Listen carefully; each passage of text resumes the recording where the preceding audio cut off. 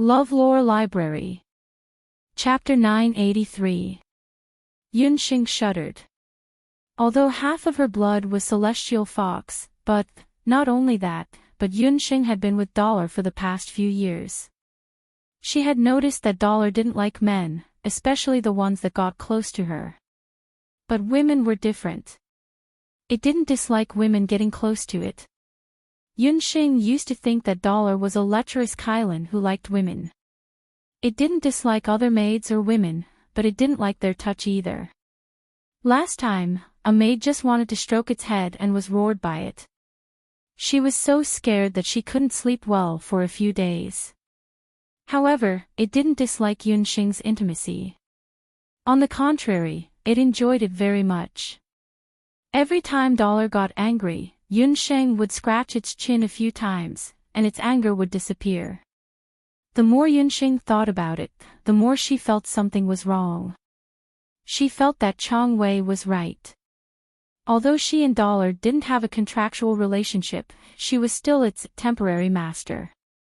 She had to ensure its physical and mental health. Should she find a mother beast for Dollar to breed?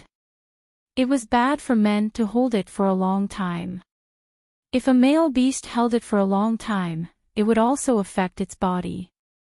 Thinking about it, Yunxing walked to Dollar. She first scratched Dollar's neck. Dollar squatted down comfortably with a lazy look. "Dollar, you don't seem to be young anymore. Do you want to find a partner for you?" "Well, it's like finding a mother beast for you to give birth to a little Dollar." Yunxing thought she used the best tone. After hearing it, Dollar didn't respond for a long time. Seeing this, Chang Wei suddenly felt hopeful. He thought that Dollar agreed to breed. He hurriedly squeezed through the crowd and took out a book from his storage belt.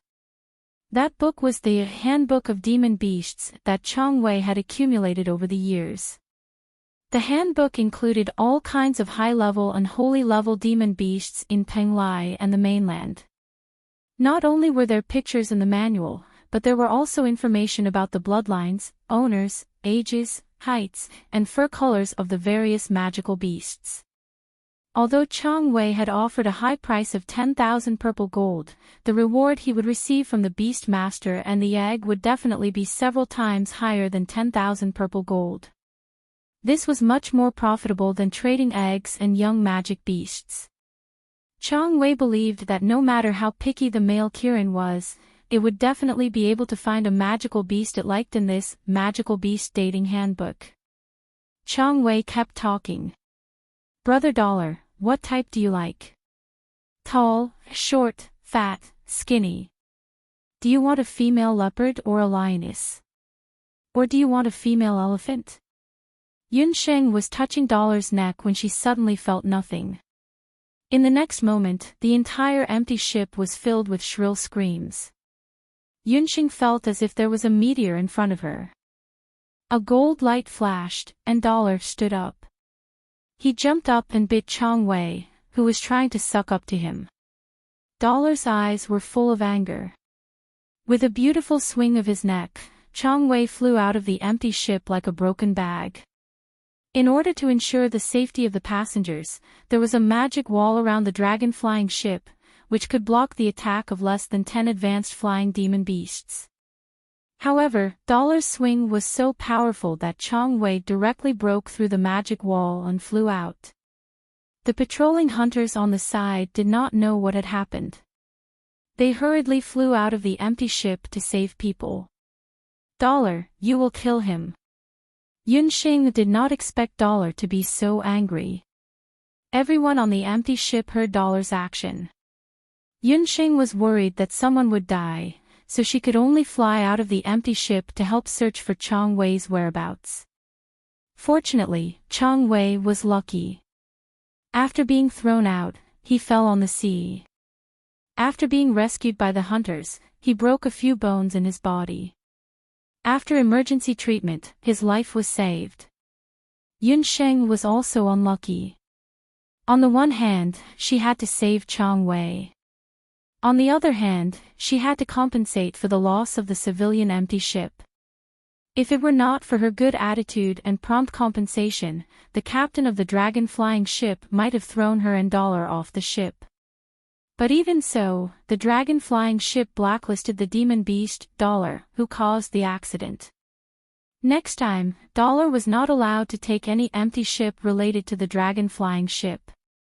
If the dignified regent of Great Zhou was kicked off the ship as a troublemaker and missed the invitation of the prince regent of Penglai, who knew how many people would laugh their heads off.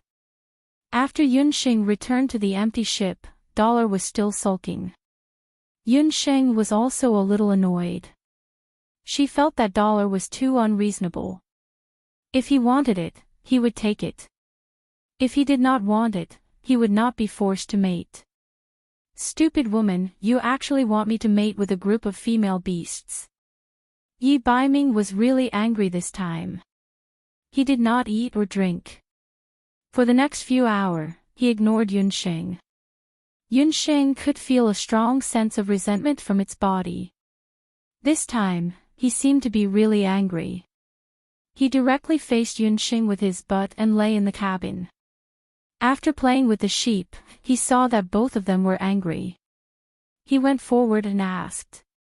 Only then did he know that such an episode had happened.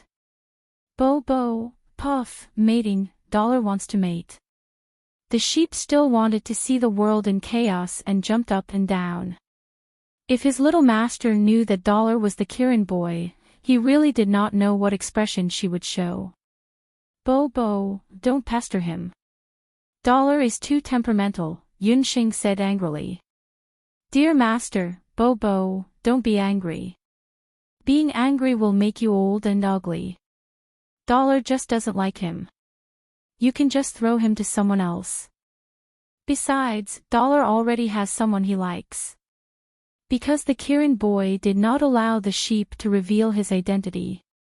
The sheep could only try hard to hint to Yunxing. His master was so smart that she would definitely understand what he meant. Even if the Kirin boy had changed his appearance now, he still circled around his master every day. The way he looked at his master was enough to melt a large piece of purple gold ore. His master should have noticed it. Wait a minute. Are you saying Dollar has a female beast he likes? Yunxing tilted her head and thought for a moment. Could it be a demon beast under her own demon beast? Yunxing thought for a moment and walked in front of the Kirin. Dollar, you don't have a crush on the Night Demon Queen, do you? Yunxing thought about it and felt that among all the magical beasts, the one that was most in line with Dollar's aesthetic taste should be the Night Demon Queen, who was more enchanting than a human. The kissing sheep, which was still fluttering in the air, suddenly fell from midair. The sheep groaned weakly. Well, his master was really stupid in some ways. There was no cure for it.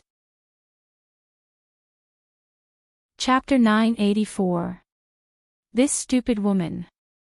If she didn't give him to someone else, she wouldn't feel good, right? It would have been better if Yunxing hadn't asked. Her question was like adding oil to the fire. Dollar snorted loudly and completely ignored Yunxing. Yunxing was rebuffed for no reason and became even more depressed. Dollar didn't make up with Yunxing, and Yunxing couldn't bring herself to make up with it. In the middle of the night, Yunxing still had a belly full of anger and fell asleep. As she slept, she dreamed of Yi Baiming. Red shadows flickered, and everywhere was a red fire. Vaguely, it was back to the day when Yi Baiming took off her veil. His face was still red from being drunk, and his lips were curled into a naughty smile. His handsome features were reflected in Yunxing's eyes. His gray eyes were a little drunk, filled with joy and confusion. His lips gently fell on her body, and she felt her body heating up little by little. But suddenly, Yi Baiming's face turned into the face of the black Qilin. It opened its bloody mouth and bit Yunxing's neck. Not knowing whether it was because of the pain or the pain of the wound, Yunxing screamed in her sleep. Just as Yunxing thought that she would die under the black Qilin's mouth, a deafening roar sounded in her ears. A golden light flashed, and Dollar descended from the sky like a god of war. He bit the black Qilin and started fighting with it. Yunxing wanted to stop the two Qilins, but she couldn't even make a sound from her throat. In the end, Dollar and the black Qilin disappeared together. Yunxing woke up with a start. She felt that her cheeks were wet. It turned out that there were a few drops of tears in the corner of her eyes. She didn't know if it was because of uneasiness or sadness. Yunxing reached out to wipe the tears from the corners of her eyes. She felt something soft in her hand. She looked back and found that Dollar was lying beside her without her knowing. Tonight, it was very quiet. It lay on its side beside Yunxing. His golden eyes shone in the night. When it saw the tears in the corners of Yunxing's eyes, it stuck out its tongue and licked Yunxing's tears clean. Dollar's tongue was soft, and the taste buds on his tongue tickled Yunxing's face. The sadness and the dream seemed to have dissipated all at once. Yunxing recalled what happened during the day and what Baby Sheep said. She suddenly felt a little guilty. She looked up, and her bright face was filled with guilt. She tried to wrap her arms around Dollar's neck. Yunxing's voice was as small as a mosquito's. She said, "I'm sorry, Dollar.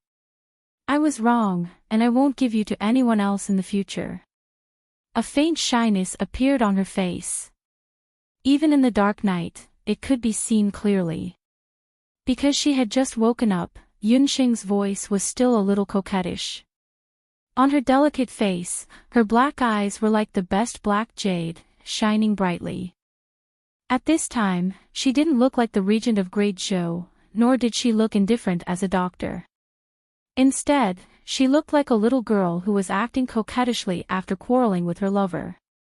Yi Baiming had never seen Yunxing like this. Yi Baiming had been full of resentment, but in the middle of the night, he couldn't help but miss Yunxing's soft and fragrant body. He still quietly climbed onto the bed and saw that Yunxing was still curled up into a small ball as usual, leaving an empty space for her. The resentment from before had all disappeared in an instant. Yi Baiming knew that he had fallen for Yunxing for the rest of his life. This little woman, no matter if she was unreasonable or gentle, she could completely subdue him. At this moment, he suddenly heard Yunxing crying the name Night Fox. His heart ached as if it had been struck by lightning. Forget it. This woman was born slow when it came to relationships. Yi Baiming stared at Yunxing's face. There was still some fear on her bright face. Did she apologize just now? This woman had always been vicious, and this was the first time she had ever apologized in such a tone. However, what did she do wrong? She wasn't the one at fault. He was the one who hid his identity. Yi Baiming's throat rolled. He had a strong urge to tell Yunxing that he was Yi Baiming. A silent warmth was transmitted between the man and beast. Yunxing stared at the golden Qilin. Suddenly, a thought flashed through her mind. The face of the black Qilin in the dream overlapped and intertwined with Dollar's face. Her black eyes darkened as she suddenly thought of something. What Dollar did every day, reading memorials, climbing on the bed and getting angry for no reason earlier, could it be, Dollar? Are you? The hand around Yunxing's neck tightened a little. Just as she was about to ask, the bed suddenly shook violently. Yunxing's body tilted and she almost rolled to the ground. Fortunately, Dollar reacted quickly and hugged Yunxing and rolled on the ground. What's going on? Yunxing felt that the entire ship seemed to have hit something. The hull shook violently. This collision woke up everyone on the ship. There was a commotion. Then, they heard hunters and crew members shouting outside. Everyone, gather on the deck immediately. There might be a sea beast attack. Sea beast. Yunxing was even more surprised. The golden Qilin's expression also became vigilant. Penglai was located in the far southeastern sea of the mainland. It took many days of sailing. It was said that some sea beasts did appear on the sea. However, even if they encountered sea beasts, they would only be on the ship. The dragon-flying ship was flying at an altitude of more than 1,000 meters. It had never encountered a sea beast before. What kind of sea beast had the ability to threaten the ship at an altitude of 1,000 meters? Yunxing felt strange. But at this time, the ship had stopped flying. It was as if it had fallen into a quagmire. The hull swayed from side to side, making squeaking sounds. Knowing that the situation was wrong, Yunxing no longer hesitated. She picked up her magic scepter and sat on Dollar's back. Yunxing grabbed the sleeping baby sheep and rushed to the deck. She found that the third deck was already filled with people inside and outside. 2 magic waterfalls appeared on both sides of the ship. The waterfalls were connected to the sky and the ground, blocking the ship's way forward and backward. Some people had just woken up from their sleep. Their faces were still filled with fear and uneasiness. Yunxing even saw Chong Wei. He was still wrapped up and squeezed at the bow of the ship, trying to look down and see what was on the sea. There were too many people at the bow. It was difficult to squeeze in. The golden qilin did not need Yunxing's command. Its 4 powerful limbs rose into the air steadily with Yunxing. It was convenient for Yunxing to check the bottom of the ship. Chapter 985. Yunxing sat on the back of the golden qilin and quickly rose into the air to see the situation clearly. Almost at the same time, 3 to 4 figures rose from the empty ship. They were 2 sky-level magicians and 2 warriors saint-level warriors. These people were dressed as hunters. Yunxing was secretly shocked. She did not notice that there were a few experts hidden on this empty ship. How could an ordinary airship guard afford to hire such an expert? It seemed that this flying dragon ship was not like what she knew before. It was just a civilian empty ship. How could it be worthy of such level of guards? There must be something strange. There must be something hidden on this empty ship. Yunxing paid attention to the 4 people, and the 4 people also paid attention to Yunxing. Yunxing was not afraid of their probing. After all, she had the Night Demon Queen's disguise. Ordinary people would not be able to see her true strength. Sure enough, the 4 experts did not feel any strong magic power or do qi from Yunxing. They looked at the magical beast under Yunxing and withdrew their gazes. The 5 of them looked down separately. Tonight was the first day of the new year. There were no stars or moon in the sky. In such a night, looking down from above, the sea level was like an endless black silk. Other than that, there was nothing else. With Yunxing's Shenong pupil, she did not feel any magic or do qi at a glance. It seemed that the attack of the sea monsters that the crew mentioned earlier was just a misunderstanding. After confirming that there was nothing on the sea, the 4 experts' faces relaxed. They were obviously relieved. But their expressions were still dignified. The 2 magic waterfalls were like 2 white chains that pierced straight into the sea from the sky, connecting the sky and the ground. They blocked the airship's path of advance and retreat. They were like 2 walls that trapped the airship in the sea. It seemed that the flying dragon ship accidentally broke into an unknown sea magic array and triggered the magic restriction, forming these 2 magic waterfalls. Abundant water magic elements kept gushing out from the magic waterfalls. The captain discussed with his crew members. They were all old crew members of the Flying Dragon. They had been active in this area for many years and had never heard of any magic circle in this area. Everyone, there's no need to panic. The hunters on the ship will definitely work together to break the magic waterfall. We'll be able to resume our normal sailing around dawn at the latest, the captain comforted the passengers. There were about 100 hunters on the Flying Dragon Special Forces. It seemed like they had hired a medium-sized hunting group. After a discussion between the captain and the hunting squad, the two martial saints were the first to walk out. Behind them were 30 strong, brawny hunters, whose fists were the size of bowls, and whose foreheads were plump, who were obviously good at fighting. Immediately afterwards, the two sky mages also walked out. Behind them, there was also a team of mage hunters whose skills were not below that of master mages. Both sides stood at the front and back of the boat, facing the two magic waterfalls. Yunxing could clearly see that these people were probably going to rely on magic and battle techniques to forcefully break through. Even though they were from the same hunting squad, the warriors and mages on both sides were clearly competing. Brothers, 10,000 thunderbolt fists. The two martial artists shouted loudly. More than 30 cultivators exuded vigorous fighting auras. Countless shadows of fists blasted towards the magic waterfalls in an instant. These warriors had obviously been trained. The shadows of their fists overlapped to form waves of fists. Like hundreds of horses, they formed a force of thousands of pounds and crashed into the magic waterfalls. Thunder's Punch, as the name suggested, was a battle technique that had the effect of augmenting combat energy. For this type of battle technique, the more people there were, the more powerful it was. A warrior's fist strength was up to 500 pounds. If two people's fist strength was up to 500 pounds, the total fist strength of 30 warriors added together was more than 15,000 pounds.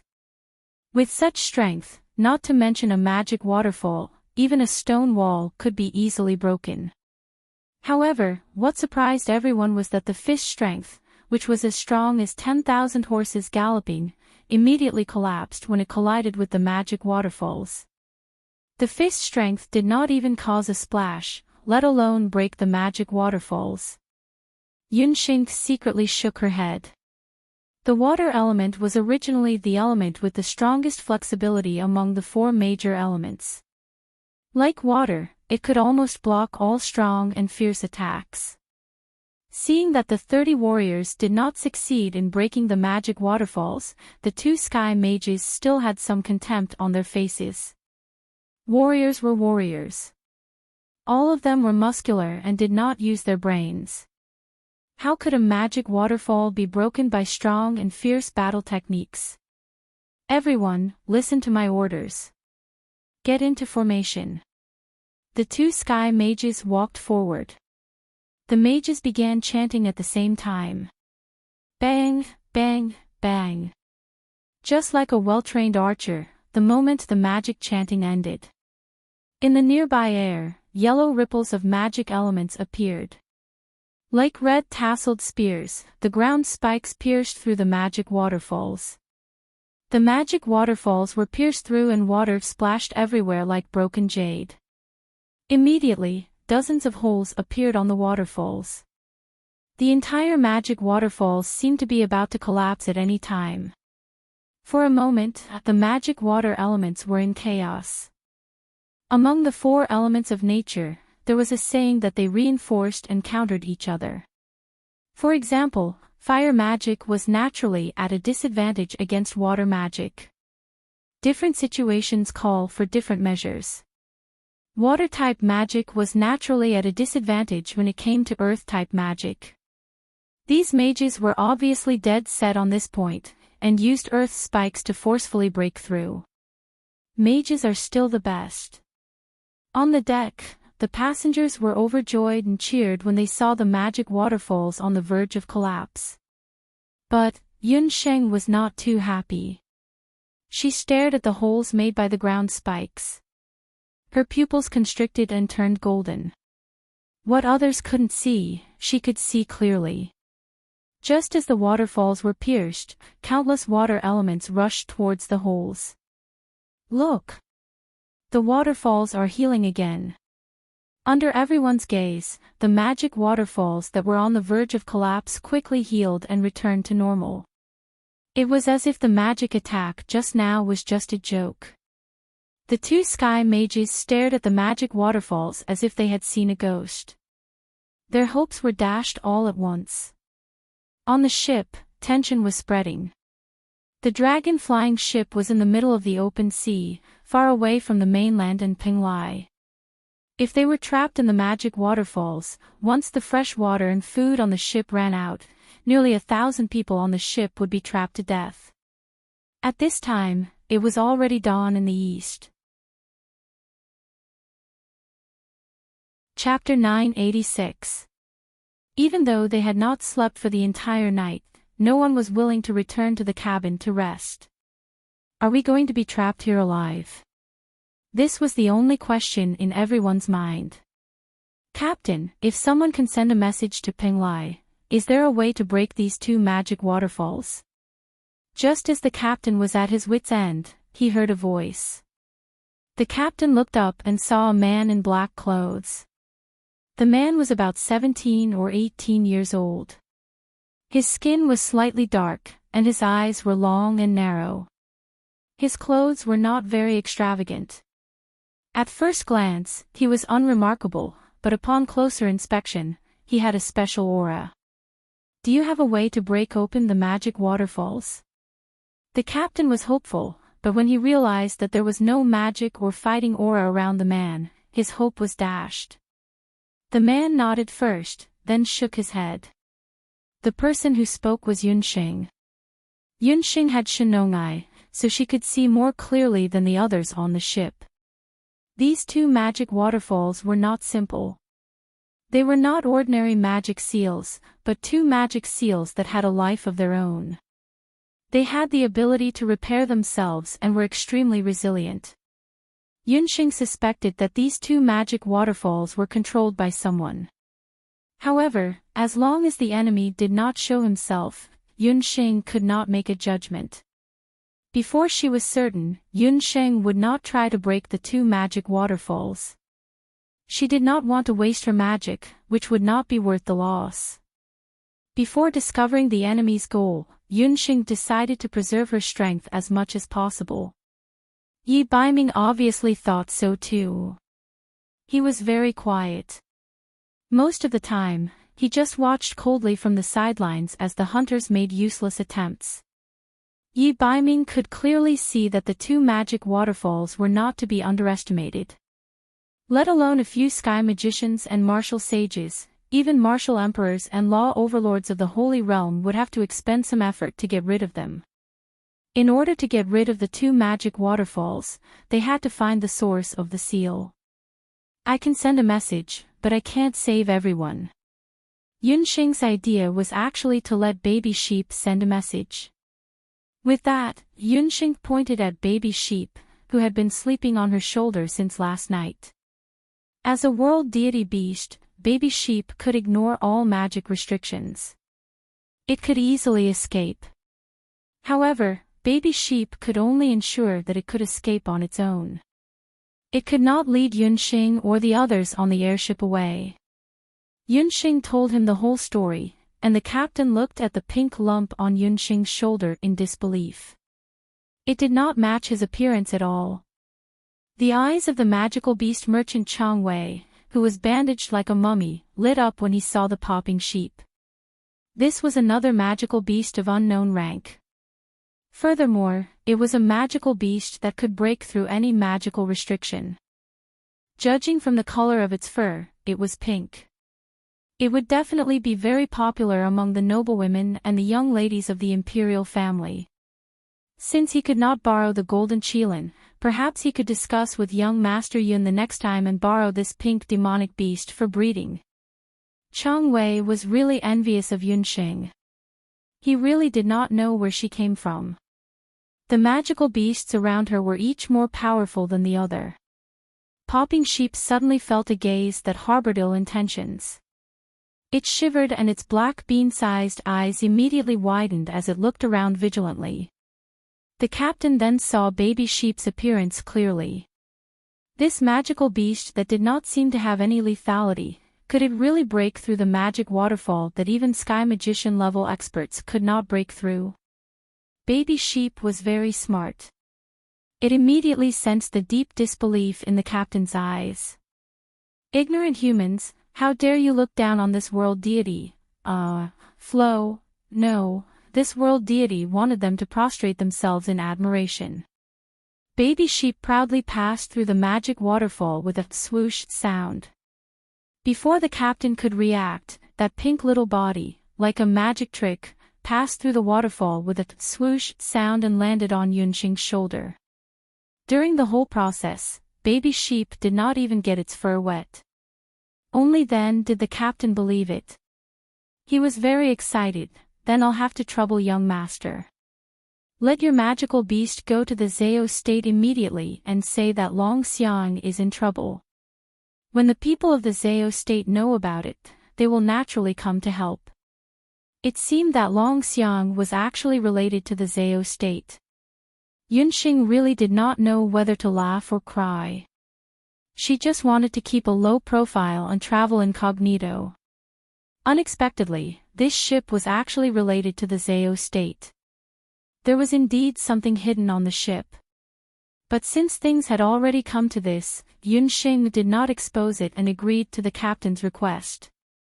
What she was more worried about now was whether she could successfully reach Penglai before the 15th of this month.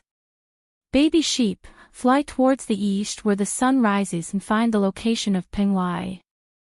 Then inform the local Zao state that Long Xiang is in trouble and ask them to quickly send people to save it. Yunxing repeatedly instructed. Baby sheep finally heard it clearly. It wriggled its two meaty wings, passed through the magic waterfall and flew towards Penglai. The group could only wait on the flying dragon ship. Baby sheep flew all the way. Facing the vast sea, it muttered, "Fly towards the east, fly towards the east." After flying for several hours, baby sheep suddenly realized that it could not tell which side was east. Which side is east? Baby sheep's road blindness acted up again. Baby sheep, master said that the sun sets in the east. East, baby sheep is coming. Baby sheep flapped its meaty wings and flew towards the direction where the sun sets. After flying for the whole night, baby sheep did not see any ghost. Just as baby sheep's energy was about to run out, it suddenly saw a bright light in front of it. Baby sheep, there's a ship. Baby sheep's eyes were almost filled with tears. It quickly looked at the empty ship that was rapidly approaching. Baby sheep flew so fast that it did not notice that the dark blue empty ship had the flag of a later Qin hanging on it. This empty ship was Duge Xiu's empty ship that had left later Qin a few days ago and was heading towards Penglai. It was already late at night and Duge Xiu had not yet fallen asleep. He was flipping through a few memorials. At this time, a subtle sound of flapping wings entered his ears. Although the sound was very soft, it was very obvious in the dark night. Duge Xiu secretly thought that this thing that did not know life from death actually dared to barge into later Qin's empty ship. Duge Xiu's sword-like eyebrows furrowed. His figure immediately disappeared. He had already left the cabin and rushed towards the source of the sound. Just as Duge Xiu was about to make a move to kill this untactful magical beast, an eye-catching pink figure suddenly stopped in its tracks. Baby sheep. Why is it you again, hateful red-haired monster? Duge Xiu's scalp twitched. He felt that he had heard this voice somewhere before. He raised his head and saw a pink demonic beast flying in the air. Chapter 987. Men, release the arrows. Hearing the sound, Madame Qi Bai and the soldiers in the cabin raised their bows and aimed at popping sheep in the sky. Later Qin iron blood bows were made with the tendons of magical beasts. Every arrow was quenched with magical beast blood and had amazing power. These archers had undergone strict training. Under the command, arrows shot towards popping sheep like a dense rain. Murder. Murder for money. Robbery. Popping sheep's round body was unusually agile in the rain of arrows. It scuttled to the east and jumped to the west. Those sharp arrows that were enough to kill were all dodged by it. Hearing popping sheep's nonsensical words, Duguxiu raised his eyebrows. Stop. With this special color and that super quiet and poisonous tongue, although Popping Sheep's appearance was somewhat different from the egg from a few years ago, Duguxiu had already confirmed its identity. Red-haired monster, snake spirit woman, a pair of male and female perverts, Popping Sheep was scared half to death by the arrows. Its little heart was still pounding. It decided that when it officially took up the post and became a world deity, it must unify these people. Unify. Flow. Release. You are Yunxing's magical beast egg. Duguxiu's heartbeat couldn't help but speed up. Popping Sheep's appearance here meant that Yunxing was also nearby. However, there was no familiar magic fluctuation in the surroundings. Seeing Duguxiu's dazed appearance, Madame Qi Bai clenched her teeth. She also had some impression of this egg. Puffed egg had a unique color, a loud voice, and a poisonous tongue. There was only one egg on the continent that had such a virtue. Unexpectedly, this egg's vitality was quite tenacious. After being hit by He Linlin's Qilin blade, it actually didn't die. Moreover, it was a blessing in disguise and hatched successfully. Your Majesty, this magical beast sneaked around in the middle of the night and appeared on the empty ship. It must want to assassinate. We must capture it, lock it up, and interrogate it properly. Madame Qi Bai saw Popping Sheep and knew that Yunxing must have also come to Pinglai. Duguxiu was also puzzled.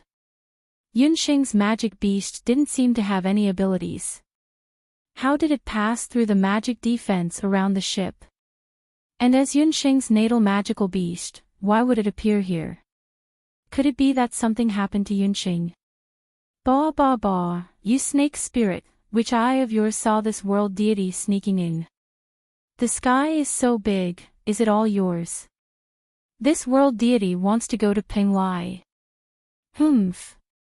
Bobo Sheep spat a few times. Go to Pinglai. Hearing Popping Sheep's words, Duguxiu and Madame Qi Bai's expressions changed. But this direction was obviously the opposite of Pinglai. If baby sheep hadn't met them, wouldn't it have flown to later Qin?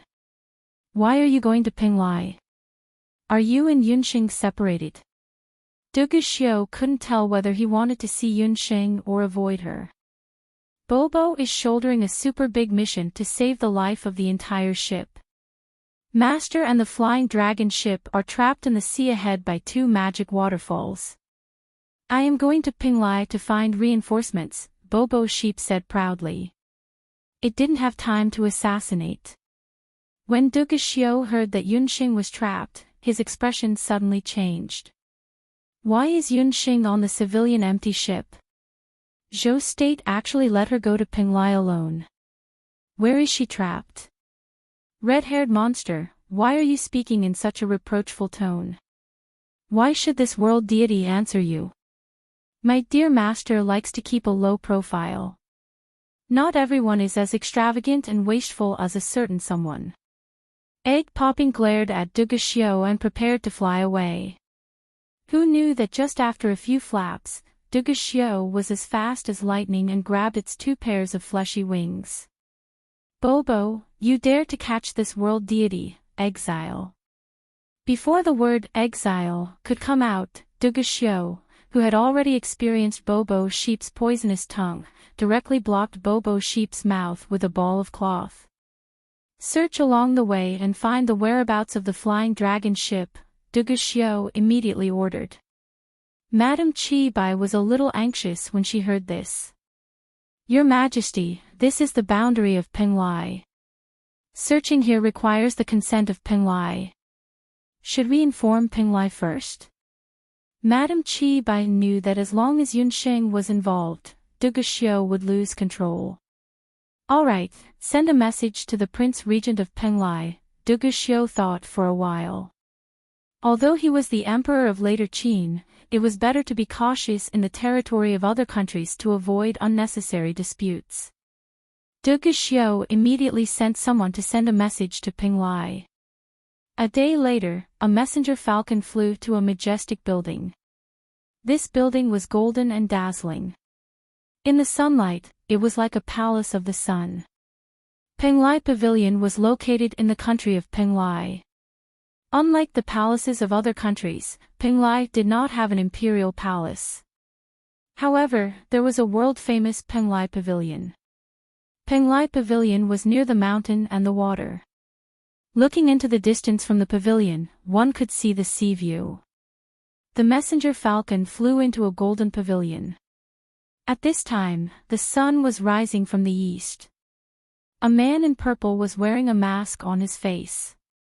The man in purple had a head of long silver hair that made people gasp in amazement. The faint luster of his hair was like the finest silver under the sunlight. His skin that was exposed outside of his purple clothes was delicate like the finest porcelain. On the face of the man in purple, there was a white jade mask. Other than a pair of eyes, only half of his chin was exposed. However, just half of his chin was like a white jade carving. It was even more delicate than the mask. However, other than this, nothing else could be seen. The man was reviewing a memorial in his hand. When he heard the messenger falcon's cry, he raised his head. The man raised his hand. The messenger falcon flapped its wings and landed on his hand. The messenger falcon was a powerful flying magical beast. However, in the hands of this man, it was very docile. The dragon flying ship is in danger. The regent of Great Zhou is also trapped on the ship. The man's voice was very pleasant to the ears.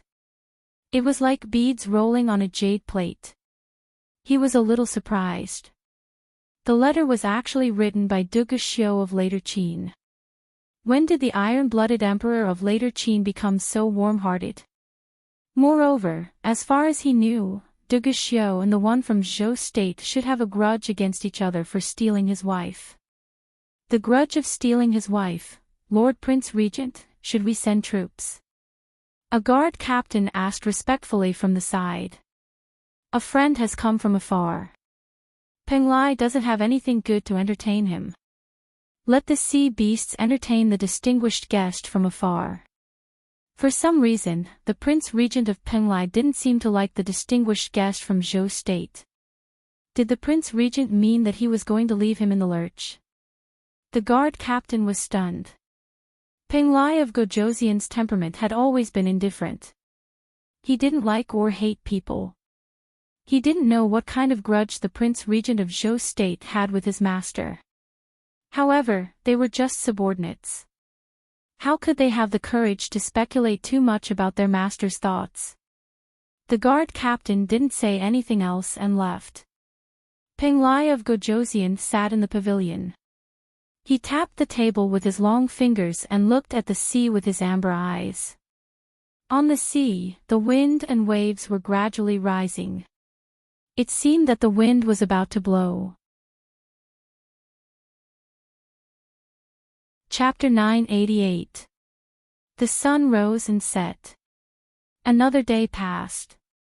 For those who were trapped in the magic waterfall, the days were always particularly difficult. The sound of the two magic waterfalls was still reverberating, and there was no sign of it weakening or disappearing. The flying dragon ship had been trapped in the magic waterfall for an entire day. The captain and the passengers were anxiously waiting on the deck. Yunxing leaned against the golden qilin and narrowed her eyes. It had been a day since baby sheep left. Logically speaking, they should have arrived at Penglai. Around evening, an empty ship appeared in front of them. There was an explosive cheer on the flying dragon ship. However, there was no joy on Yunxing's face. She saw the sign of the empty ship clearly. The golden qilin also let out a low growl. Didn't they ask baby sheep to find Penglai of Gojoseon for reinforcements? Why was it an empty ship from Later Qin?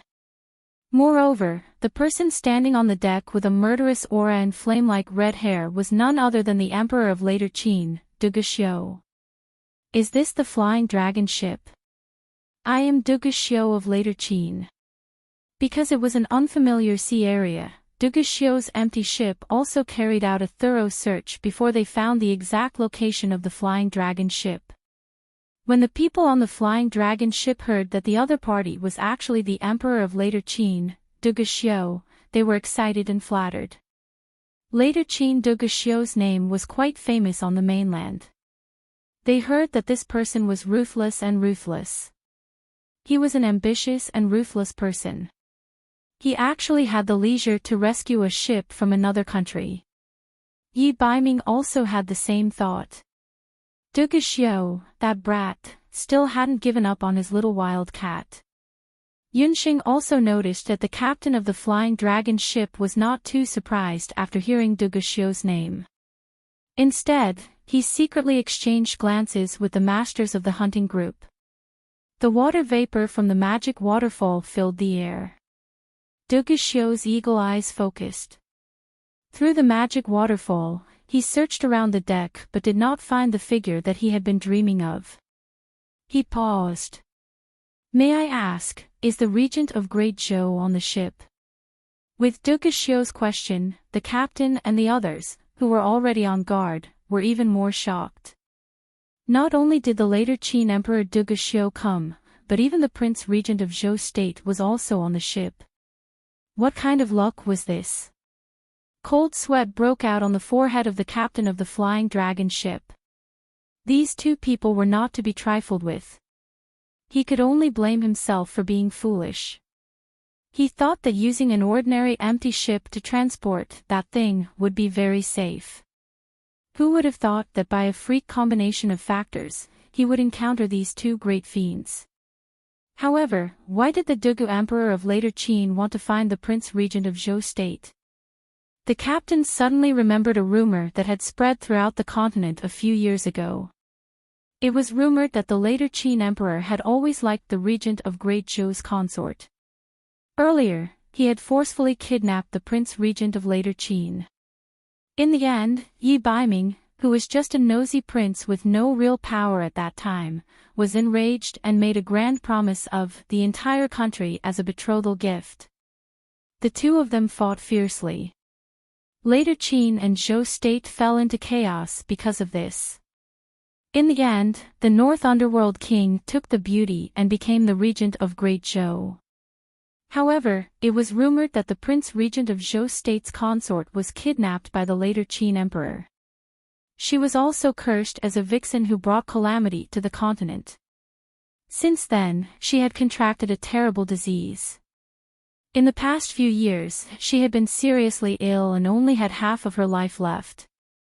It was also because of this that the Prince Regent of Zhou State was recognized as the #1 suffering consort on the continent.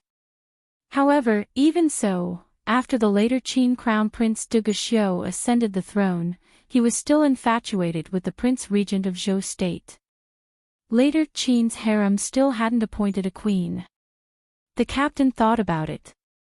Could it be that the later Qin Emperor was here today to kidnap the regent of Great Zhou? Oh my God, these two great Buddhas, please don't pick this time to fight. The captain's mind was in a mess, but Yunsheng was completely unaware.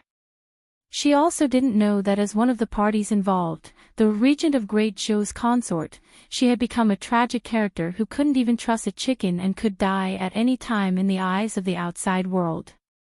With regards to Duguxiu's sudden appearance, Yunsheng was still a little surprised. How did Duguxiu find her? She looked again and saw that under Duguxiu's left arm, there was a pink thing that kept making a fuss. Popping Sheep's face was full of grief and indignation, and there was a ball of rag stuffed in its mouth. Needless to say, Yunxing also understood. Her own world divine beast on guard didn't seem to have a good sense of direction. Last time, it was said that when it was in the Grand Emperor's city, it also got lost. However, didn't she already tell Popping Sheep to just fly in the direction of the sunrise? There was an 80% chance that Popping Sheep couldn't recognize the direction. When she told it to fly in the direction of Penglai Pavilion, it flew in the opposite direction and flew in the direction of later Qin. Then, it met Duguxiu, who also came to participate in the Penglai summit. Based on Yunxing's understanding of Duguxiu, this guy wasn't a kind person. If she didn't answer, he would definitely turn around and leave without even looking at the more than 1,000 people on the ship. There were also some old, weak, women, children, and sick people on the ship. If she delayed any longer, she was afraid that the situation would worsen. After thinking about it, Yunxing walked out. Your Majesty Duguxiu, long time no see. Although Yunxing had changed her appearance and voice, her clear voice was like a sharp sword that suddenly passed into Duguxiu's ears. Through the magic waterfall, Duguxiu could only see a slightly thin man standing at the bow of the ship. Although her appearance had changed, Yunxing was still Yunxing. Those pitch-black eyes and the faintly floating dimples at the corners of her mouth still made Duguxiu's eagle eyes soften a little. After confirming that Yunxing was on the ship, Duguxiu began to rescue her. However, after he checked the situation of the magic waterfall, his expression became cautious. Earlier, Popping Sheep had only roughly said that there was a magic waterfall. Duguxiu thought that it was just a slightly more powerful magic prohibition. However, Duguxiu didn't expect that the scale of these two magic waterfalls would be so amazing. The two waterfalls were azure and boundless. The height was immeasurable, and the length was dozens of nautical miles. The waterfall splashing water was very majestic. If later Qin's empty ship rashly attacked, it was likely that it would also be trapped in the magic waterfall. He learned from the captain that they had previously tried to use magic and fighting energy to break through, but it was all in vain. I think that this magic waterfall is a little strange. It reminds me of a kind of magical beast. Madame Qi Bai coldly observed from the side for a while. She thought of something and said to Duguxiu. Madame Qi Bai was born in the Ba Huang tribe, so she knew more about magical beasts than Duguxiu, who had grown up in the royal family of later Qin. I have heard my father mention this magic waterfall before. It was created by a kind of large sea beast using magic. That kind of sea beast only grows in the deep sea. Its name is Anemone abyssalis. Madame Qi Bai hadn't seen the deep sea tentacle flower before, but she had heard the chief of the Ba Shi tribe mention it. Anemone abyssalis, strictly speaking, wasn't a magical beast. It was a kind of carnivorous magical plant. It took root in the deep sea, and as it grew older, its tentacles would grow longer. It was proficient in all kinds of mysterious water magic. A deep-sea anemone that had lived for more than 5,000 years could grow its tentacles to several thousand meters long. In the sea, it could be considered an invincible existence. This kind of deep-sea tentacle monster is most proficient in a type of magic prohibition called the magic waterfall. This kind of prohibition. Before Madame Qi Bai could finish speaking, a cry of surprise suddenly came from the ship. Chapter 989. There was a commotion on the flying dragon, and Yunxing also became alert. Just now, she felt a strong magical wave. That wave came from the power of the magic waterfall. That magical wave was not normal, and it was faintly mixed with a terrifying dark magical power. How could there be a large dark magical beast in the waters of Pinglai? After the magical wave appeared, the two magic waterfalls moved. They kept compressing, desperately compressing, as if they were going to flatten the empty ship. What was more frightening was that when the magic waterfalls were compressing, many gray tentacle-like things that were half a meter thick extended out from the magic waterfalls. The tentacles easily penetrated the magic defense around the flying dragon as if they were piercing through a layer of paper. They wrapped around the bow and stern of the flying dragon and tore it apart. Seeing this, the captain immediately ordered the hunters on the ship to go forward and attack with combat skills or magic attacks. However, the tentacle completely ignored all of that. But the hunters' attacks obviously angered the tentacle monster. With the power of the waterfalls, there was a roar like that of a ferocious beast, and water splashed everywhere. Poof, poof, poof. More tentacles came out from the magic waterfalls. One of the tentacles aimed at a hunter and pierced through his chest. The hunter's body quickly withered as if the air was sucked out of his body. Soon, only a piece of human skin was left. After the tentacles sucked human flesh and blood, they immediately grew barb-like thorns on the surface. The tentacles succeeded in one move and killed a few more people in succession. The magic waterfalls also changed color. The originally clear magic waterfalls became blood-red as the tentacles killed many people in succession. The empty ship was already in a mess. The ordinary passengers only knew how to escape in all directions. They tried to get back into the cabin. The captain ordered the hunters to kill the tentacles, and on the other hand, he had to stop the panicking passengers. There were many people on the ship.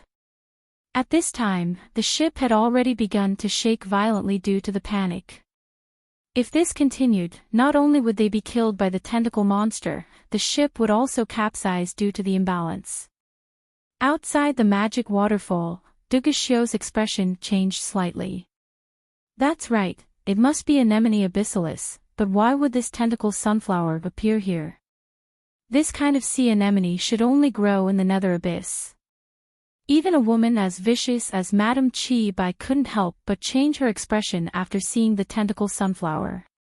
Even though the tentacle helianthus was notorious, it was not a species from the boundless continent. It was a species from the underworld.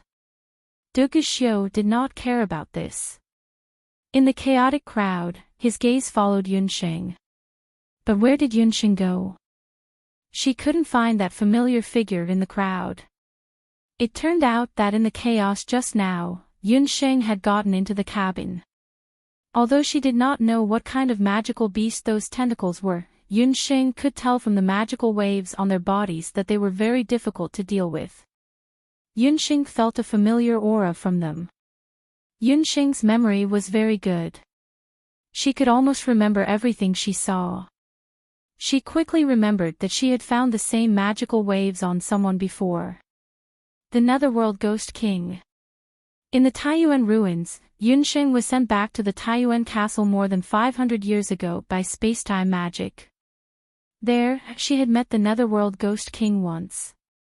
At that time, the other party's aura was exactly the same as the tentacle monster that committed the crime. Before the puffed egg hatched, Yunsheng's knowledge of the Netherworld Ghost King was only based on the Netherworld Ghost Key. However, after the puffed sheep hatched, it told Yunsheng that there were other realms outside this continent. The Netherworld Ghost Prison belonged to the underworld outside the human realm. These creatures that should only live in the underworld suddenly appeared in the Penglai Sea of the boundless continent. There must be a reason. Yunsheng suspected that this reason was hidden in the flying dragon ship. Yunsheng had paid close attention to the expressions of the captain and the hunters. Especially after Du Guxiu came later Qin, their eyes were evasive and their gazes would occasionally look towards the cabin. Thus, in the chaos just now, Yunsheng took advantage of the chaos to sneak into the cabin under the cover of the golden qilin. There was no one else in the cabin, so Yunsheng quickly found the captain's room. After searching the captain's room for a while, Yunsheng discovered that there was a secret chamber under the captain's bed. After opening the secret chamber, Yunsheng found a wooden box made of black oak. Just as Yunsheng was about to open the box, she heard a piercing sound behind her ear. Her scalp went numb, and Yunsheng's figure flashed as she used the night demon footwork. Her toes touched the ground, and she had already dodged this fatal sneak attack. At the same time that Yunsheng dodged, sharp black thorns broke out from the ground and ruthlessly stabbed towards the sneak attacker behind her. Immediately after, several balls of fire exploded, and the entire cabin was instantly filled with thick smoke. Prince Regent, you can't touch this thing. Otherwise, don't blame me for being impolite. The captain of the flying dragon ship was glaring angrily at Yunsheng and the black box in her hands. His knee had already been injured by Yunsheng's black thorns, and there was a wound on his knee. The captain of the flying dragon ship obviously still had some reservations about the Regent of Great Zhou. After all, everyone on the continent knew that the Regent of Great Zhou was the youngest martial emperor on the continent. However, no one expected that the Prince Regent was also a sorcerer. "You're not the captain of the flying dragon ship. Tell me, what's in this box?" The box wasn't heavy, and Yunxing tried to use her sorcery to penetrate it. However, there was obviously a magic restriction outside the box, and Yunxing couldn't see clearly what was inside at that moment. "Prince Regent, you're an honored guest of Penglai, but there are some things that you shouldn't know. Otherwise, even if you're a martial emperor, you won't be able to escape death." The captain of the flying dragon ship smiled proudly. He abruptly tore open his outer robe, revealing the robe underneath. He wasn't wearing a sorcerer's robe or a warrior's robe, but a summoner's robe. Yunsheng had seen a similar robe on the summoner Bing Ling at the Wandong gambling house before. However, in comparison, this summoner's robe was obviously of a higher level. It was crimson in color. In Yunsheng's mind, the hierarchy of the Zhao state quickly appeared. In the Zhao state, only the cardinal could wear a crimson summoner's robe. The lower the level of the summoner's robe, the lighter the color. The summoner in front of her was wearing a crimson summoner's robe. Could it be that he was? Yunsheng's lips curled into a faint smile. "That's right, I'm one of the 13 main summoners of the Zhao state, the 7th main summoner of the Zhao state. Since you know my identity, shouldn't the Prince Regent hand over the thing in your hands?" The 7th main summoner was very proud. So what if he was a martial emperor? In the eyes of these summoners, only the Emperor Zhao in red was the supreme existence. Moreover, they were on the territory of Penglai. The 7th summoner noticed that the expression of the regent of the Great Zhou dynasty changed subtly after hearing his identity. Chapter 990. So it's the 7th summoner. Pardon my disrespect. Since it's something that Lord Summoner personally escorted, how could this prince take it for himself? Yunxing spoke respectfully as he handed over the Xiaohei box with both hands. The 7th summoner was very satisfied. Just as the 7th summoner was about to take the Xiaohei box, a sly smile suddenly appeared on Yunxing's face. Zhao state. Kill. Yunxing's wrist suddenly flicked, and the Xiaohei box immediately flew out of his hand and was thrown behind the 7th summoner. You! The 7th summoner was furious and was about to catch the black box. Boom! There was a sudden violent tremor in the cabin. A black tentacle rushed into the cabin and attacked the Xiaohei box. The 7th summoner turned pale with fright after snatching the Xiaohei box. He didn't dare to fight it head-on and immediately started chanting. A summoning formation flickered beside him, and a sacred bloodthirsty bear half the height of a human appeared in the cabin. The sacred bloodthirsty bear roared and swung its paw at the tentacle. The tentacle hit the sacred bloodthirsty bear head-on and nimbly wrapped itself around its neck. The sacred bloodthirsty bear's neck was tightly strangled and violently flung out. Suddenly, more than 10 tentacles reached into the cabin. Without exception, their target was the Xiaohei box. Why you did it on purpose?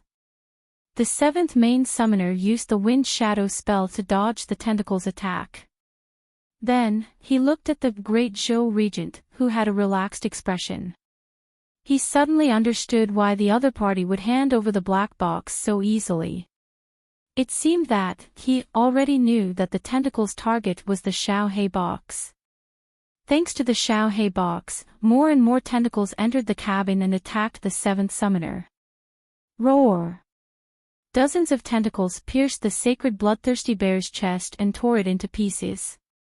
The tentacles wriggled, sucking the internal organs and flesh of the sacred tattoo bear.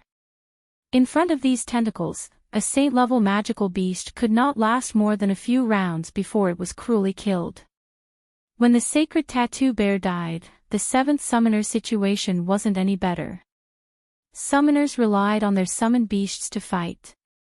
The seventh main summoner felt as if his body was being torn apart, and his organs were in intense pain.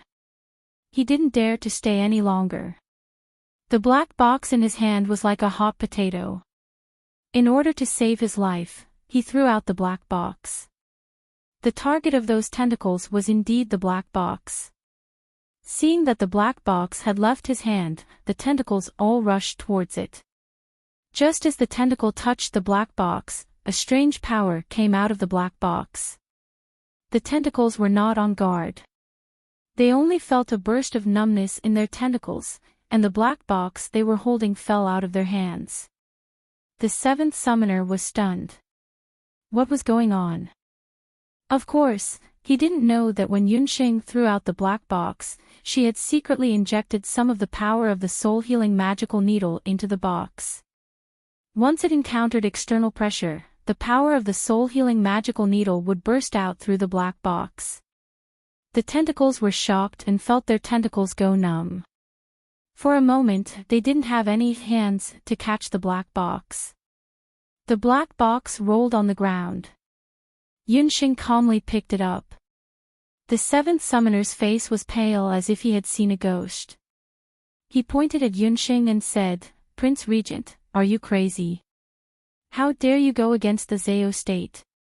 This box belongs to the Emperor Zhao. Do you want to be enemies with the Emperor Zhao? Who does Emperor Zhao think he is? This prince is killing people from the Zhao state." Yunxing curved her lips into an extremely cold smile. It would have been better if she hadn't mentioned the Zhao state, but once she mentioned the Zhao state, Yunxing became angry.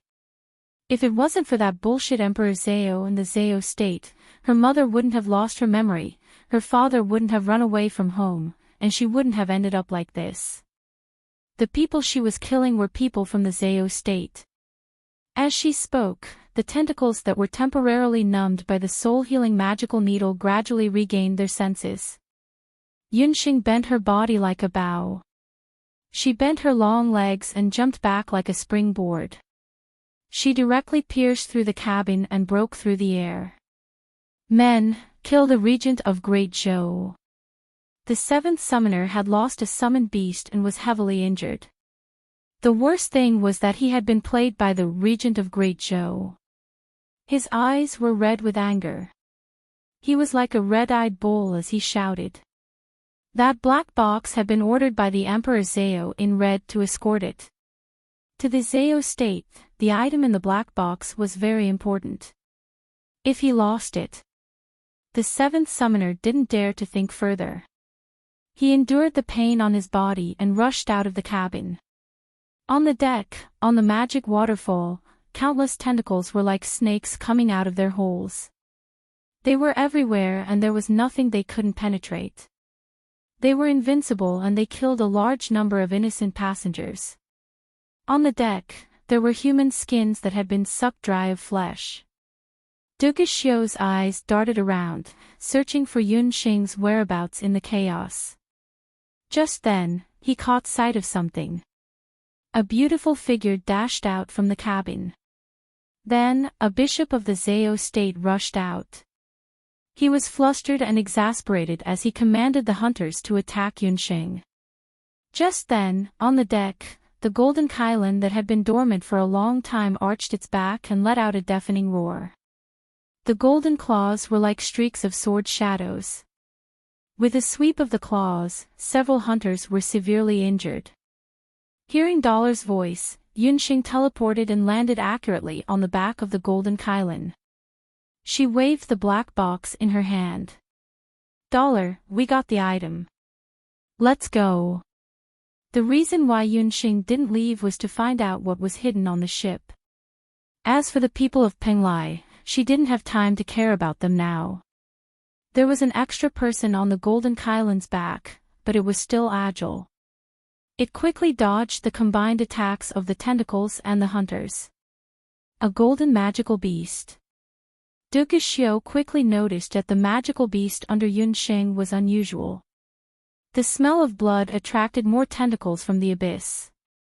They crazily rushed out of the magic waterfall and attacked Yunxing. Duguxiu's eyes narrowed. His left arm shook, and the black scales on it expanded. He roared. His body was like a cannonball, rushing straight towards the magic waterfall. The martial emperor's power combined with the power of the halberd of the divine warrior. Duguxiu's figure could no longer be seen clearly. His body and fighting spirit merged into one, tearing apart the magic waterfall. Within the magic waterfall, there was a strange squeak. The tentacles seemed to have suffered a heavy blow and immediately retreated. Almost at the same time, baby sheep spat out the rag in its mouth and flew towards Yunxing. Unable to withstand Duguxiu's attack, the magic waterfall began to collapse after a violent tremor. The water of the waterfall poured down like a torrential flood. The already shaky dragon-flying ship and the people on the ship were all swept into the sea. Chapter 991. The Prince Regent of Penglai, Ji Rumo, was in the Penglai Pavilion, discussing state affairs with the ministers of Penglai. His body suddenly stiffened, as if he had sensed something. Under the mask, the pair of amber eyes became serious. He felt a wave of dark magic power. This wave came from the sea. With a bang, he disappeared. The ministers looked at each other, not knowing what had happened. Reporting, Prince Regent, there is a huge wave on the sea. A guard rushed in, but there was no sign of the Prince Regent in the court. At this time, hundreds of nautical miles away from Penglai, the magic waterfall had just collapsed. The flying dragon and later Qin's empty ship were suddenly broken in half by the violent water magic elements, and the people on the ship were all washed into the sea. Save His Majesty. Madame Qi Bai was terrified when she saw Duguxiu fall into the water. She knew that nothing good would happen when she met Yunxing. She ordered the empty ship to stabilize, and at the same time, she sent soldiers to search for Duguxiu's whereabouts. However, what shocked Madame Qi Bai was that after the magic waterfall collapsed, the originally calm sea suddenly became strange. The magic wave formed by the collapse of the magic waterfall was actually so strong. When the magic waterfall collapsed, the violent water magic elements carried by the magic waterfall not only destroyed the empty ship, but also rolled up a huge wave that was dozens of meters high. It looked as if someone had cast a super water magic at the bottom of the water.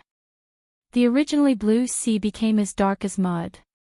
The passengers who fell into the sea were swallowed by the raging waves before they could flip around a few times. The magic waterfall collapsed, and Yunxing was pulled down by the water power. She fell off the back of the golden qilin and into the churning sea. The large amount of water magic elements made Yunxing feel like she was drowning. Yunxing also tried to use wind magic like the levitation spell to get out of the sea, but the violent waves made her try several times without success. In such a harsh environment, even magic was powerless. Yunxing could only hold her breath and float in the waves, maintaining a trace of consciousness. Grabbing the black box in her hand, she kicked her feet and tried to float to the surface. But just as Yunxing came out of the water and tried to breathe, a tentacle wrapped around her ankle and pulled her into the water. Yunxing choked on a mouthful of water and sank with the black box. At this time, later Qin's spaceship had already found Duguxiu. Your Majesty, quickly board the ship. These waves are very normal. I'm afraid that Anemone Abyssalis is angry. Madame Qi Bai knew how terrifying water-type magical beasts were in the ocean. Even if Duguxiu was strong, his strength would be greatly reduced when fighting in the ocean. They had to leave this area as soon as possible. Duguxiu climbed onto the boat, but at that moment, he heard a flapping sound behind him. He turned around and saw Yunxing sinking to the bottom of the sea. When Duguxiu saw this, his expression changed and he wanted to go into the water to save her.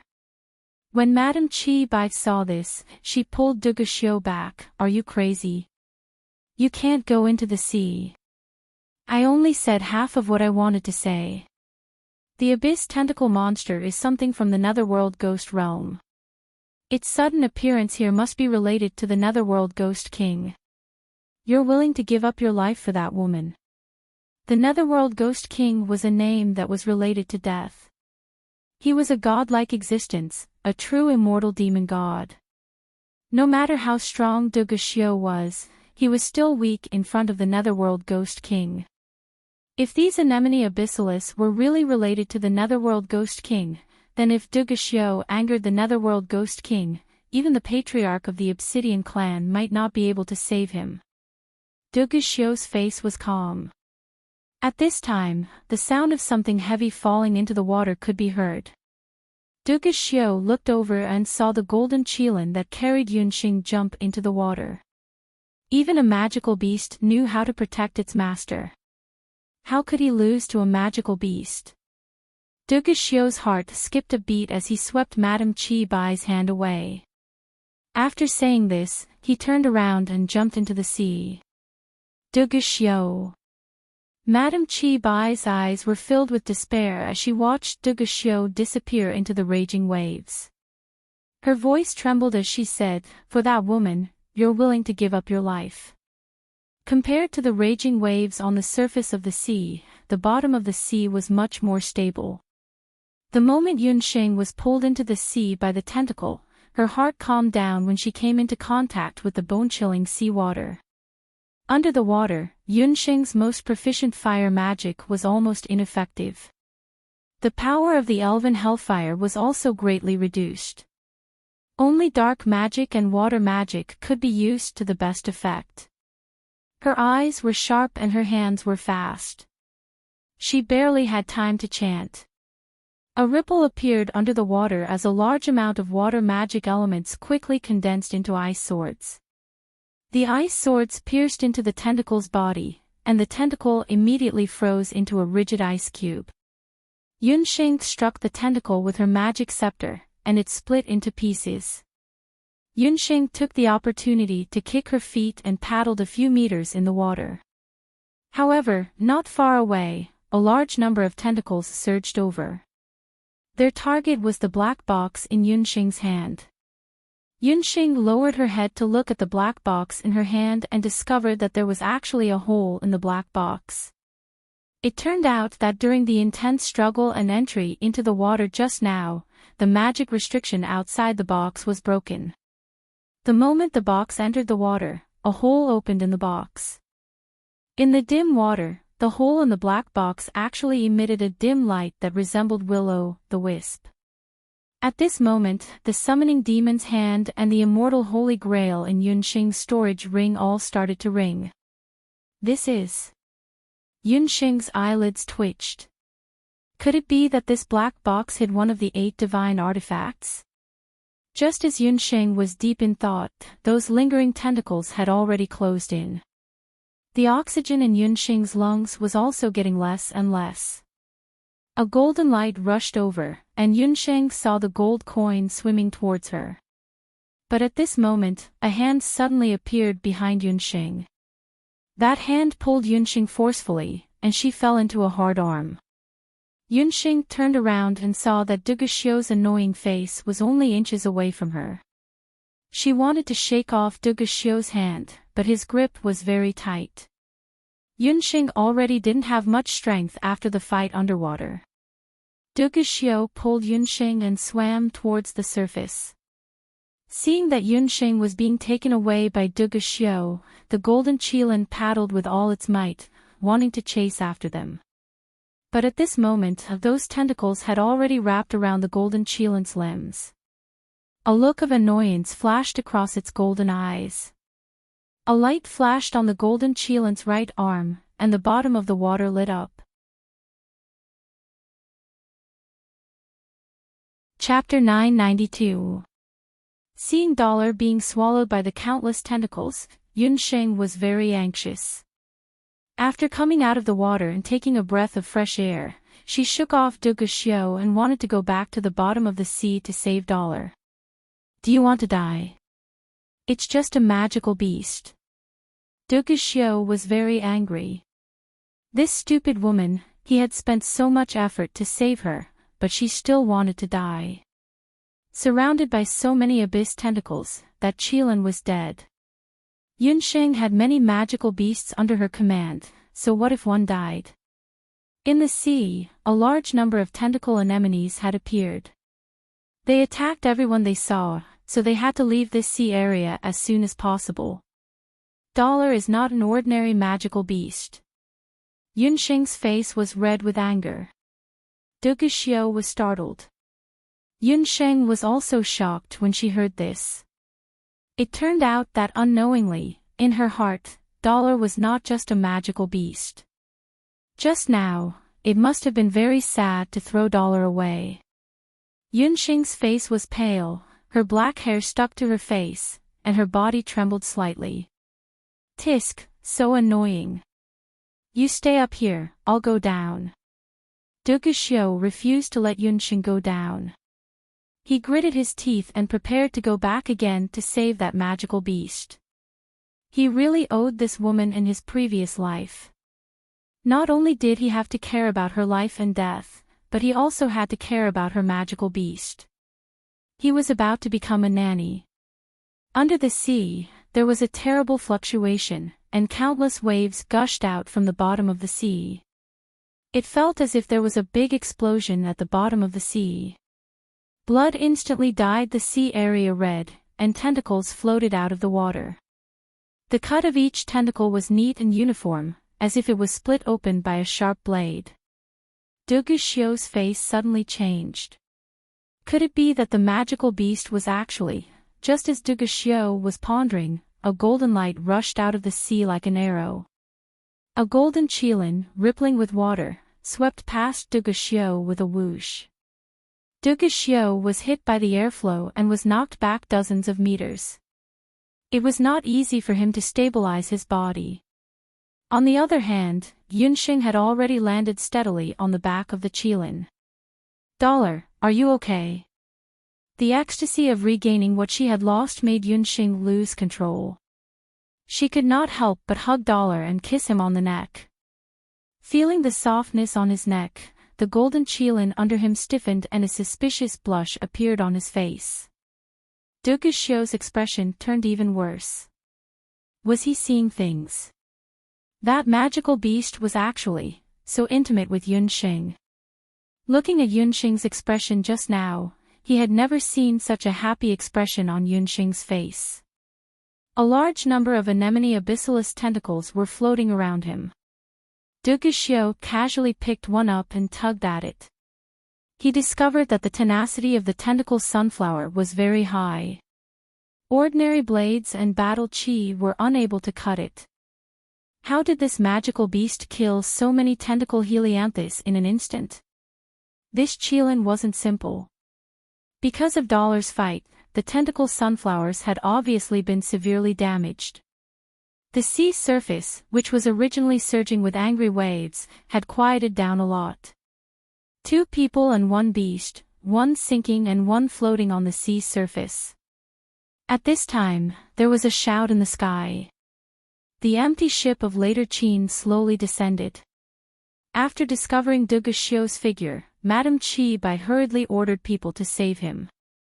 Although he was extremely unwilling to save Yunxing, as soon as Xiu boarded the ship, he ordered Madame Qi Bai to save Yunxing and the golden Qilin as well. The seawater is wet and cold. Wipe him first. Madame Qi Bai glared at Yunxing and diligently took a blanket to wipe Xiu.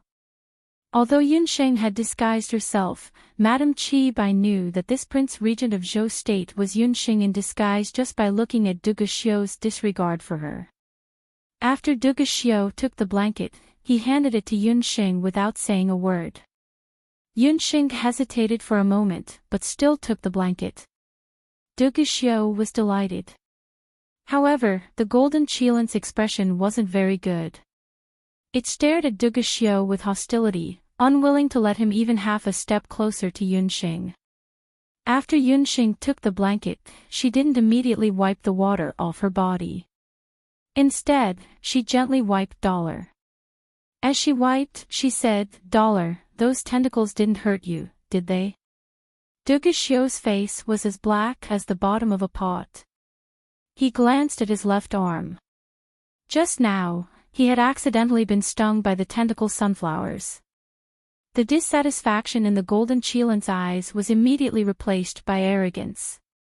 It raised its head with a look of enjoyment. In its throat, it growled a few times. Its golden eyes seemed to glance at Dugashio a few times. Its small eyes seemed to be saying, "What, do you have this kind of treatment?" Dugashio was already full of anger after being hit by the golden Cheelant earlier. Now that he was provoked like this, he was so angry that he couldn't speak. He turned around and went into the cabin to change his clothes. If it weren't for Yunxing's presence, he would definitely fight the golden Cheelant to the death. Moreover, with a man's intuition, it wasn't difficult for Dugashio to discover that this golden Cheelant was very hostile towards him. That gaze and that arrogant look just now made Dugashio really suspect that it was just a magical beast. "Yunxing, you shameless person. You're already married, but you still go around seducing other people's men," Madame Chibai said viciously while Dugashio wasn't around. "Madame Chibai, please understand that it was your man who came to provoke me. If you're worried, you can find a chain to tie him up. I guarantee that he won't be able to escape for the rest of his life." Yunxing sneered. You actually dare to insult His Majesty. Do you believe that I won't tell everyone that you're impersonating the regent of Great Zhou? Ji Rumo of Pinglai of Gojoseon invited the emperors and prince regent of several large countries to Pinglai to discuss important matters. Yunxing must have come impersonating the prince regent for another purpose. Chibai, I advise you to be smart. Our identities are very awkward.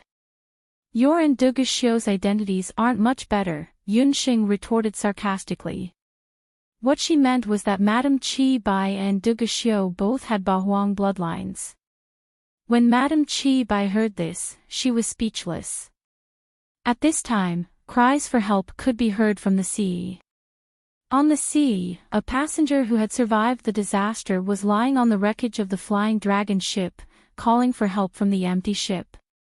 Yunxing recognized that the person was the magical beast merchant Chang Wei who had been thrown out by Jean Bai in Class A earlier.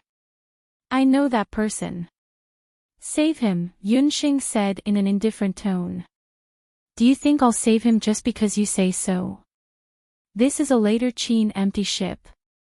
I won't save him." Madame Chibai wanted to throw Yunxing off the ship. Dugashio walked out of the ship's cabin. He had already changed into dry clothes. After hearing Yunxing and Madame Chibai's words, Dugashio only said one sentence in a deep voice, "Save him."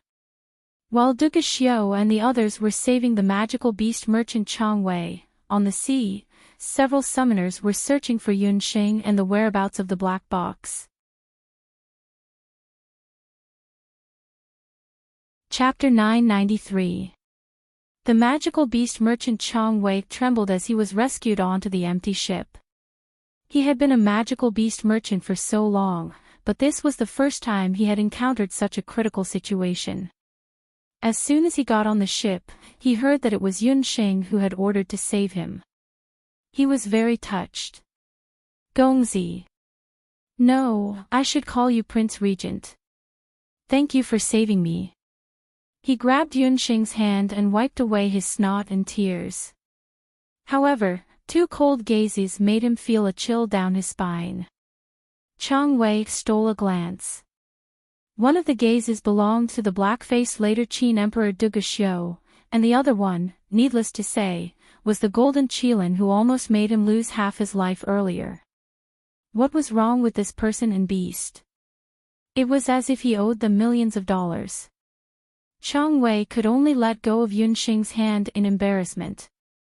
Yunxing was not a saint. If she wanted to save Chang Wei, it would not be because the two of them had met once. She saved Chang Wei because she wanted to ask about this sea area, as well as about the Flying Dragon ship and the black box on her. Chang Wei was the only native of Penglai on the empty ship of later Qin. Chang Wei, let me ask you. Is the magical plant in the sea a native plant of Penglai? Yunsheng had fought with the tentacle sunflower earlier. That kind of tentacle sunflower seemed to be very immune to magic. It was also very difficult for ordinary weapons to hurt them. It was certain that this was a kind of underwater plant with an extremely amazing reproductive ability. No. I, Chang Wei, can guarantee that this kind of monster has never appeared here before. This sea area was very calm before today. It's too tragic. It's really too tragic. Chang Wei was still a little stuttering at this moment. The sky had gradually darkened. Under the afterglow of the setting sun, the sea had temporarily returned to its calm state. The broken wreckage of the Flying Dragon ship could still be seen. A large number of corpses of passengers were scattered everywhere like colorful garbage. Other than Chang Wei, no other survivors were found on the empty ship.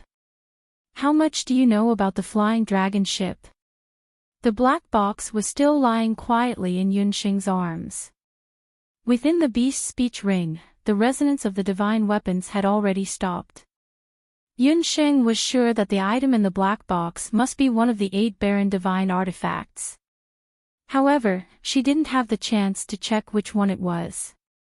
Longxiang is an empty ship under the Penglai Pavilion, the largest dock in Penglai. Since Penglai of Gojoseon took over Penglai, it has been developing very well. The empty ship picks up passengers and various goods. In the past 10 years, there has not been a single shipwreck. Chang Wei really understands the situation in Penglai. It was also because it belonged to the Penglai Pavilion that it could be said to be an empty ship operated by the royal family. That was why magical beast merchants like Chang Wei could ride it without worry. If it belonged to the Penglai of Gojoseon, then did the black box belong to Penglai of Gojoseon or the Zhao state? Yunsheng was deep in thought. Your Majesty, there are a few summoners in front of us. They said that His Highness the Regent of Great Zhou stole something from them, the soldier in charge of the lookout reported to Duguxiu. Several summoners appeared in midair. Together with the summoners, there were a few magical beasts between levels 7 and 8. A black mass of them entered the later Qin's empty ship. Judging from the clothes of the 2 people in the lead, they were of high ranks in the Zhao state. One of them was the 7th summoner who had fought with Yunsheng earlier. The other one was the Zhao state summoner who Yunsheng had never seen before. The 7th summoner was still injured. This time, he disguised himself as the captain of the Flying Dragon ship and was responsible for escorting the black box with a group of summoners from the Zhao state. Although they did not know what was in the black box, the Zhao state had sent all the elites to escort the black box. The 7th summoner was safe and sound all the way. He thought that the mission would be completed soon after entering the Penglai Sea. Who would have thought that he would be ambushed by Anemone Abyssalis on the way? Then, he encountered the sinister regent of Great Zhou. His magical beast with sacred patterns was killed and he almost died in the Penglai Sea. Fortunately, the 2nd summoner, who was waiting at the port of Penglai, saw that the Flying Dragon ship had not arrived after an hour had passed. He went out to sea to look for help and saved the 7th summoner, who was dying. In order to cover up his mistake, the 7th summoner insisted that the regent of Great Zhou stabbed him in the back and stole the black box. The 2nd summoner had received an order from the Emperor Zhao in red that the black box was related to the fate of the boundless land. He must bring it back. Therefore, he and the 7th summoner searched for the regent of Great Zhou and the black box along the coast. Who would have thought that they would discover the whereabouts of the regent of Great Zhou on a later Qin ship? Yi Baiming. Hand over the black box. The 7th summoner was in a sorry state. On the other hand, Yunsheng was not even scratched, let alone injured. He was furious just looking at her. How dare you? The Zhao state is too presumptuous. Who allowed you to behave so atrociously on my ship? Since you are on my ship, you are one of my people. If you want to take her away, you have to ask me first. Du Guxiu's expression turned cold.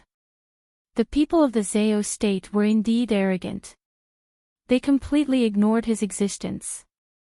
As Du Guxiu shouted, he released his battle chi without holding back. In the past 3 years, Du Guxiu's cultivation had improved greatly. His martial emperor aura was like a black cloud pressing down on the 7th summoner. The 7th summoner was seriously injured. He immediately lost his balance and staggered, almost falling from the sky. Luckily, the 2nd summoner was fast enough to grab the 7th summoner's robe. However, he had already lost all face. Later Qin, when Du Guxiu was still the crown prince, he was already famous for his cold-blooded cruelty. After he became the later Qin emperor, although he had restrained himself a little in the past few years, his aura was like that of a tiger and wolf. Before he even made a move, it was already enough to make people tremble in fear. However, what surprised the 2nd summoner was that the regent of Great Zhou, who was rumored to be like fire and water, and the later Qin emperor, Du Guxiu, were actually on the same boat. Furthermore, from Du Guxiu's words, it was clear that he was on the same boat as the regent of Great Zhou. Could it be that the rumors outside were all false? Didn't they say that because of a woman, the later Qin emperor and the regent of Great Zhou? The 2nd summoner raised his eyebrows slightly. He remembered that the woman who caused the regent of Great Zhou and the later Qin emperor to go to war with each other was now in the Zhao state's water prison. These two people appeared together in Penglai. Could it be that they knew something? The 2nd summoner had some misgivings in his heart. He wondered if he should tell the Emperor Zhao about this earlier. Otherwise, if the news reached Penglai of Gojoseon's ears, it would be bad. In fact, whether it was the woman in the water prison or the black box on the flying dragon, Penglai of Gojoseon didn't know about it beforehand. In the past few years, the relationship between Penglai of Gojoseon and Emperor Zhao had become increasingly tense.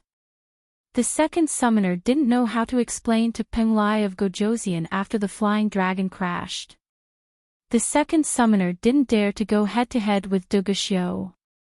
On the later Qin's empty ship, the two men who stood as straight as javelins were young emperors who could change the weather of the boundless continent with just a stomp of their feet.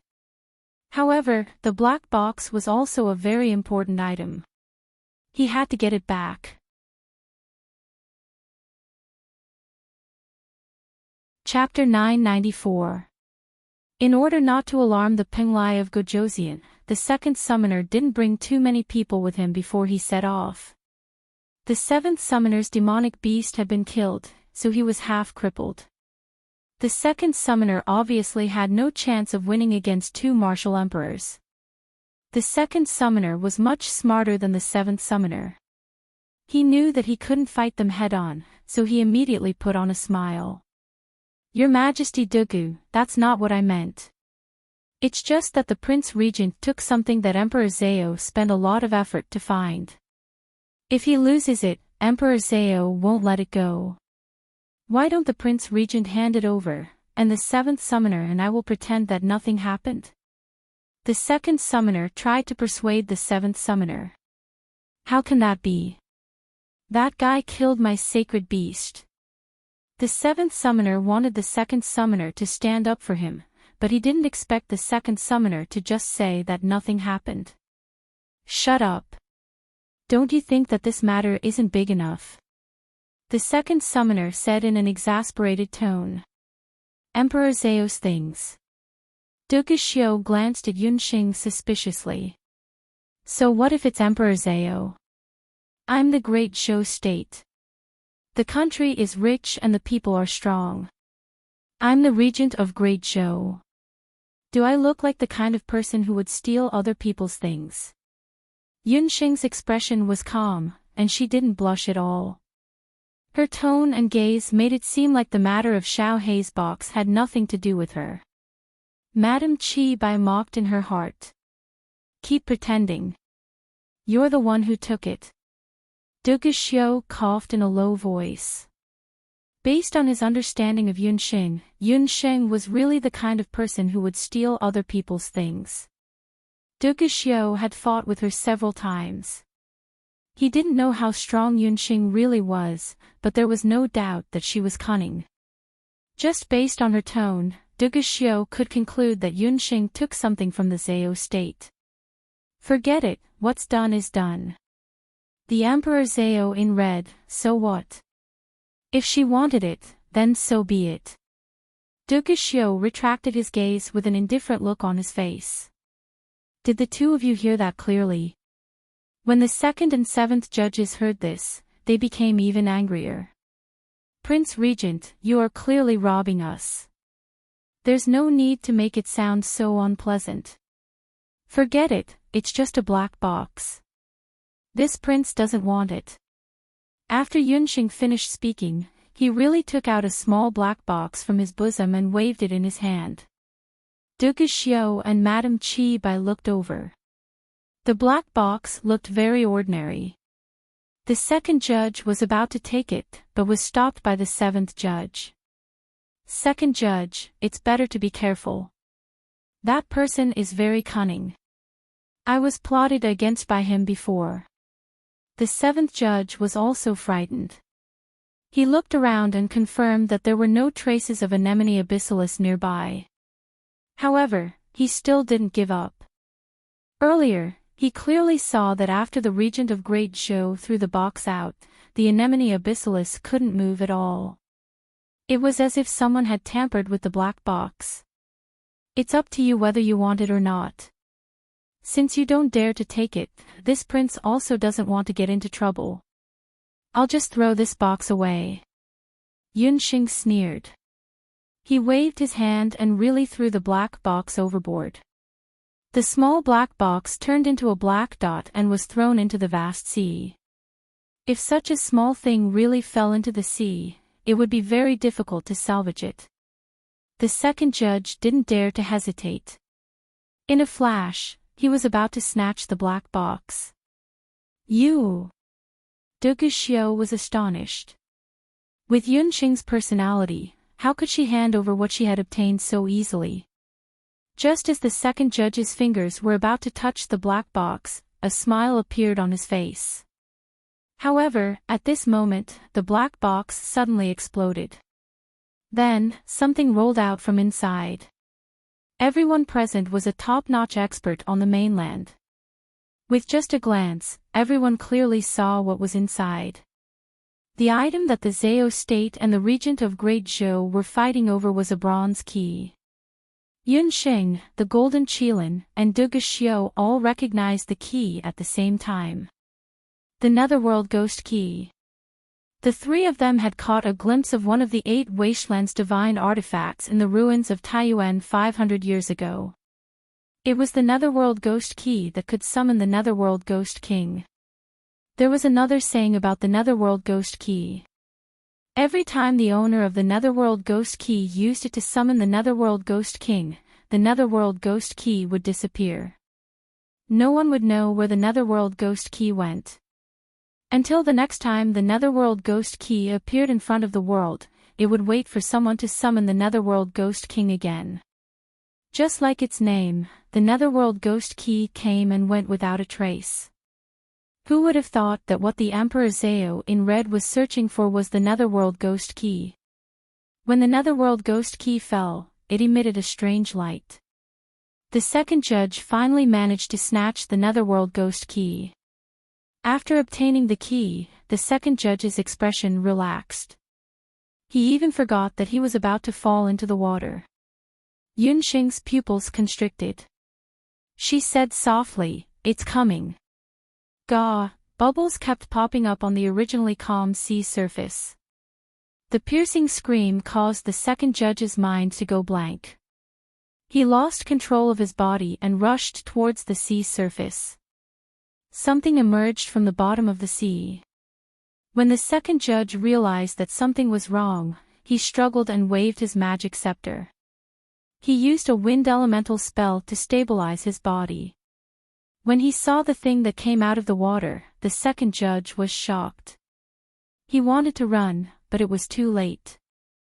Like a volcano erupting, water arrows shot out from the bottom of the sea and stirred up waves that were dozens of meters high. A mountain-like shadow emerged from the depths of the sea. It was a terrifying magic plant that looked like an octopus but was not an octopus. It was full of tentacles. Anemone abyssalis. There were thousands of tentacles on its body. The most shocking thing was that when the anemone abyssalis made an unpleasant sound like a duck, small tentacle flowers would appear on the surface of the water. The surface of the sea was soon filled with tentacle flowers of different sizes. There were so many of them that it made one's scalp tingle with fear. It was the king anemone tentacle that had the ability to summon. Gah! There was another ear-piercing chirp. Like soldiers who had received a general's command, the tentacles of the abyss tentacle sunflowers of various sizes shot out at the same time, shooting towards the second lord as if throwing countless javelins. The second judge wanted to resist, but he found that he couldn't move at all. Puff, puff, puff. Dozens of holes appeared on the second judge's body. His eyes were wide open until he died, and he still held the netherworld ghost key tightly in his hand. The second judge was sucked dry and turned into a bag of skin. The netherworld ghost key fell. Anemone abyssalis loosened its tentacles and was about to grab the key. It was obvious that the sea anemone had appeared for the netherworld ghost key. But at this moment, a pink shadow pounced in front of anemone abyssalis and grabbed the key tightly. Then it flapped its wings and rushed into the sky like a whirlwind. Everyone looked and saw that it was a pink fluff ball-like magic beast that had snatched the netherworld ghost key.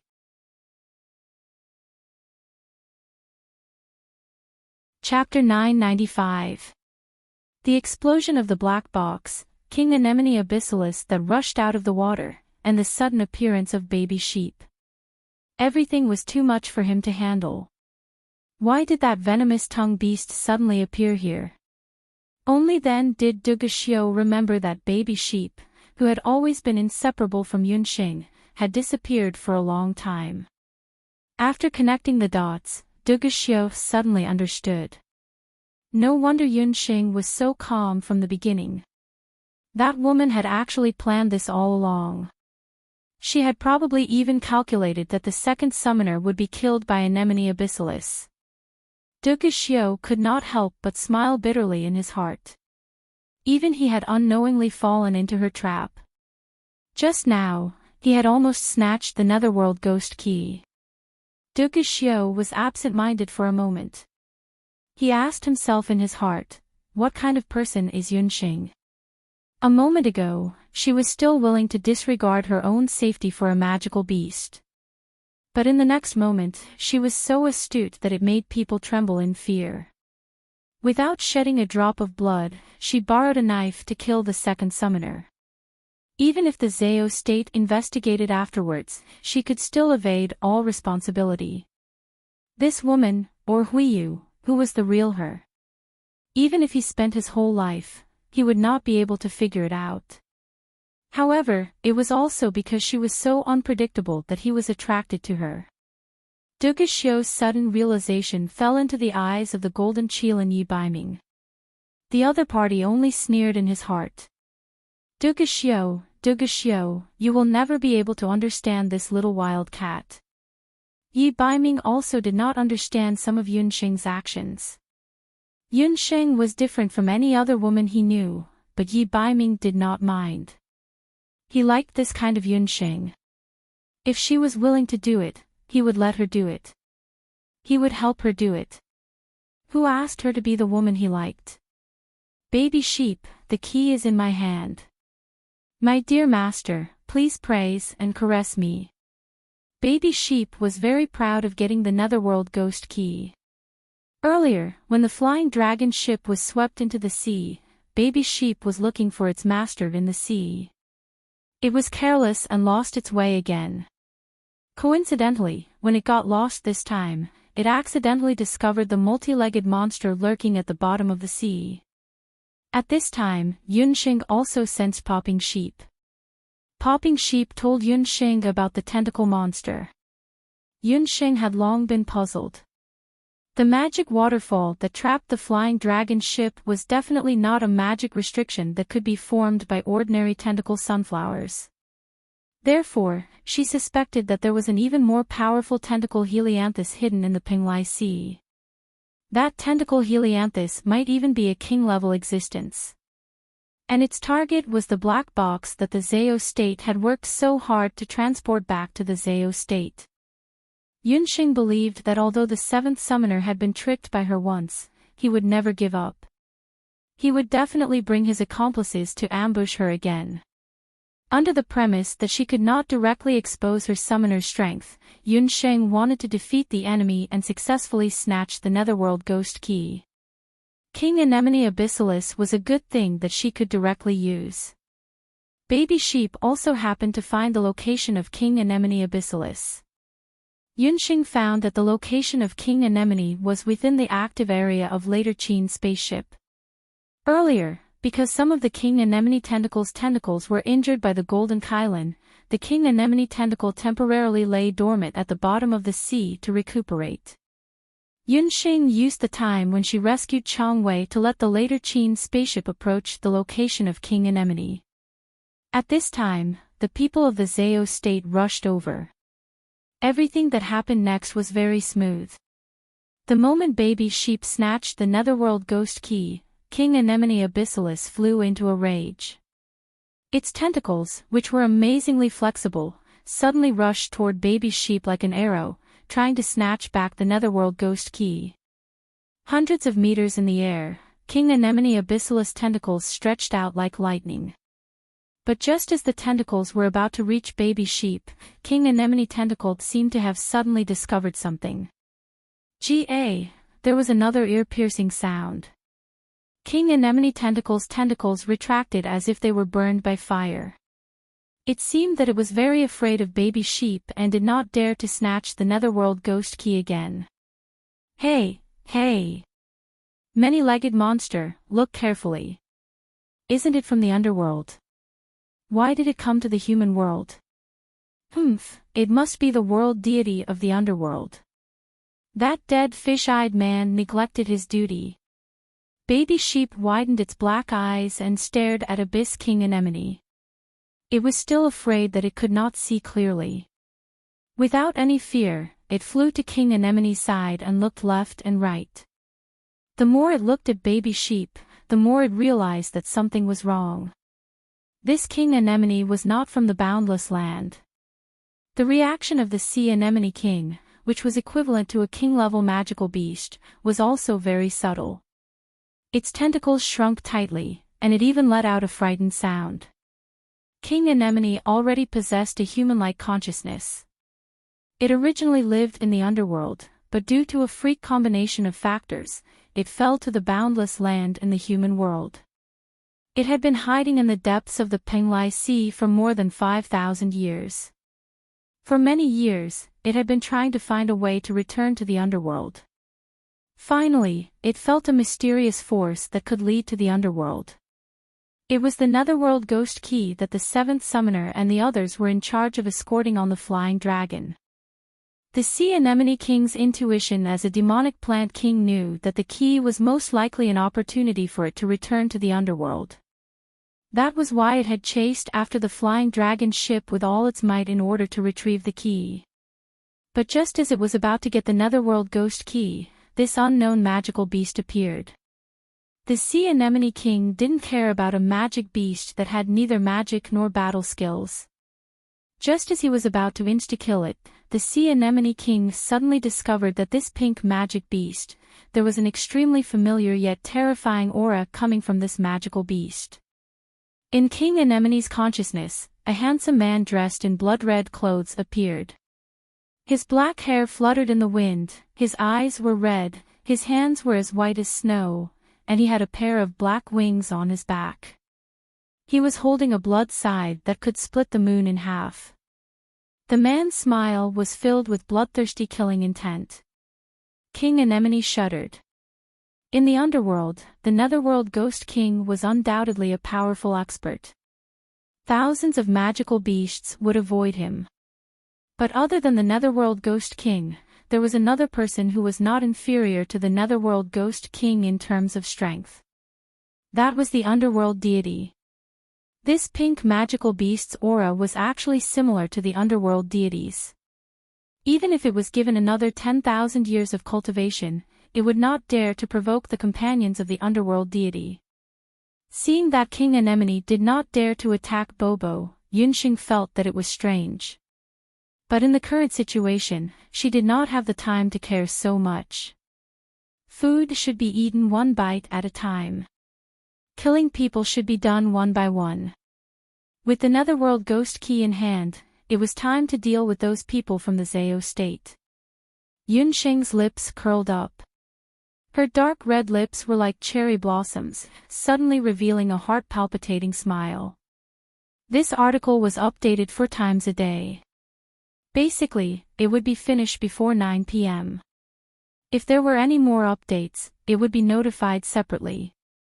It was nearing the end of the year, so students and workers should not stay up late to wait for it. Recently, I've been thinking about whether to couple Bobo and the sheep.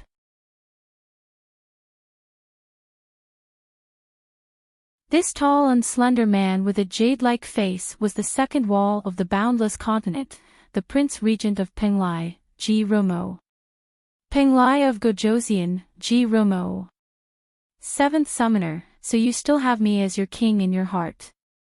Ji Romo's voice sounded very gentle, like a gentle sea breeze on a summer's day. However, every word he said was chilling to the 7th Summoner's ears. My king, the thing that belonged to the Zao state was snatched away by that magical beast. The 7th Summoner could not even complete his sentence.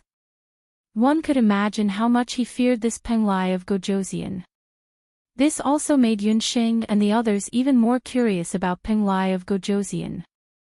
Penglai of Gojoseon was wearing a mask, so one could not see his exact appearance. However, if the rumors were correct, he should have been a handsome man. His mask outlined a perfect side profile. Unfortunately, under the jade mask, there was already an incomplete face. But even so, Ji Romo's voice alone was enough to mesmerize thousands of young girls on the continent. Ji Romo had finally arrived. Duge Xiu was not surprised by Ji Romo's sudden appearance. On the contrary, Duge Xiu was a little surprised that Ji Romo had only arrived now. He had sent a messenger falcon to the Penglai Pavilion. Logically speaking, he should have arrived yesterday. Your Majesty Dugu, Your Highness Prince Regent, greetings. Romo is very sorry to have frightened the two of you in the Penglai Sea. Ji Romo nodded at the people on the empty ship. When his gaze landed on Yunxing, he paused imperceptibly. Yunxing could not help but feel nervous. She secretly thought that Yi Baiming had never met Ji Romo. It was impossible for him to recognize her. Ji Romo quickly withdrew his gaze. Yunxing and Duge Xiu did not notice that when Ji Romo withdrew his gaze, his jade-like slender fingers hidden under his royal robe could not help but clench tightly into a ball. It's her. Layers of ripples appeared in his heart. Thanks to the jade mask on his face, Ji Romo's loss of self-control was well concealed. Little guy, you took something you shouldn't have. As soon as Ji Romo appeared, Bobo Sheep secretly prepared to sneak to his master's side. However, Bobo Sheep's plot was seen through by Ji Romo at a glance. He raised his hand, and a ball of purple lightning appeared in his hand, making crackling sounds. The ball of lightning contained a large amount of white light. Ji Romo raised his hand, and a ball of purple and white magic light wrapped around Bobo Sheep, forming a small cage. Bobo Sheep was stunned. He felt a numbing current rush into his body. He could not flap his wings, and even flying was difficult. What the hell was this? It actually couldn't escape. Ji Romo closed his fingers, and the ball of purple and white magic light returned to his hand. He held the ball of light in his hand as if he was playing with a handball. "Bobo, my dear master, quickly save Bobo's sheep." Bobo's sheep was furious. This tattered masked man had actually imprisoned him. He wanted to escape and kill him, but he did not have the strength. Yunsheng was also shocked. Bobo's sheep, who was almost immune to all magic barriers, could not do anything to that ball of purple and white magic light. It seemed to be a kind of profound magic similar to Yunsheng's profound magic, the lightning vortex. Penglai of Gojoseon, Ji Rumo, was indeed not simple. "Penglai of Gojoseon, that is my magical beast. Can you return it to me?" Yunsheng did not want to have a direct confrontation with Penglai of Gojoseon. It was a pity that the Netherworld Ghost Key had flown away. This man was too strange, and his strength was unpredictable. Before she could figure out his strength, Yunsheng did not want to fight with him. Moreover, this time, she came to find the whereabouts of her mother and father. It seemed that Ji Rumo and the Zao state were not jackals of the same tribe. Perhaps she would need his help. Prince Regent's magical beast is very special. I can return it to you, but I can't give the thing in its hands to the Prince Regent. Please forgive me. Rumo will host a banquet tomorrow to welcome the Prince Regent and your magical beast. Ji Rumo laughed loudly. After taking the Netherworld Ghost Key, he threw Bobo's sheep to Yunsheng. He then threw it, but the strength he used was quite ingenious. That ball of purple and white magic light collapsed in front of Yunsheng, and Bobo's sheep fell into Yunsheng's arms. Begging for a monthly ticket.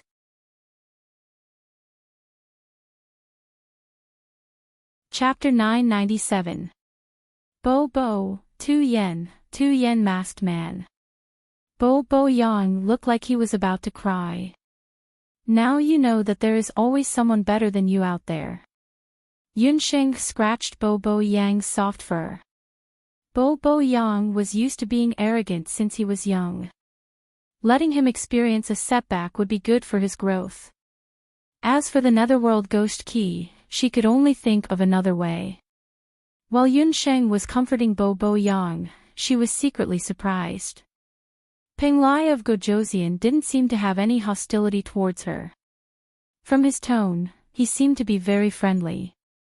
Yunsheng also felt an inexplicable sense of familiarity towards him. Could it be that they had met somewhere before?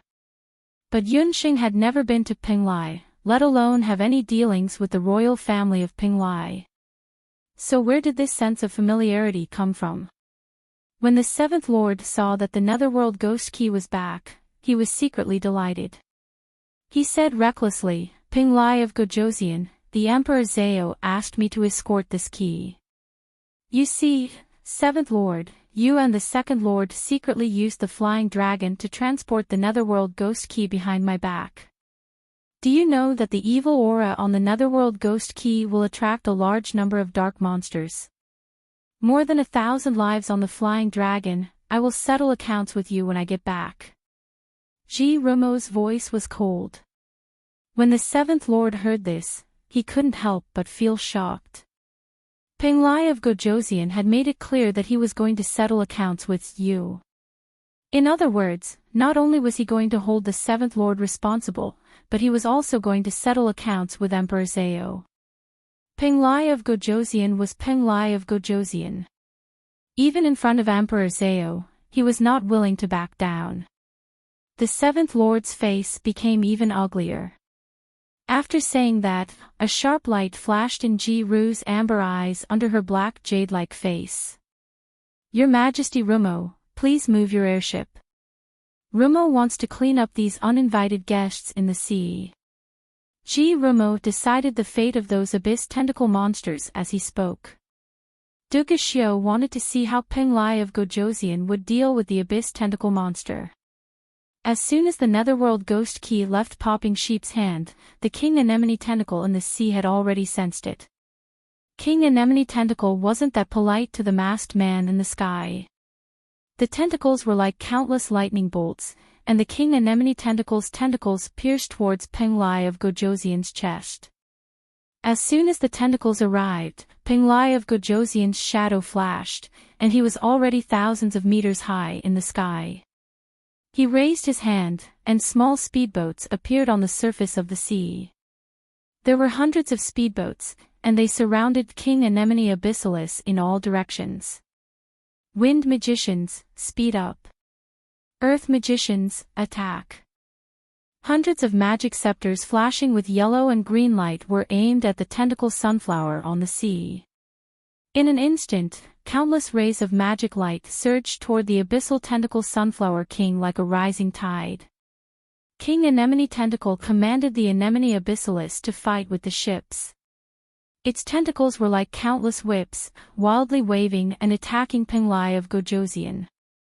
Penglai of Gojosian's body movements could no longer be seen with the naked eye.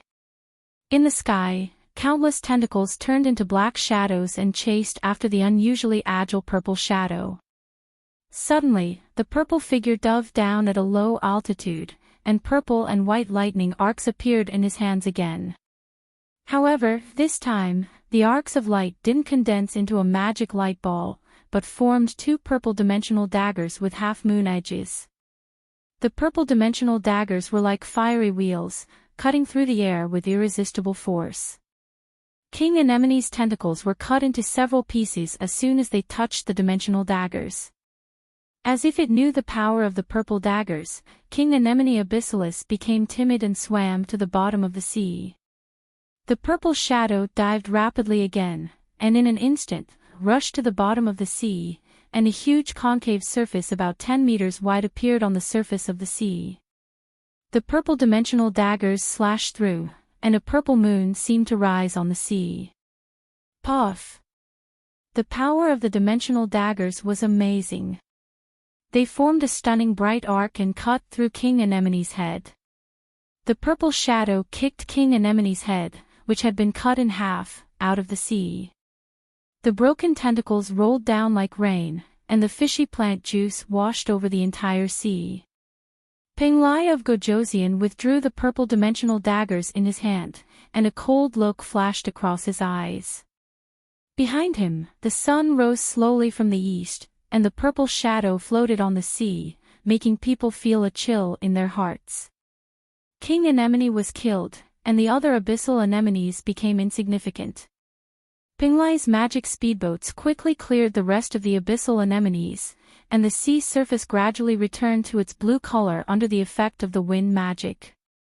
After everything was cleaned up, the speedboats withdrew in an orderly manner. Penglai of Gojosian had no weak soldiers under his command. In the sky, on Later Qin's empty airship, everyone was dead silent. Later Qin's emperor, Duguxiu, did not look very good. All along, he had thought that Yi Baiming of Zhou State was his opponent, but today, he saw that Penglai of Gojosian and Ji Rumo were not easy to deal with.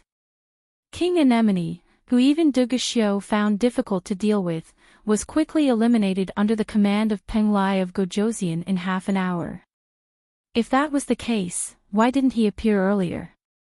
He had sacrificed the lives of more than 1,000 people on the flying dragon.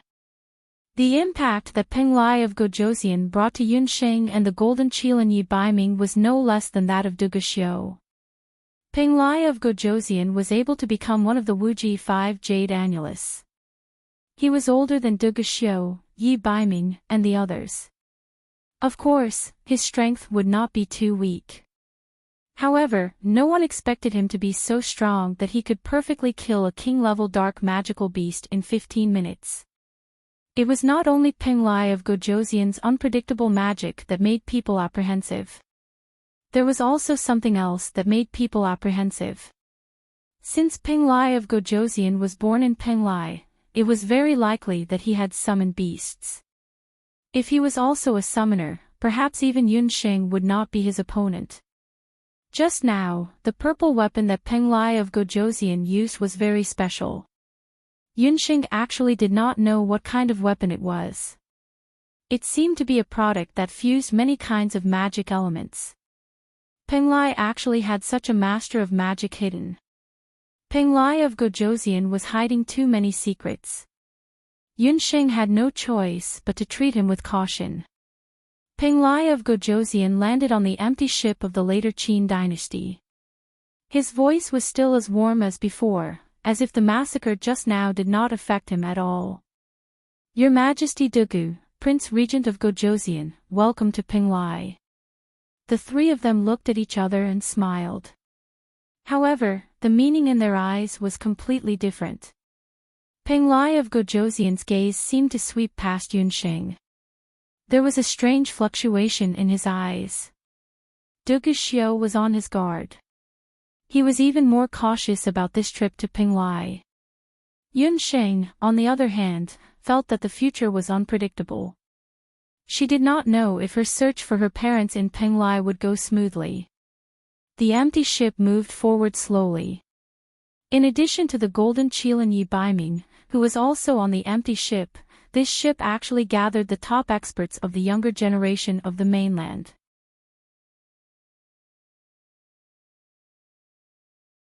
Chapter 998. The empty boat moved forward slowly. Around sunset, an island finally appeared on the vast sea level. Penglai was the only sea country among the 5 major countries on the mainland. It was also the most famous island group on the mainland. After Yunxing traveled to the mainland for more than 10 years, she had been to the Zhou state, later Qin, Tangyuan, and later Qin. She had never been to Penglai. Firstly, it was because Penglai was the territory of the Zhou state. Yunxing's identity was special. Before she knew the whereabouts of her mother, she tried to avoid dealing with the Zhou state. Secondly, Penglai was located in the open sea. Even if it was an empty boat, it would take many days to sail. This was the first time that Yunxing set foot in Penglai.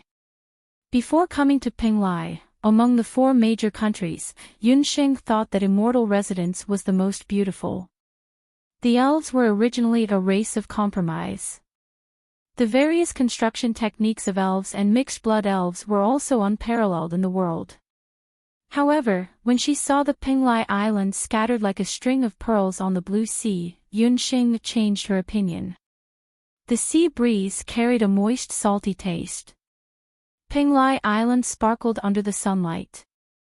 There were clouds and mist around it. All kinds of flying magical beasts of different shapes and breeds soared high in the sky. Penglai was like a beautiful woman with a veil draped over her shoulders, slowly revealing her true appearance in front of everyone. Penglai Island is in front of us. Penglai has a history of more than 1,000 years. The main island is divided into 2, namely Fire Island and Iceland. The Penglai Pavilion is located in Iceland, and the Zhou state is located in Fire Island. In addition to the 2 main islands, there are more than 60 small islands. Penglai is simple and the scenery is very good. At this time, there are still some days before the Dutian summit. If the Prince Regent doesn't mind, Rimo can take the Prince Regent to see the scenery of Penglai. The man's warm voice sounded in Yunxing's ears. Ji Rimo of Penglai of Gojoseon stood beside Yunxing. Under the jade face, the pair of amber eyes were like a jar of wine, mellow and rich, which made Yunxing dazed. When she remembered that this man had killed a magical plant like Anemone abyssalis by himself, Yunxing stopped looking down on him. Something was wrong. This man seemed to have some unusual feelings for Yunxing. At the side, the golden Qilin Yi Baiming's golden eyes flickered. It cast a sidelong glance at the baby sheep lying comfortably on Yunxing's shoulder. As soon as the latter met the golden Qilin's gaze, the 2 beasts communicated with each other through their eyes. A king-level magical beast soul stone to deal with that masked boy. Bo, deal. Bo, I don't want the masked man. Bo immediately became energetic. Anyway, it was stingy and hated Penglai of Gojoseon. Bo rolled proudly on Yunxing's shoulder. Penglai of Gojoseon's face stiffened. Yunxing smiled faintly and said with a bit of politeness, Penglai of Gojoseon is very busy every day. How would this king dare to disturb you? Just now, this king has promised your country's magical beast merchant, Chang Wei, that he will be the host. As for accommodation, this king will temporarily stay in the Great Zhou Embassy in Penglai. Among the 5 major countries on the mainland, except for the Immortal Abode, which did not receive envoys from other countries, the other 4 countries all had embassies in other countries as long as they were not at war. Later Qin's Duguxiu and the others also lived in later Qin's embassy. Yunxing rejected Penglai of Gojoseon. The latter's eyes darkened and he pretended to hide the disappointment in his eyes. Lord Penglai of Gojoseon, Prince Regent saved this humble one's life. This humble one will definitely entertain him well. Chang Wei nodded and bowed at the side. Chang Wei spent a lot of effort to persuade the regent of Great Zhou. This way, he could understand the Prince Regent's 2 magical beasts at a close distance. Penglai of Gojoseon nodded and said no more. The boat gradually descended.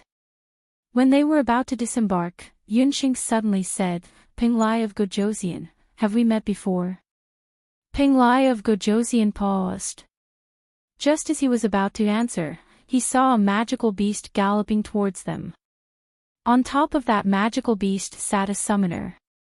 Your Majesty Penglai of Gojoseon, Emperor Zhao of Gojoseon invites you. The Emperor Zhao in red was looking for Penglai of Gojoseon at this time. His goal was obviously the Netherworld Ghost Key. However, he did not know if Penglai of Gojoseon would hand over the key so easily. Penglai of Gojoseon snorted coldly. The 7th Lord beside him could not help but shrink his neck. Needless to say, it was also the 7th Lord's secret. Penglai of Gojoseon hurriedly bowed and bade farewell. After he left, Duguxiu came forward. He wanted to say something, but he realized that Yunxing had already been pulled away by the enthusiastic Chang Wei. The 2 main islands of Penglai Island belonged to the Penglai Pavilion and the Zhao State respectively. Ordinary people on the islands could not enter without a token. The empty boat that Yunxing and Duguxiu took earlier landed at one of the more than 60 islands of Penglai Island. There were many water, land, and air routes between the more than 60 islands. They could communicate with each other. Chang Wei was the royal magical beast merchant of Penglai country. He had a lot of property. His mansion on Penglai Island was located on the 3rd largest island of Penglai Island. This island was also the first island with the most embassies, restaurants, and shops of other countries. Chang Wei first sent Yunxing to the embassy of Zhou State. That night, he also hosted a banquet to entertain Yunxing and the others. At night, Yunxing returned to the Great Zhou Embassy. After entering the room, the light of the illuminating magic array dimmed. A man in black waited outside the room for a moment. He did not leave until he heard a steady breathing sound from the room. As soon as the man in black left, Yunxing turned over and sat up. Sure enough, as she expected, the people in the Great Zhou Embassy of Penglai Island had been bribed by the people of Penglai Island. But she did not know who these people listened to. Was it the seemingly friendly Penglai of Gojoseon or the Emperor Zhao in red, who had never shown up? However, one thing was for sure. Yunxing had used a scheme to kill the 2nd main summoner and caused the 7th main summoner to lose his sacred rune beast. Just based on these few points, the people of the Summon Palace would definitely not let this matter rest. If the people of Zhao State wanted to come, then let them come. Yunxing sneered a few times. She teleported and left the embassy. Because the appearance of the gold coin was too conspicuous at night, Yunxing simply left it in the embassy. She flew all the way to the estuary with baby sheep. In the night, the Penglai Sea, which was rippling in the daytime, looked like a dark curtain. Penglai Island was different from other big countries. At night, there were no patrolling guards. Because there were many dangerous demon beasts between the sea and the land at night, ordinary civilians consciously did not go out at night. Baby sheep, are you sure you can still find the whereabouts of King Anemone? The purpose of Yunxing going out at night was to find the dark magic plant, the Abyss King Anemone, who was killed by Peng Lai of Gojoseon during the day. Dear Master, you must believe in baby sheep. I am sure that the monster with many legs is not dead yet, baby sheep said calmly.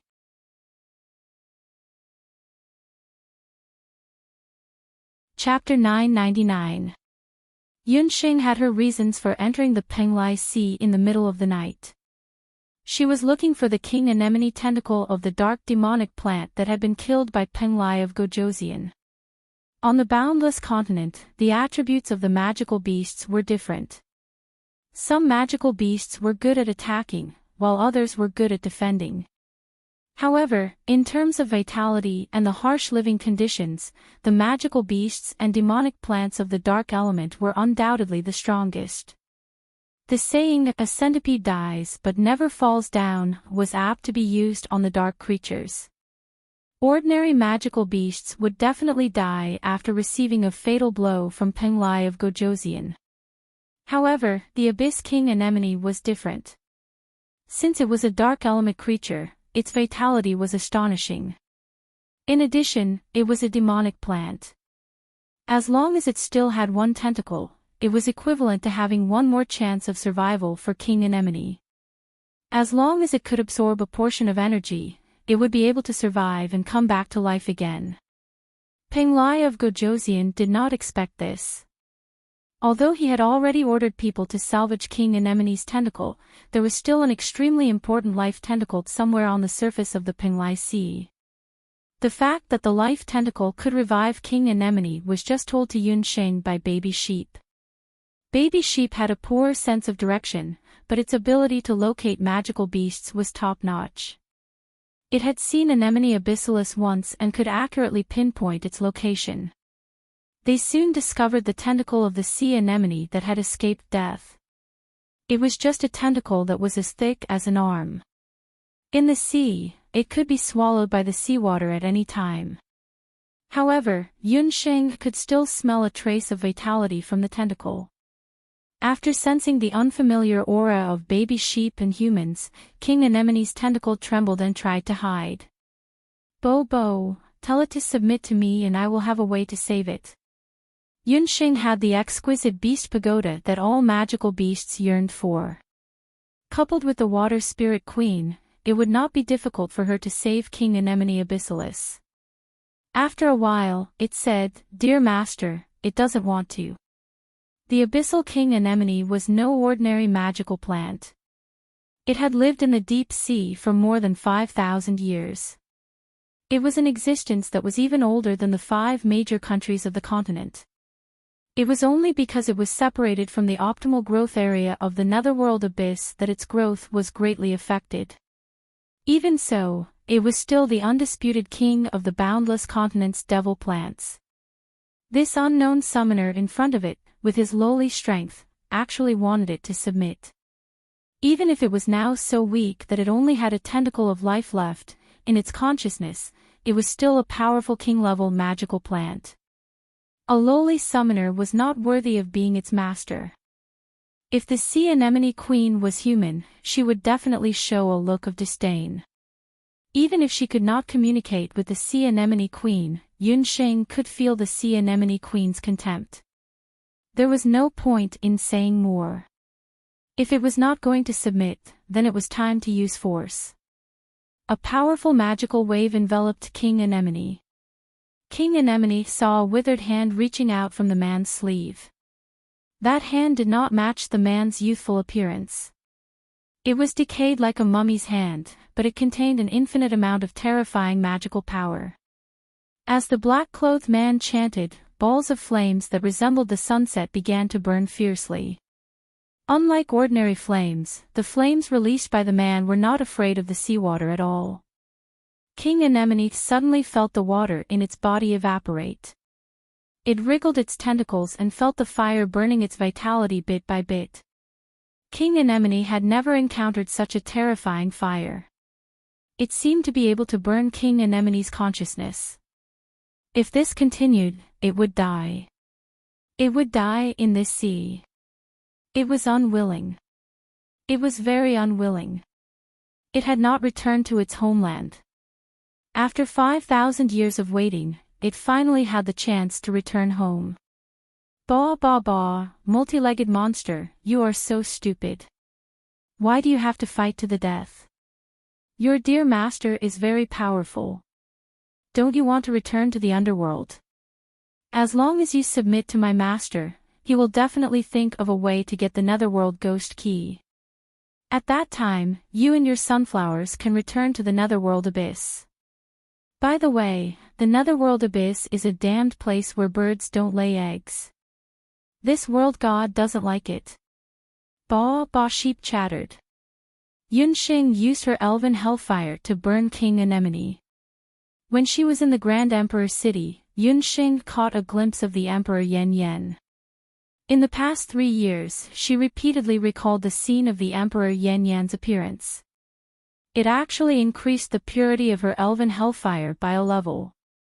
The current hellfire of the elves could not only burn all kinds of ores in the world, but it was also the nemesis of all nemeses to dark creatures.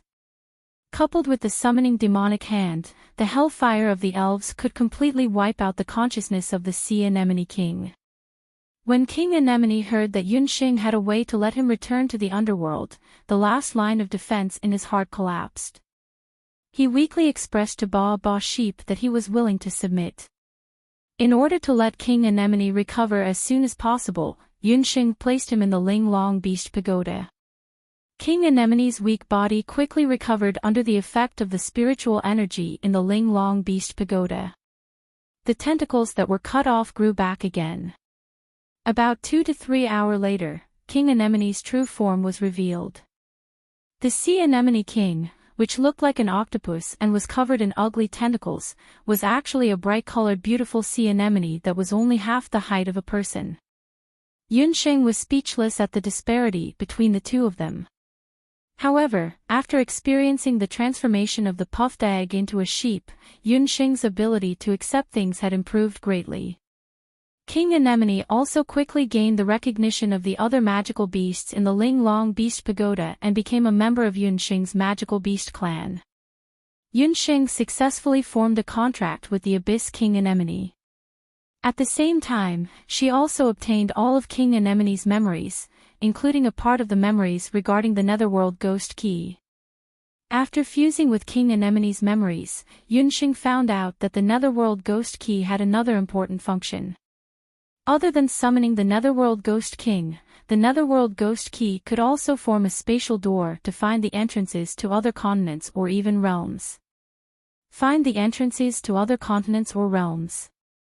What's the difference between this and Ba Sheep's talent as a world god?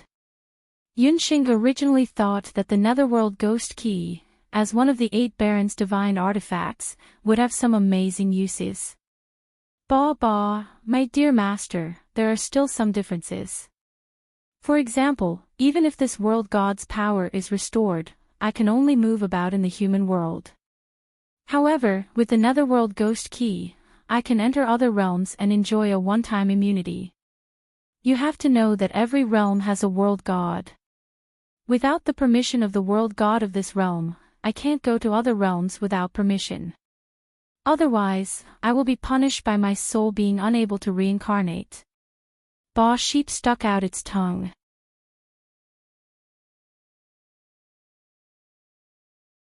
Chapter 1000. There were laws in the world, and naturally, there were laws as well. There was a rule in the 3 realms. Since there was the existence of world gods, there would be so-called laws and corresponding punishments. The human realm, the underworld, and the deity realm all had their own world gods. Other than maintaining the stability of their own realm, the world gods also had to guard against intruders from other realms. However, even with such strict rules, there were still some loopholes, and that was that there would be some supreme experts in every realm. With the birth of these supreme experts, Path of the Gods, Netherworld Ghost Key, and other heaven-defying existences that broke the rules of the world gods were born. For example, Path of the Gods. Its birth meant the birth of a new god. As for the Netherworld Ghost Key, due to some unknown reason, the three world gods and the Netherworld Ghost King reached an agreement. Every person who had the Ghost Key could have one chance to travel to another realm without being punished. And compared to world gods who could only bring one person back, when the Netherworld Ghost Key was used, as long as the corresponding magic array was drawn, one could bring many people or even an army to travel between continents or realms. When Yunxing heard this, her heart skipped a beat. A name that she had forgotten for a long time suddenly entered her mind. That was the saintess of the celestial fox people, Huxing. 3 years ago, Huxing left without saying goodbye. After that, Yunxing was depressed for a while because of Yi Baiming and missed the best opportunity to find Huxing. After Yunxing recovered, she had been looking for Huxing's whereabouts, but there was no news about Huxing. Because of this, Yunxing had always had a knot in her heart. Back then, she had promised Huxing to send her back to the Eight Desolates continent, but she had no way to do so. Today, when she suddenly heard that the Netherworld Ghost Key could allow many people to travel between continents and realms, Yunxing remembered the promise she made to Huxing back then. With Huxing's strength alone, it would be difficult for her to return to the Eight Desolates continent. But she did not know magic, and she was also the celestial fox people. It was too dangerous for her to stay in the boundless continent. In the past few years, Yunxing had never given up looking for Huxing's whereabouts. Yunxing planned to wait until the Dutian meeting was over before she personally went to look for Huxing. If there was a chance, she would try to snatch back the Netherworld Ghost Key and send Huxing back. The reason why the Abyss Tentacle Monster wanted the Netherworld Ghost Key was to return to the underworld. As for the Emperor Zhao in Red's goal, it was obviously related to the Ba Huang continent. This Dutian meeting had not even started, but the Netherworld Ghost Key, one of the Eight Desolates' divine instruments, had already appeared. The meeting was definitely not going to be simple. Counting the heart's bewildered lantern that she found by chance in the Taiyuan ruins more than 500 years ago and the magical bracelet that went missing in the Taiyuan ruins, Yunxing had seen a total of 6 Eight Desolates' divine instruments. The summoning hand, the immortal holy grail, the magical bracelet, and the heart's bewildered lantern. Until now, only the Destiny Mirror and Donghuang Qin had yet to appear. Among them, the appearance of the Netherworld Ghost Key was directly related to the Netherworld Ghost King and the Heart's Bewildered Lantern. The Heart's Bewildered Lantern played a key role in curing Hu Jiuxing's memory loss. Linking the two together, the importance of the Netherworld Ghost Key was self-evident. This made Yunxing even more frustrated. She had not successfully obtained the Netherworld Ghost Key today. She had hastily rejected Penglai of Gojoseon's invitation. She had been a little reckless. Earlier, the Emperor Zhao in Red had stopped Penglai of Gojoseon at the harbor. It must have been because of the Netherworld Ghost Key. However, she did not know if the extremely skilled Penglai of Gojoseon would give the Netherworld Ghost Key to the Emperor Zhao in Red. With such doubts, Yunxing returned to the Zhou State Embassy. She decided to look for Penglai of Gojoseon again in the next few days to see if she could get the Netherworld Ghost Key back. However, Yunxing was not the only one who was concerned about the fate of the Netherworld Ghost Key. On one of the main islands of Penglai, Iceberg Island, in the meeting room of the Zhao State Embassy, the two authoritative figures of Penglai, the Emperor Zhao in Red and Penglai of Gojoseon, stood facing each other. Both of them were equally tall and imposing. The two figures, one red and one purple, were like two stone statues, contending with each other. Neither of them had any intention of backing down. In the meeting room, the seventh caller, who was standing, did not even dare to make a sound. It had been several hours since Penglai of Gojoseon had been summoned. Neither of the two authoritative figures of Penglai had said a word. Without receiving an order, the seventh caller did not dare to step down. He was also complaining in his heart. Very few people in the outside world knew that although Penglai of Gojoseon and the Emperor Zao in Red were the two authoritative figures of Penglai, their relationship was like that of the two main islands of Penglai. They were polar opposites of ice and fire. Their relationship had always been very stiff. I am doing this for Penglai. The remnants of the Bahuang tribe have always been restless. If we have the Netherworld Ghost Key, we can invade their beast god altar and uproot them. The Emperor Zao in Red's search for the Netherworld Ghost Key this time was very secretive. Who knew that they would suddenly encounter some abyss tentacle monster? Thousands of people on the flying dragon ship had died. This matter had also made Penglai of Gojoseon very angry. This was the most troublesome thing. Even if it had fallen into the hands of any other power in the mainland, the Emperor Zao in Red was confident that he could get it back. However, if the Netherworld Ghost Key fell into the hands of Ji Rumo, it would be very difficult to get it back. That was why the Emperor Zao in Red had hurriedly called Ji Rumo over. However, looking at Ji Rumo's reaction, it was obvious that he did not buy it. Put away your high-sounding excuses. You can find a reason for everything that the Zao state does. What do you plan to do with the woman in the water prison? Penglai of Gojoseon asked. He no longer had the warmth of the day. At this moment, he gave off the feeling of a knife in the middle of winter. His voice was bone-chilling and made people's souls tremble. When he first saw the face of the woman in the water prison, his breath almost froze. Fortunately, he immediately realized that the woman was not Yunxing. Otherwise, the biting cold on Ji Rumo's body became even more obvious. He knew about the celestial fox people. The Emperor Zao in Red's face became even more ugly. This matter could not be hidden from him after all. He knew that the reason why Ji Rumo had changed so much in the past few years was related to the woman in the water prison. That woman is the celestial fox people. I will use her as a blood sacrifice. At this time's Dutian meeting, I will announce this news. In order to avoid any more trouble, the Emperor Zao in Red decided to kill Yunxing in the water prison as soon as possible. So you thought that in my name, you would summon the people of the four countries.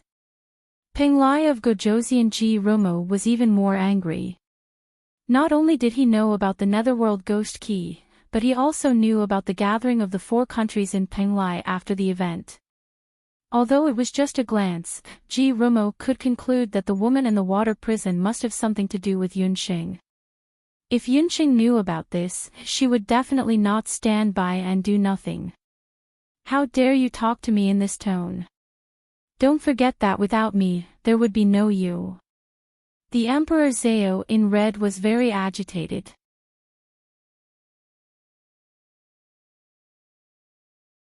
Chapter 1001. Without me, there would be no you. Every time Penglai of Gojoseon and the Emperor Zao in Red got into a conflict, the Emperor Zao in Red would say this, and Penglai of Gojoseon would always compromise.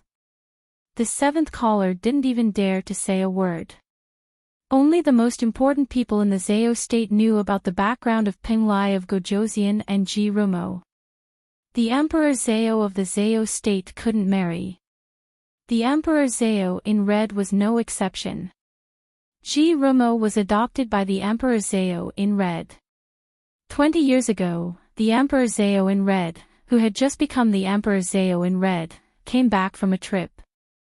It was early in the morning that the Emperor Zao in Red heard the sound of a child crying as he passed by the Penglai Sea.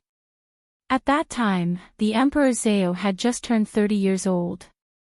His temperament wasn't as unpredictable as it was in recent years. Out of curiosity, he stopped and saw a naked baby boy on the beach.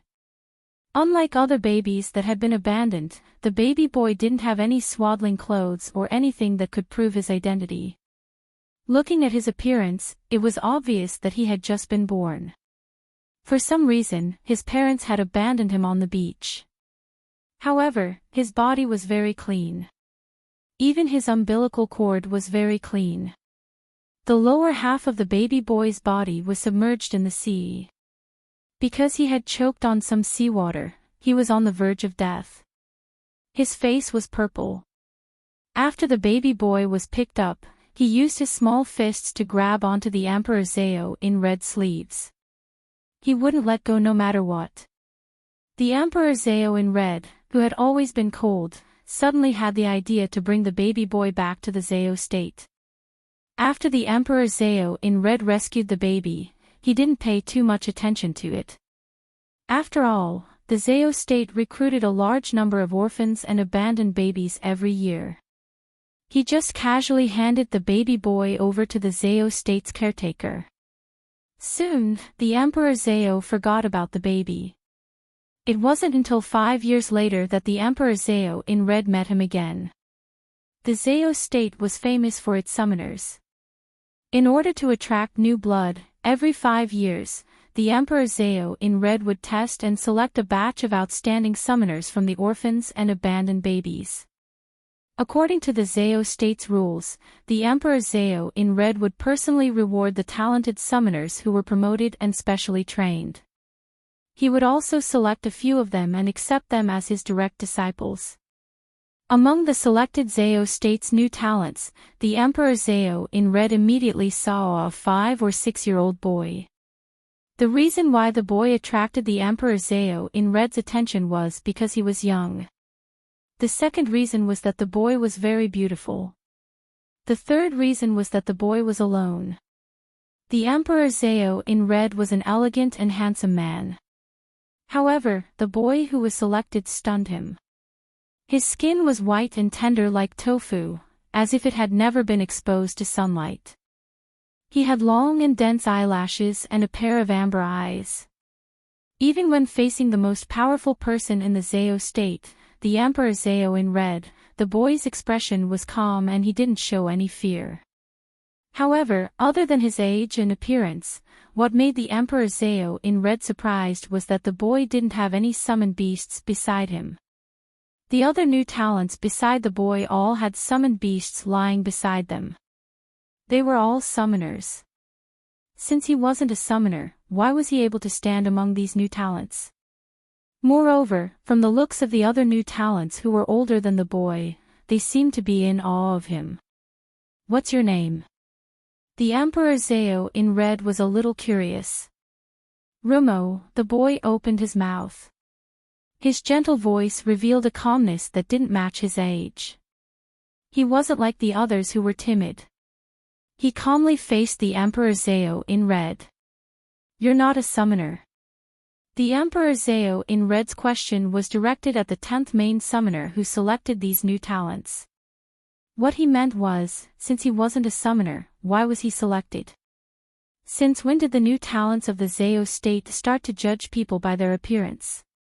In Penglai, in the Zeo state, summoners had always been respected since ancient times. If he couldn't even summon a summoned beast, then he was a piece of trash. In the Zeo state, he could only be sent to the outer islands to do things. The Emperor Zeo in red, did you forget that this child was the abandoned baby you picked up back then? Although he can't summon a summoned beast, he is very talented. He can learn all magic with just one look. That's why I made an exception and selected him. The 10th main summoner was afraid that the Emperor Zeo in red would misunderstand, so he quickly explained. Rumo was picked up by the Emperor Zeo in red, but he didn't receive any special treatment. He grew up with other orphans and babies. Babies in the Zeo state were different from babies in other places. They weren't breastfed, but were fed by magical beasts.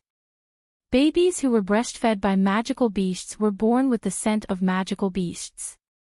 It was easier for them to get close to magical beasts, and it was easier for them to become summoners in the future. After being fed for a few years, Rumo's appearance slowly grew. He also lost the ugly bruises he had when he was first picked up. Because of his outstanding appearance and cold personality, Rumo was bullied by other children in the Zeo state before he was 3 years old. Once, a few older boys led him to the magic beast forest behind the Zeo state that specialized in taming magical beasts. In the magic beast forest, there were some freshly caught magical beasts that were still wild. The boys originally wanted to scare Rumo, but they didn't expect that they would attract a group of level 4 tiger-lion beasts. Among the boys, the oldest was only 10 years old, and he had just learned intermediate magic. After being surrounded by the tiger-lion beasts, there was almost no chance of survival.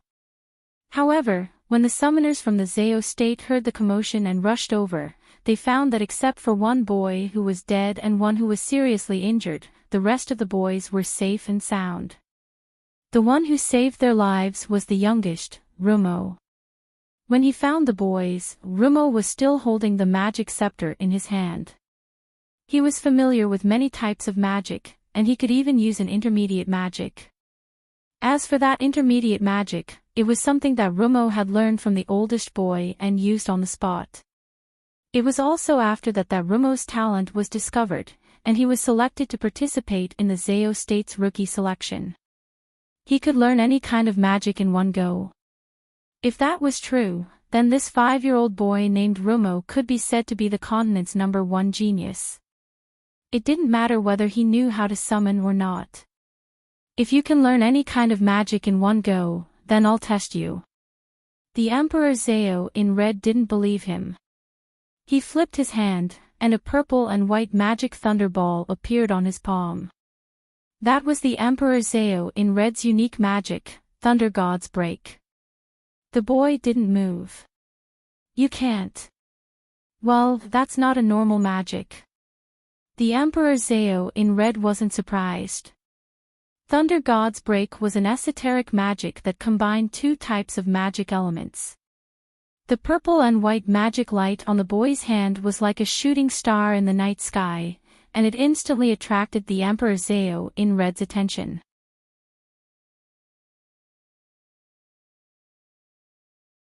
Chapter 1002. Hiss, the red-robed summoner king sucked in a sharp breath.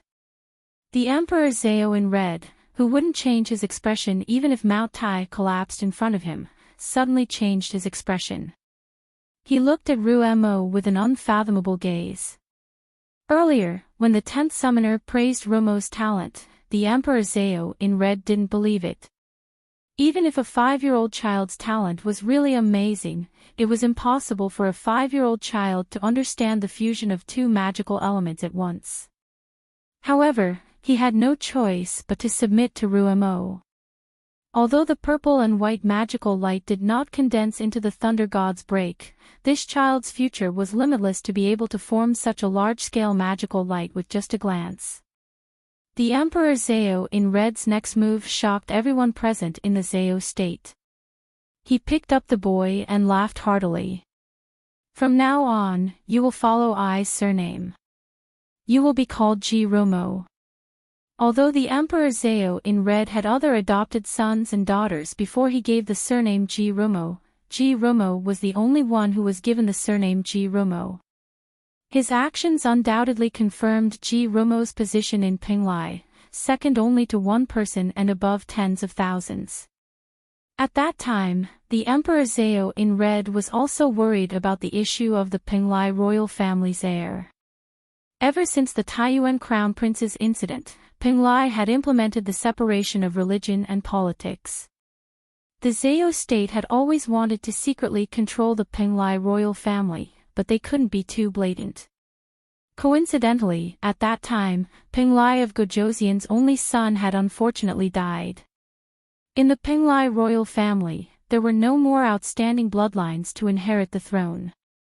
The Emperor Zeo in red secretly changed the identity of the boy and announced to the public that the boy was Penglai of Gojoseon's bloodline. When he was born, he was blessed by an auspicious beast and naturally became the heir to the throne of Penglai of Gojoseon.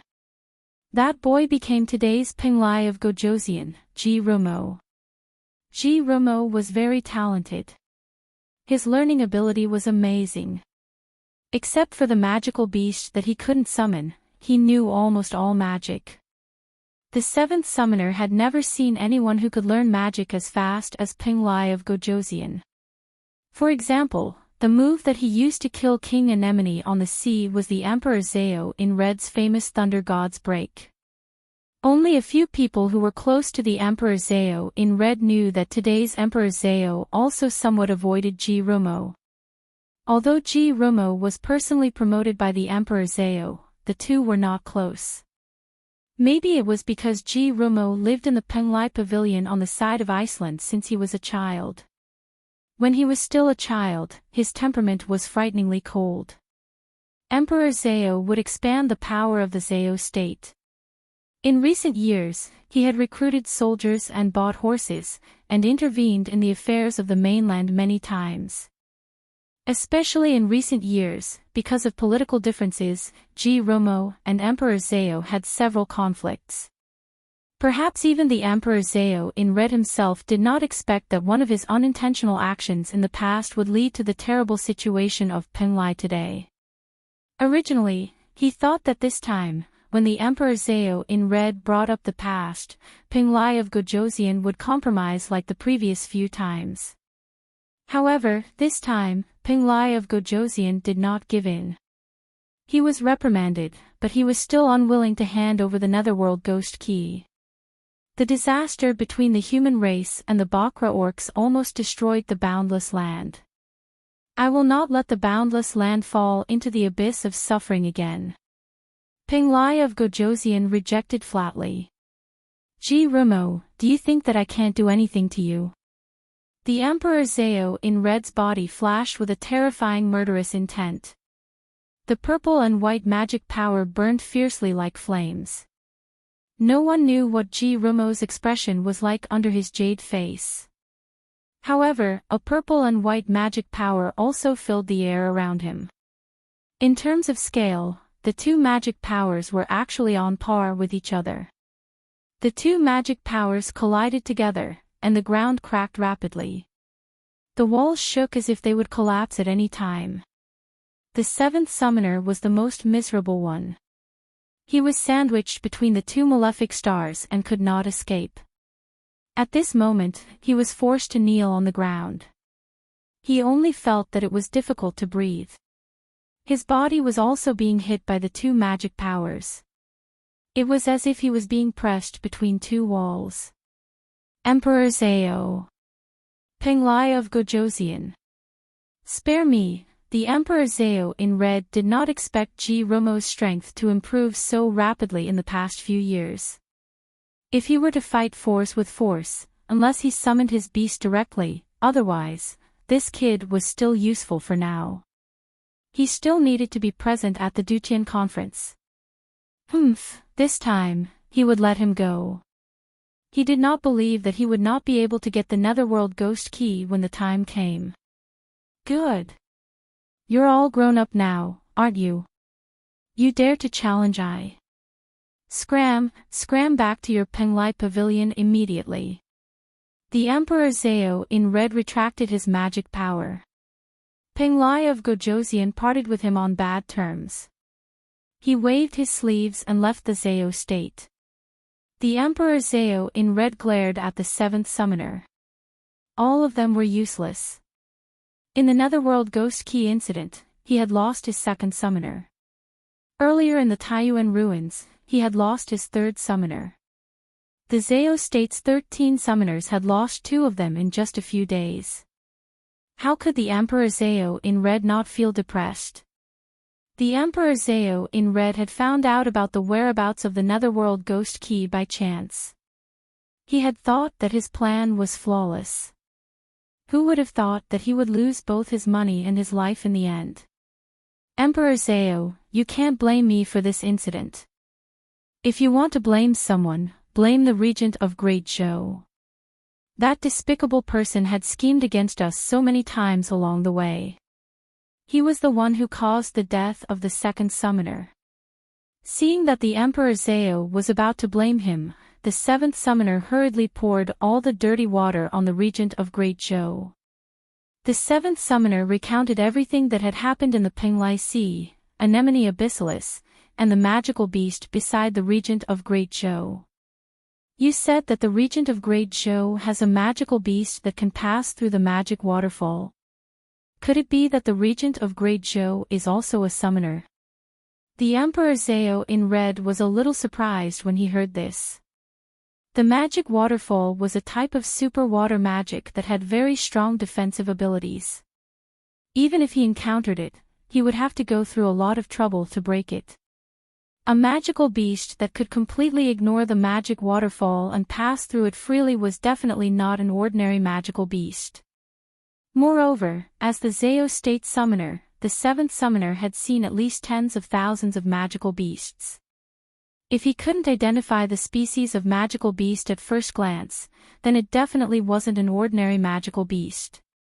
Over the years, in addition to recruiting summoners, the Zao State had also used the magical beast merchants in Penglai Sea to buy all kinds of magical beasts on the Wuji continent. Their goal was to find new magical beasts. From what I can see, the regent of Great Zhou is not a summoner.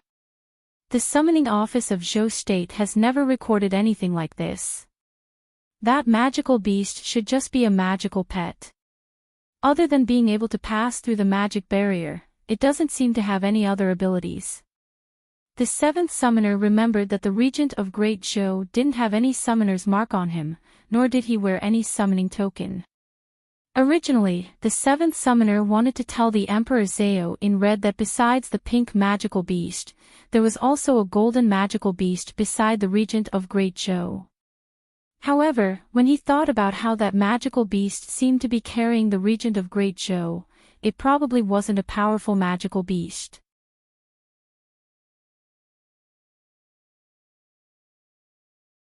Chapter 1003.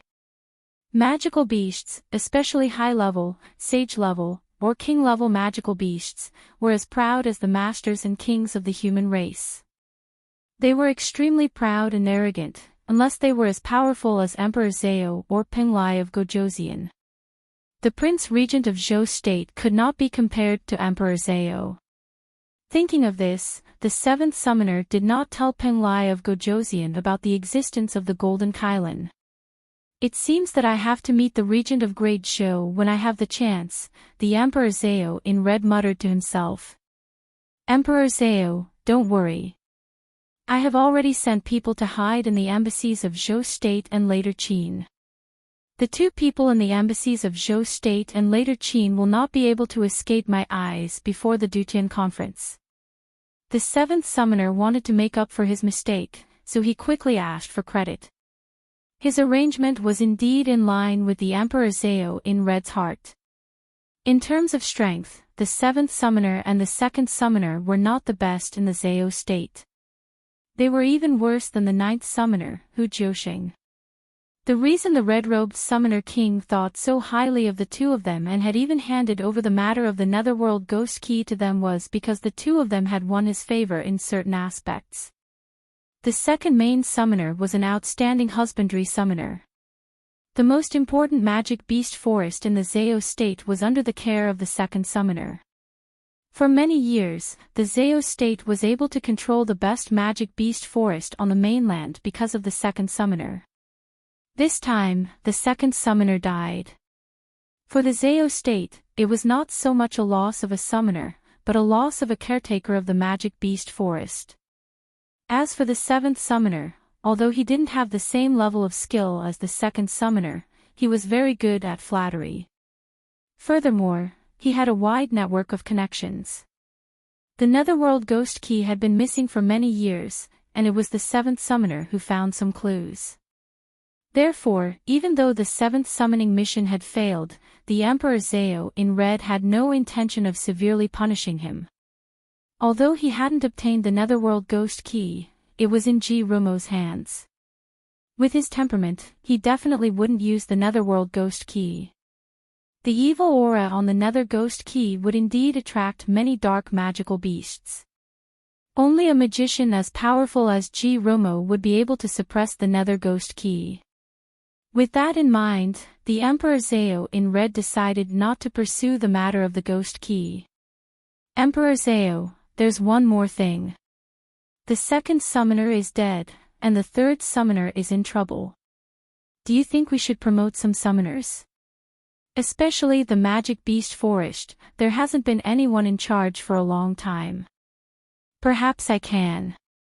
Seeing that the Emperor Zao in Red wasn't pursuing the matter of the Netherworld Ghost Key, the seventh summoner took the opportunity to plead for leniency.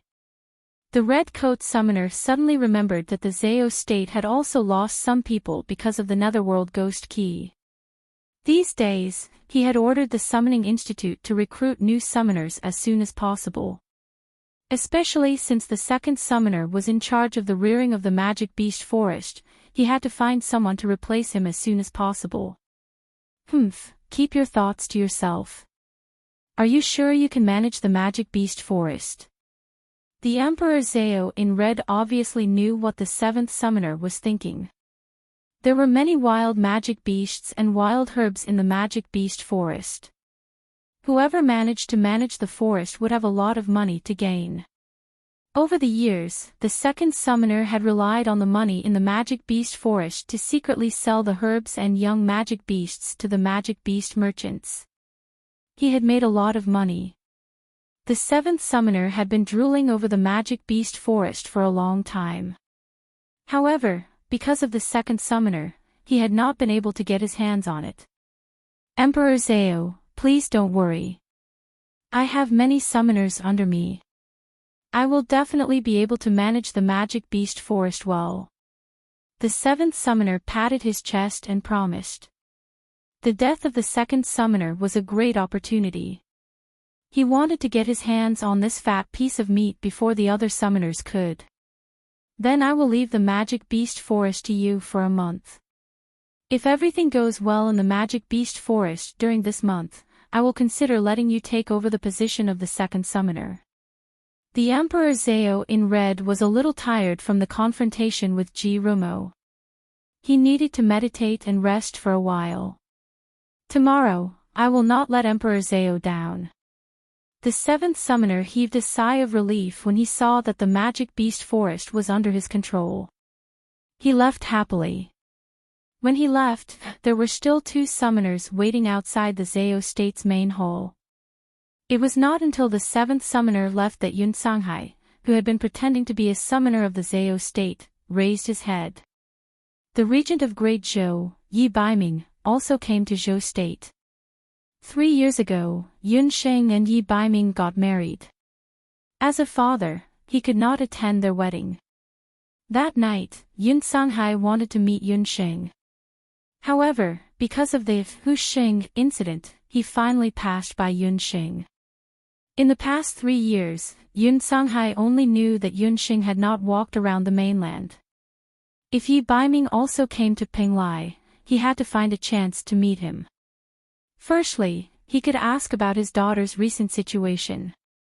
Secondly, he might be able to ask him for help in rescuing the woman in the water prison. Yun Songhai made up his mind. He decided to inquire about the specific residence of the regent of Great Zhou in the next few days. However, when Yun Songhai was preparing to find the prince regent, Yun Sheng tried every possible means to sneak into the Zao state. Because of this, the father and daughter had missed the best opportunity to meet each other. After contracting the tentacle sunflower from the Penglai Sea, Yun Sheng returned to the Great Zhou embassy. In the next 2 days, Chang Wei warmly entertained Yun Sheng and took her to visit several main islands of Penglai. However, Yun Sheng's mind was not on sightseeing. The reason why Yun Sheng came to Penglai was to find the whereabouts of her father and mother. Along the way, she also asked Chang Wei about the general situation of the Zao state. She wanted to find a chance to sneak into the Zao state. However, to Yun Sheng's surprise, Chang Wei told Yun Sheng that even he had only been to the Zao state a few times. Although the Zao state was in Penglai, not everyone could enter. The two largest islands of Penglai were the Ice Island and the Fire Island that Yunxing saw on the spaceship of the later Qin dynasty. In the east was the Fire Island. The Fire Island, as its name suggested, was originally a volcano. However, many years ago, it was sealed by the first Emperor Zhao and became an extinct volcano. Although the volcano was sealed, the accumulated geothermal energy made the temperature of the Fire Island dozens of degrees higher than the average place. This also made the Fire Island very suitable for all kinds of demon beasts to hatch and grow.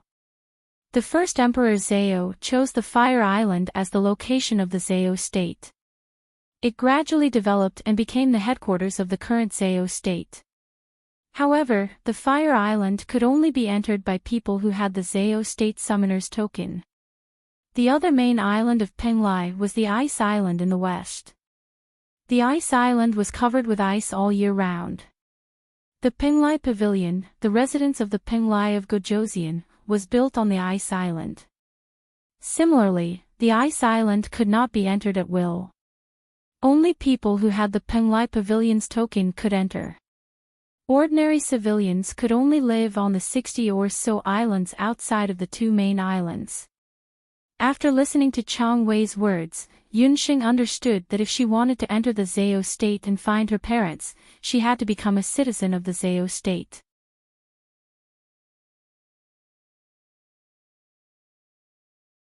Chapter 1004.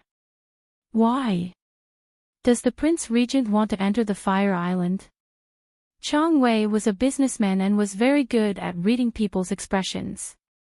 He saw that Yunxing was so concerned about the Fire Island, so it must be related to the Zhao state. I have an old friend in the Zhao state. I wanted to inquire about his whereabouts. Yunxing forced a smile. So you want to inquire about the whereabouts of an old friend? That's easy. Don't forget that I, Chang Wei, am a merchant of magical beasts. I know many people from the Penglai Monastery. If the Prince Regent wants to inquire about someone, just go to the Penglai Monastery and tell them my name. Chang Wei wanted to accompany Yunxing personally, but Yunxing politely declined. After getting the news from Chang Wei, Yunxing returned to the Great Zhou Embassy first. When Yunxing returned to the Great Zhou Embassy, she used a little trick to find the spy sent by the Zhao state. Yunxing's golden eyes flashed, and the spy became muddle-headed, not knowing where he was. The seventh summoner. Haha, remember, in the next few days, tell the seventh summoner that I will be staying in the embassy. The spy nodded. After dealing with the spy, Yunxing began to plan how to sneak into the Zhao state. Before she set off, Yunxing had already used the disguise magic to change her appearance. On the streets of the third largest island in Penglai, there was a thin girl with a yellow face. Beside the girl was a Xiaohei dog. The girl and the beast were Yunxing and Xiaohei in disguise. Before Yunxing went out, she was still hesitating. The reason was that Yunxing didn't know which magical beast to bring out. To enter the door of the Penglai Summoning Institute, one had to be at least a summoner. When Yunxing was in Dezhou, she had participated in the local Summoning Institute's assessment. However, at that time, she was only the most ordinary beast summoner. It was time for him to retest his summoner skills. However, to test her summoner level, she had to choose a suitable magical beast. Yunxing originally wanted to bring Jean Coin. However, after wandering around Penglai for a few days, Yunxing gave up on this idea. The reason was that Jean Coin was too eye-catching. Jean Coin was the most handsome among the magical beasts. Its golden scales were enough to blind the eyes of the street. It had a vigorous posture and there was not a trace of fat on its body. No wonder Chang Wei, who had seen countless beasts, wanted to use it to breed. At that time, Yunxing thought that Chang Wei was making a fuss over nothing. But later, she discovered that Jean Coin's attractiveness was really not small. She and Jean Coin strolled around Penglai Street. There were already many summoners who asked Yunxing about Jean Coin's rank. There were also some female beasts who chased after Jean Coin. These days, it seemed that a handsome magical beast was also very popular. Jean Coin was annoyed for a while because of this. In order to appease Jean Coin, Yunxing could only let it stay in the Linglong Beast Tower for the time being. In the past few years, Yunxing's magic cultivation and summoning level had increased greatly. The summoner level was no longer the same as it used to be. The most important thing was that the strength of her magical beasts had also increased. Each of them was not ordinary. When they went out, they would scare the people in the summoning office. After Yunxing screamed, she finally decided to take Xiao He to the summoning office. Xiao He was the first magical beast that Yunxing had contracted besides Bobo sheep. Its cultivation level was now at the level of a holy beast. It would not be too high or too low. After choosing Xiao He, Yunxing went out and went to the summoning office in Penglai. Penglai was indeed a country of summoners. Along the way, many people were summoners. Penglai Monastery was easy to recognize. It was on the busiest street in Penglai. Unlike the desolate summoning office in Zhou State, the entrance of Penglai Monastery was crowded. There were people and magical beasts everywhere. Most of them were wearing summoner rings on their hands. Just as Yunxing was about to enter the door, she suddenly saw a person. When Yunxing saw the person, she was very alert and retreated to the side. The person who walked into the summoning office arrogantly was the seventh summoner of Zhou State, who had a grudge with Yunxing. However, Yunxing had used a disguise spell, so he did not notice that Yunxing had walked right under his nose. Why did the seventh summoning office come? When Yunxing saw this, she also walked into the summoning office. There were a lot of people in the Penglai summoning office. There were summoners waiting to be certified and magical beasts waiting to be rated. As the seventh summoner of Zhou State, the person in charge of the summoning office personally came out to greet the seventh summoner. No one paid attention to a foreign summoner like Yunxing. Yunxing pretended to walk to the two of them and pricked up her ears to listen to what they were saying. The person in charge of Penglai Monastery was a bald, middle-aged man. He nodded and bowed. "Seventh summoner, may I know what brings you here today? The summoning office hasn't recruited any new summoners recently." The seventh summoner had a proud look on his face. The person in charge of Penglai Monastery hurriedly took out a roster and checked it. After checking, he told the seventh summoner that the Penglai Monastery had recruited a total of more than 20 new summoners in the past week.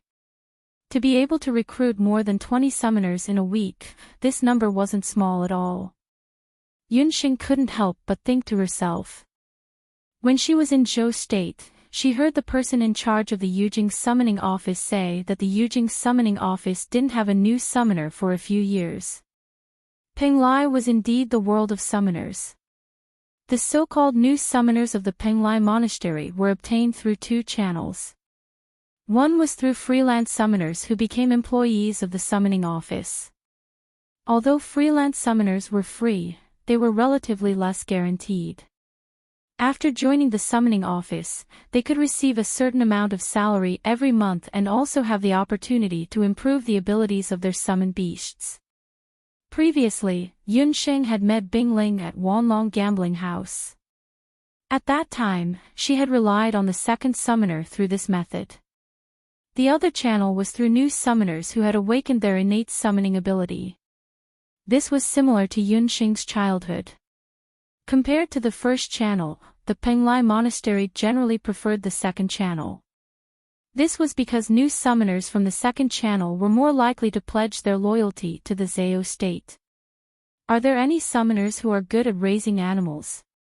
The seventh summoner had been in a good mood these past few days because he had received a good assignment in the Magic Beast Forest. However, at this critical juncture, something had happened that made him very vexed. This matter was related to the development of the entire Magic Beast Forest.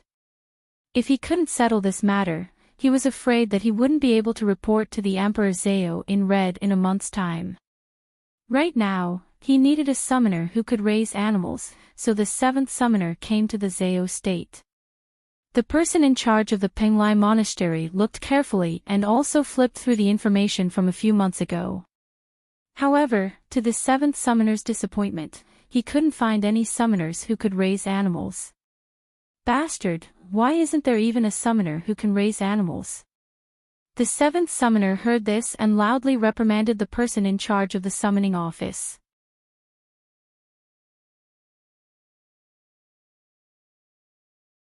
Chapter 1005.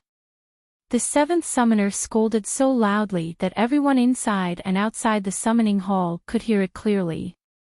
The person in charge of the summoning hall was embarrassed.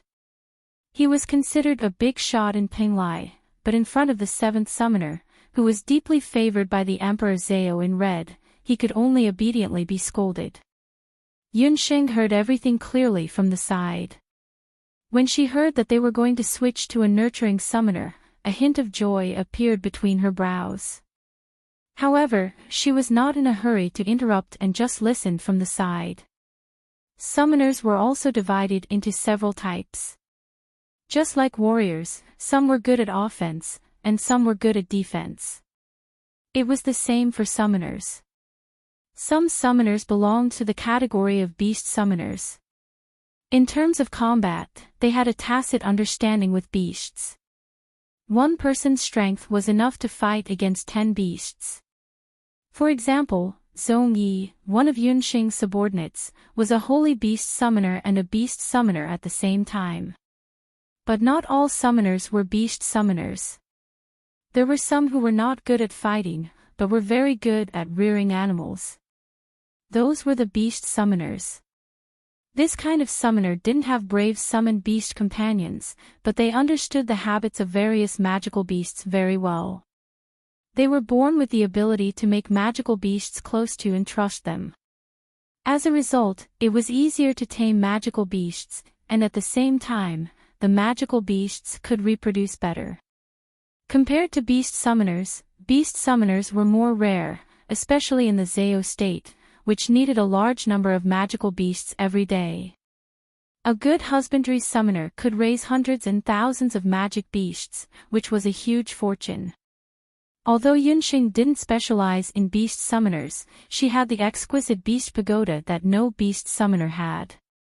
The exquisite beast pagoda was a rare artifact on the mainland. It could make magical beasts grow faster, and it was a treasure that magical beasts scrambled for like ducks. Therefore, as long as Yunxing had the exquisite beast pagoda in hand, she had a fatal attraction to any magical beast. The person in charge of the Penglai monastery was scolded badly, but he didn't dare to say anything. He only dared to curse in his heart. The seventh summoner was simply making trouble for no reason. Beast summoners weren't cabbages that could be found everywhere. Otherwise, the Emperor Zao in Red wouldn't have placed so much importance on him after he received the second main summon. The second summoner himself couldn't even summon a holy beast. After the death of the second summoner, the Zao state had lost an excellent animal summoner. The problem in the magic beast forest could only be solved by finding an excellent animal summoner. Excuse me, are you recruiting domestic-type summoners? Just as the seventh summoner was getting angry, a very discordant voice interrupted his reprimand. The seventh summoner looked and saw that the one who interrupted him was a sallow and emaciated female summoner. Her clothes were thin, and she only had a tattered summoning ring on her hand. The magical beast beside her was also inconspicuous. It looked just like a slightly larger dog. A lowly low-level summoner actually dared to interrupt him. Where did this country bumpkin come from? Can't you see that this lord is talking to someone? The seventh lord snapped. Honorable Lord Summoner, I accidentally overheard your conversation. Are you looking for a domestic-type summoner? I'm a domestic-type summoner. Chang Wei introduced me, Yunxing said respectfully. Go away, go away. Don't you know where you are? The domestic-type summoners that the Zao state wants are all high-level magical beasts. They're not Tom, Dick, or Harry. The seventh summoner wasn't happy. Instead, he looked disgusted. When the person in charge of the Penglai Monastery heard Yunxing mention Chang Wei's name, he took a few more glances at Yunxing. Chang Wei and the person in charge of the Penglai Monastery had a lot of business dealings. Chang Wei was a very arrogant person. He was very picky when it came to magical beasts and people. This was the first time he heard that someone had been introduced by Chang Wei. With one look, the person in charge of the Penglai Monastery was shocked. Seeing that the seventh summoner was being disrespectful to its master, Xiao He roared angrily. Its back arched and its fur stood on end. A cold murderous intent surged in its eyes. Its originally ordinary black fur was surging with a special pattern that looked like a cloud pattern. When Xiao He showed its might, the magical beasts in the Penglai Monastery all trembled. Even their masters couldn't control them. Heavens, this is a holy beast. You! Could it be that you're a domestic-type summoner? The person in charge of the Penglai Monastery had better eyesight than the seventh summoner. He looked like he couldn't close his mouth and pointed at Xiao He. What? You're saying that she's a holy beast summoner? Don't be mistaken. The seventh summoner was shocked. He had actually almost chased away a holy beast summoner. Moreover, this person claimed to be a domestic-type summoner. No, the summoning ring on her hand is obviously the ring of a low-level beast summoner. Among the beast summoners, there were the most basic beast speakers, beast summoners, wizard beast summoners, sacred beast summoners, main summoners, and Emperor Zao. Yunxing's ring was disguised as a beast speaker ring. It indeed retained the appearance that she had when she first became a beast summoner in the Jade Capital. It was absolutely impossible for a beast summoner to control a holy beast. In other words, this female beast summoner was definitely a holy beast summoner. However, due to some reason, she had yet to participate in the assessment, so she had yet to advance. This was the first time in many years that the person in charge of the Penglai Monastery had encountered such a bizarre situation. Oh, this is a long story. When I first contracted Xiao He, she was still a low-level wild dog. However, after I raised her for more than 10 years, she evolved into a holy beast. Yunxing rubbed her head with an honest look. When she said this, everyone in the Penglai Monastery looked like they had seen a ghost. Raising a low-level magical beast into a holy beast in more than 10 years was the most unbelievable thing in the world. Sir, please come inside. As long as we verify that your magical beast is indeed a holy beast, the Penglai Monastery will immediately give you the certification of a holy beast summoner. The person in charge of the Penglai Monastery was very excited. It had been a long time since the Penglai Monastery hired a holy beast summoner. Moreover, the other party claimed that she was a domestic-type beast summoner. This was much more precious than a normal holy beast summoner. It was no wonder that the person in charge of the Penglai Monastery was so excited. The seventh summoner also stared at Yunxing and Xiao He, who was beside her. Before the certification, according to Yan Yun, the people in the Penglai Monastery had specially checked her background. It proved that more than 10 years ago, in the Penglai Monastery in the Jade Capital of Zhou State, there was indeed an 8-year-old girl named Yan Yun who had been certified as a beast summoner.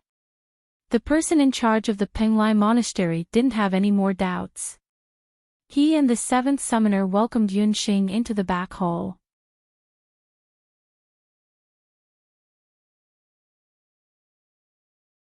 Chapter 1006. Half an hour later, when Yunxing walked out of the summoning house again, she had already obtained the certification of the Penglai Monastery and confirmed that Xiao He was a sacred beast. She had also successfully become a sacred beast summoner. The summoners in the summoning house looked at her with eyes full of respect.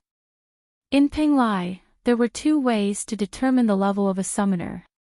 One was to determine the level of the summoner according to the strength of the summoner. The other was to determine the level of the summoner according to the strength of the magical beast. After all, if a summoner could contract a sacred beast, it didn't matter whether the summoner's strength was strong or not. After all, having a sacred beast was equivalent to having the combat power of a sacred beast. After Xiao He defeated several high-level magical beasts in one go, no one doubted Xiao He's strength anymore. Yunxing also had a new summoning ring on her hand. Even in Penglai, the number of sacred beast summoners did not exceed 100 people. The Zhao state was also very generous towards sacred beast summoners. Any sacred beast summoner who was registered in the Zhao state could have a private mansion on any island in Penglai, a limitless gold card with 1 million gold coins, and a summoning ring inlaid with a sacred beast soul stone. These were all used unconditionally. Yunxing also learned from Chang Wei that the summoning house had many functions in Penglai. In addition to providing certification for those who wanted to become a summoner, the summoning house's function in Penglai Island was similar to the function of the Hunters Guild in the mainland. It provided job opportunities for summoners. Some freelance summoners could be permanently or temporarily employed in the summoning house by the Zhao state, other organizations, or individuals. Yunxing did not agree to the summoning house's employment. She knew that the seventh summoner would definitely come looking for her.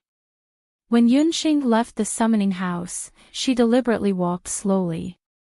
She had already noticed that the seventh summoner was waiting outside the summoning house. Sure enough, after a few steps, the seventh summoner noticed Yunxing and followed her. Master Yan Yun. Please take care.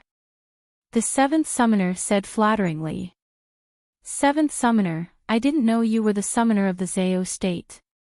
Please forgive me for my disrespect. Yunxing was also flattered. Master, I would like to hire you as our summoner of Magical Beasts Forest. The seventh summoner went straight to the point with his invitation.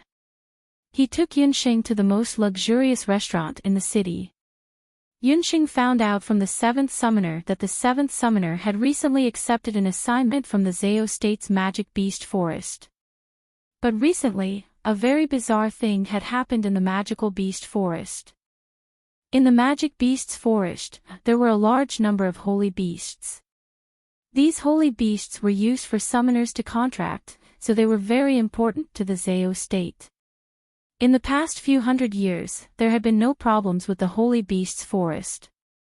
However, about 3 days ago, after the second summoner of the Zhao state met with an unfortunate accident, the Holy Beasts Forest began to die one after another. Most of them were holy beasts of high rank.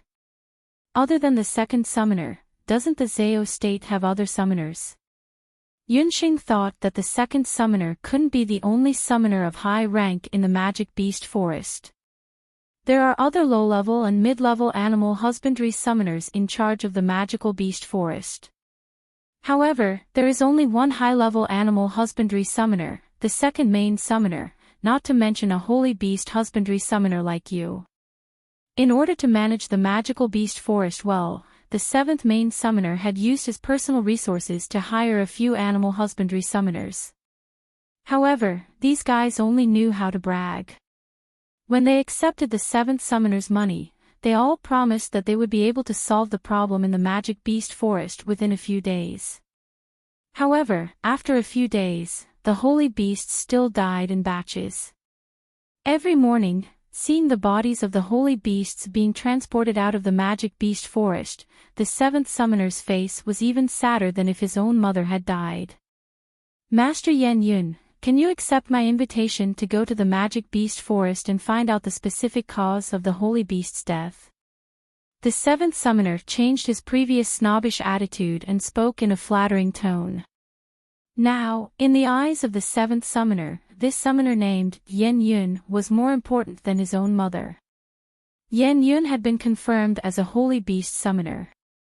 In Penglai, there were several types of summoners of high rank, low rank, middle rank, high rank, and Holy Beast Summoner. As the name implied, a summoner of high rank was able to raise a holy beast of the same rank. The second summoner of the Zeo state was a high-rank summoner. In the Magic Beast Forest, many high-rank holy beasts had been raised by the second summoner in the past few decades. With this ability alone, the second summoner was able to become the first summoner in the Zeo state, second only to Emperor Zeo. He had run amok in the Zeo state for several decades. Previously, the seventh summoner had also been wary of the second summoner's ability. However, Yan Yun had suddenly appeared out of nowhere and made him feel that the second summoner was weak. Yan Yun, who was old enough to be the second summoner's granddaughter, was actually a holy beast summoner.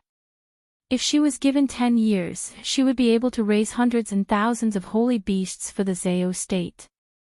God, those were holy beasts. With so many holy beasts, the Zeo state would not have to worry at all even if the 8 desolate tribes came, let alone the boundless land. Furthermore, how old was Yan Yun? It was said that she was only 18. If she could raise holy beasts at 18 years old, who knew if she would be able to raise king-level holy beasts in a few decades? If any of the powers on the mainland knew about Yan Yun's existence, they would definitely fight over her, let alone the Zeo state. If the Emperor Zeo in Red knew about Yan Yun, he would definitely hire her to be the first summoner in order to win her over to his side. When that happened, she would threaten the seventh summoner's position. Therefore, after weighing the pros and cons, the seventh summoner decided to snatch her away. He did not hesitate to hire Yan Yun at the cost of 100,000 purple coins a month.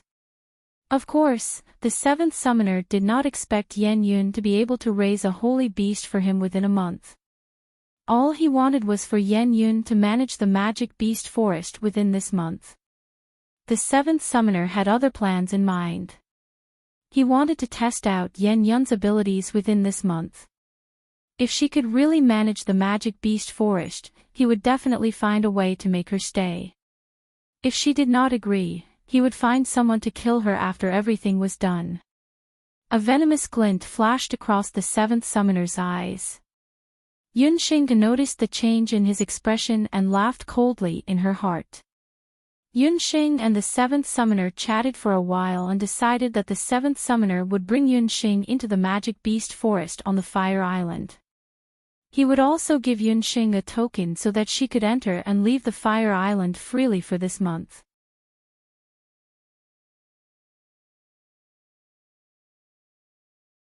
Chapter 1007. The seventh summoner's arrangement was exactly what Yunxing wanted. Yunxing wanted to enter Fire Island and infiltrate the Zeo state. As long as she could enter Fire Island, Yunxing was confident that she could avoid the eyes and ears on the island and find her father or mother, Hu Jiuxing. However, before that, she had to earn the seventh summoner's trust. Therefore, she had to find out the real cause of the sudden deaths of the magical beasts in the Magic Beast Forest and solve it. From the seventh summoner, Yunxing found out that before the seventh summoner took over the Magic Beast Forest, the number of magical beasts that died in the forest in a year was only a few. Moreover, most of the magical beasts that died from fighting with each other. The seventh summoner also sent a few of the Zeo state's animal husbandry summoners to investigate. However, they could not find the cause of the deaths. Some said that they died from illness, while others said that they died from fighting with the magical beasts. The seventh summoner's head was about to explode from listening to all of this. However, he still could not come to a conclusion. Therefore, he had no choice but to recruit external animal husbandry summoners through the summoning center. The seventh summoner's luck was not bad. He met a beast husbandry summoner as soon as he arrived. After listening to the seventh summoner's explanation, Yunxing had a rough idea of what was going on. The death of a magical beast was either due to illness or non-illness. In comparison, if it was a normal death from illness, it would be easier to solve. Yunxing was a doctor herself.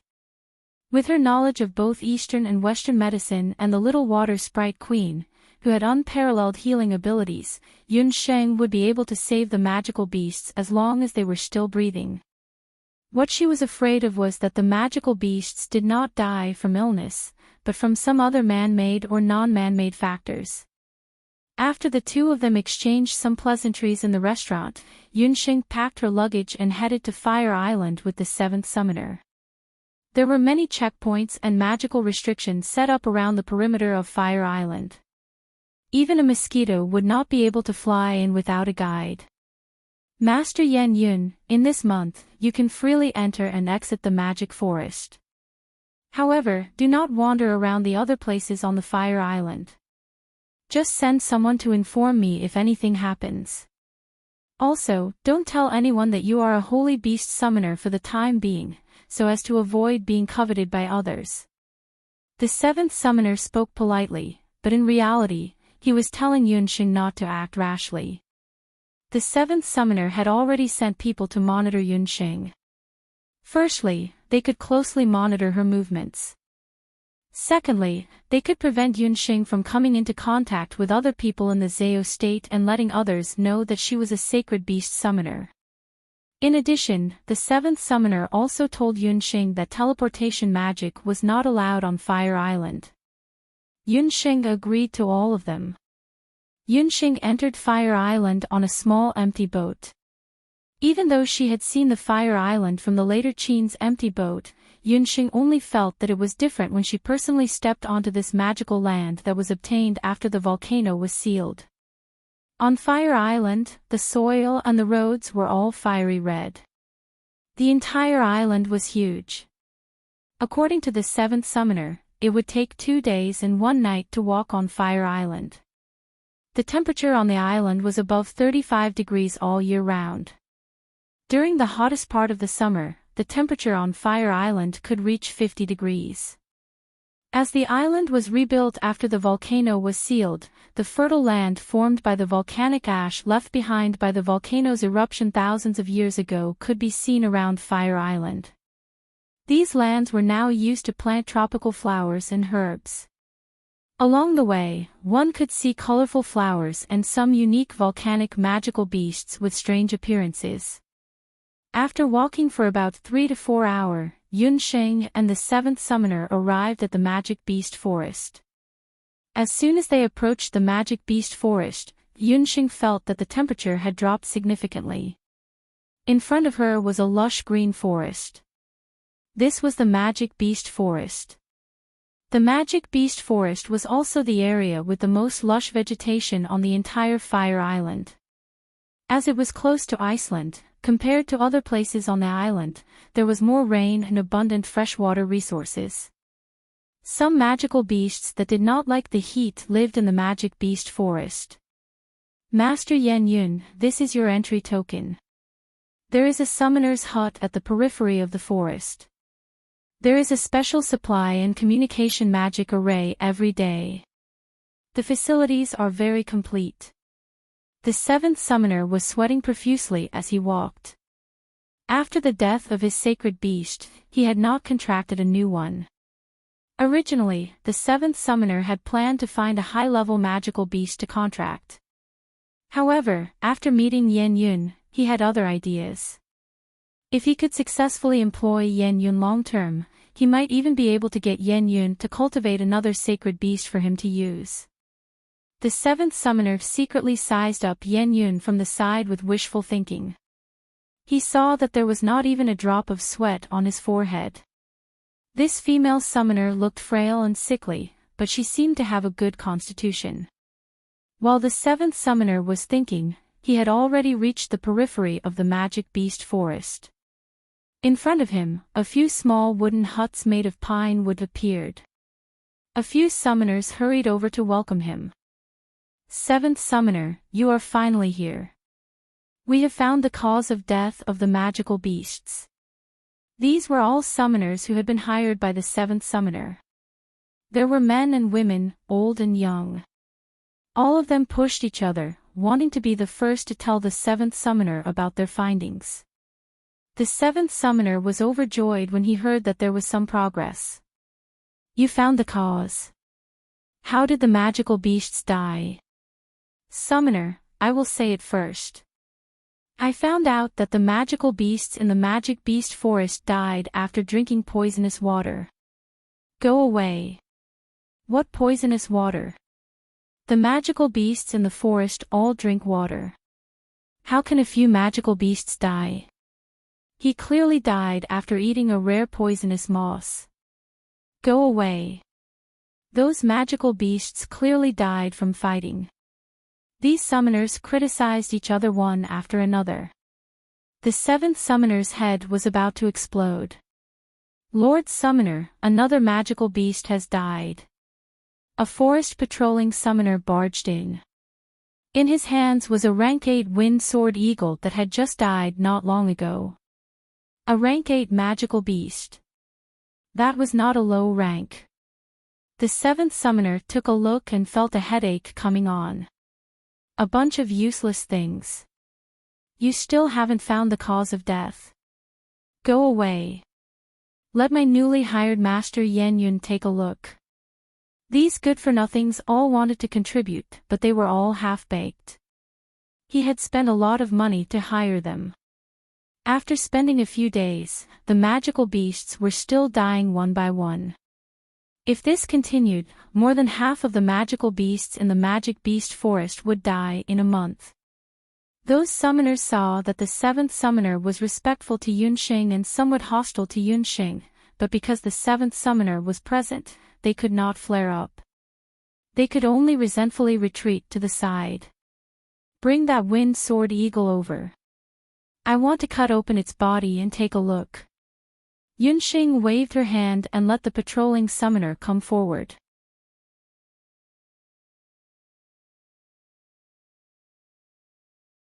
Chapter 1008. When they heard that Yunxing was going to dissect the carcass of the magical beast, the summoners all showed expressions of disgust. They were summoners, not butchers. Where did the seventh summoner find this person from? Looking at her skillful movements, she must have been a hunter in the past. The seventh summoner was really desperate. He actually found such a woman to solve the problem of the magic beast forest. The seventh summoner clicked his tongue in wonder as well. However, he quickly discovered that Yunxing's method of dissecting corpses was very special. In just an hour, she had completely cleaned out an 8th-tier magical beast, from its fur to its organs. The rarest thing was that she even used water freezing magic during the dissection. There was not a single drop of blood during the entire process. After Yunxing dissected the carcass, she found that there were no internal injuries on the body of the magical beast eagle. There were also no signs of being hit by magic. However, the color of the liver and gallbladder was normal. It did not look like it was poisoned. The heart of the magical beast had burst, and there were signs of blood flow in reverse. It looked like it had been frightened and suddenly died. Yunxing had also heard the seventh summoner say that most of the magical beasts in the magic beast forest were level 6 to 9 magical beasts. There were about 2 or 3 sacred beasts that could scare a level 8 magical beast to death. Could it be that some terrifying magical beast had intruded into the magic beast forest? How is it, Master Yan Yun? Can you tell how the magical beast died? The seventh summoner asked anxiously. I can't tell the cause of death at the moment. I think I need to enter the magic beast forest to take a look.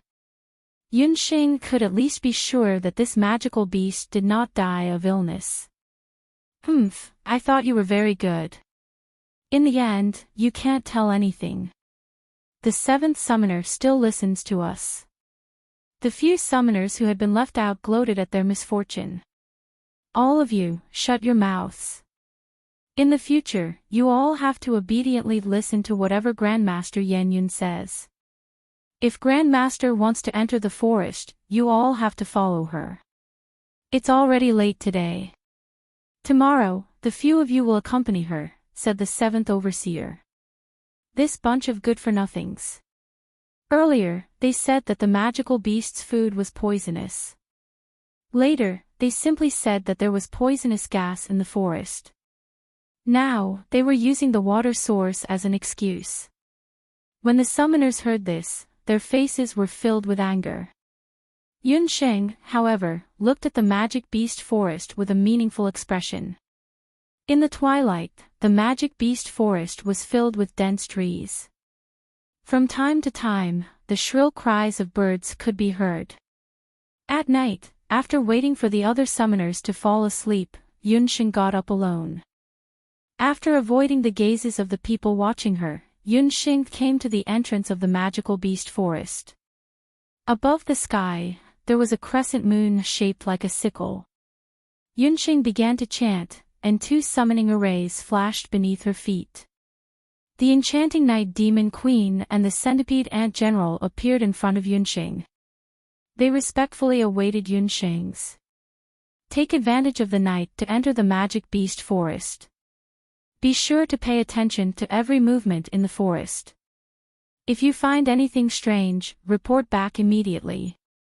Although Yunsheng had said in the evening that they would enter the magic beast forest tomorrow, she had already made up her mind. She would not be like those useless summoners, blindly searching. Her summoned beasts were her best ears and eyes. They could find out anything that happened in the magic beast forest. The night passed. The Night Demon Queen and the 100-legged Ant General in the magic beast forest brought back news. But what surprised Yunsheng was that neither the Night Demon Queen nor the 100-legged Ant General sent any clues related to the death of the magical beasts. But one thing was certain. In the magic beast forest, there were no ferocious foreign magical beasts as Yunsheng had expected. After hearing this, Yunsheng also felt that it was a little tricky. It seemed that she could only enter the magic beast forest herself to find the possible cause of the magical beasts' deaths. However, when Yunsheng found several summoners who were familiar with the terrain of the magic beast forest, these people were not willing to accompany Yunsheng into the magic beast forest. You don't want to live, but we do. That's the magic beast forest. There are wild magical beasts that have not been domesticated. Without the accompaniment of the Zao State's patrol summoners, we are not willing to enter. It's just sunrise now. The patrol summoners have not yet arrived. When those domesticated summoners heard that Yunsheng was going to enter the magic beast forest, they all looked as if they had seen a ghost. Yunsheng was speechless. These people wanted to find the cause of death by guarding a few magical beasts' bodies. No wonder these domesticated summoners did not have any clues after so many days. If you want to go in by yourself. Don't expect us to accompany you. Those summoners were not in a good mood. One of the summoners suddenly said kindly, Master Yan Yun, I kindly remind you that you can go to the lake in the forest to have a look. In fact, most of the dead magical beasts were found near the volcanic lake. Volcanic lake. Yunsheng didn't think that these summoners would be so kind. But if most of the magical beasts really died at the volcanic lake, maybe the cause was really in that area. Yunsheng decided to go to the volcanic lake to have a look first. After asking about the specific location of the volcanic lake, Yunsheng entered the magic beast forest alone. Watching Yunsheng disappear into the dense forest, several summoners showed a malicious smile on their faces. Reckless guy, if she really enters the volcanic lake to investigate, she will die. The magic beast forest of Penglai was like a tropical rainforest. There were few traces of people walking. There were extremely lush trees growing everywhere, and some precious herbs. Yunsheng followed the direction of several summoners and walked all the way. She took Xiao He with her. The holy beast pressure on Xiao He scared away a lot of middle and high-level magical beasts along the way. Walking down the magic beast forest, the terrain gradually became higher. Looking at the terrain, Yunsheng had already entered the volcanic crater where the magic beast forest was located. In the air, there was a smell similar to sulfur.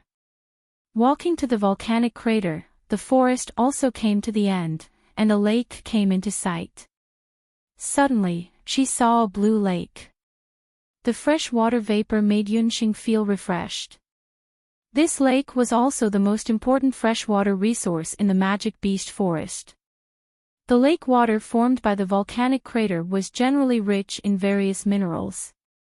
If the magical beasts used the water here, it would be of great benefit to their growth and reproduction.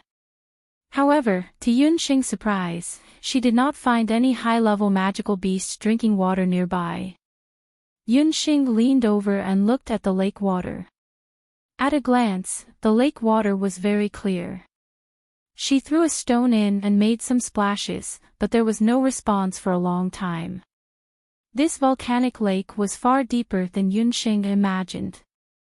But at this time, Yunxing noticed that there seemed to be a few footprints at the volcanic lake's crater. Could it be that someone entered the volcanic lake during this time? Yunxing pondered whether or not she should enter the volcanic lake to explore. It's dangerous, don't go near there. Just as Yunxing was about to walk into the lake, a person rushed out from the other end of the lake.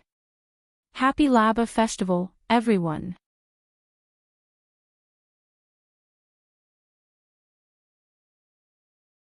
Chapter 1009. Yunxing stopped in her tracks after being yelled at. She took a closer look and realized that the person who called her was actually him. Penglai of Gojoseon, Ji Rumo. Yunxing didn't expect to see Ji Rumo again in the deepest part of the Magic Beast Forest, near the crater of the volcano. When Chang Wei took Yunxing to see the scenery of Penglai, he also told Yunxing about the power of Penglai. He also mentioned that the relationship between Penglai of Gojoseon and Emperor Zhao was not good these years. The two of them respectively controlled the Zhao state of Fire Island and the Penglai Pavilion of Iceland. It was indeed a little strange that Ji Rumo suddenly appeared in the Magic Beast Forest of Fire Island. Ji Rumo was also a little surprised by this female summoner who suddenly appeared at the crater of the volcano. This area was recognized as a forbidden area in the Magic Beast Forest because the volcano guardian beast left behind by the first Emperor Zhao was sleeping in this lake. Usually, those summoners didn't dare to come close to this place at all. Only some powerful magical beasts would come close to this place to drink water. But these days, for some unknown reason, even high-level magical beasts didn't dare to come close to this area.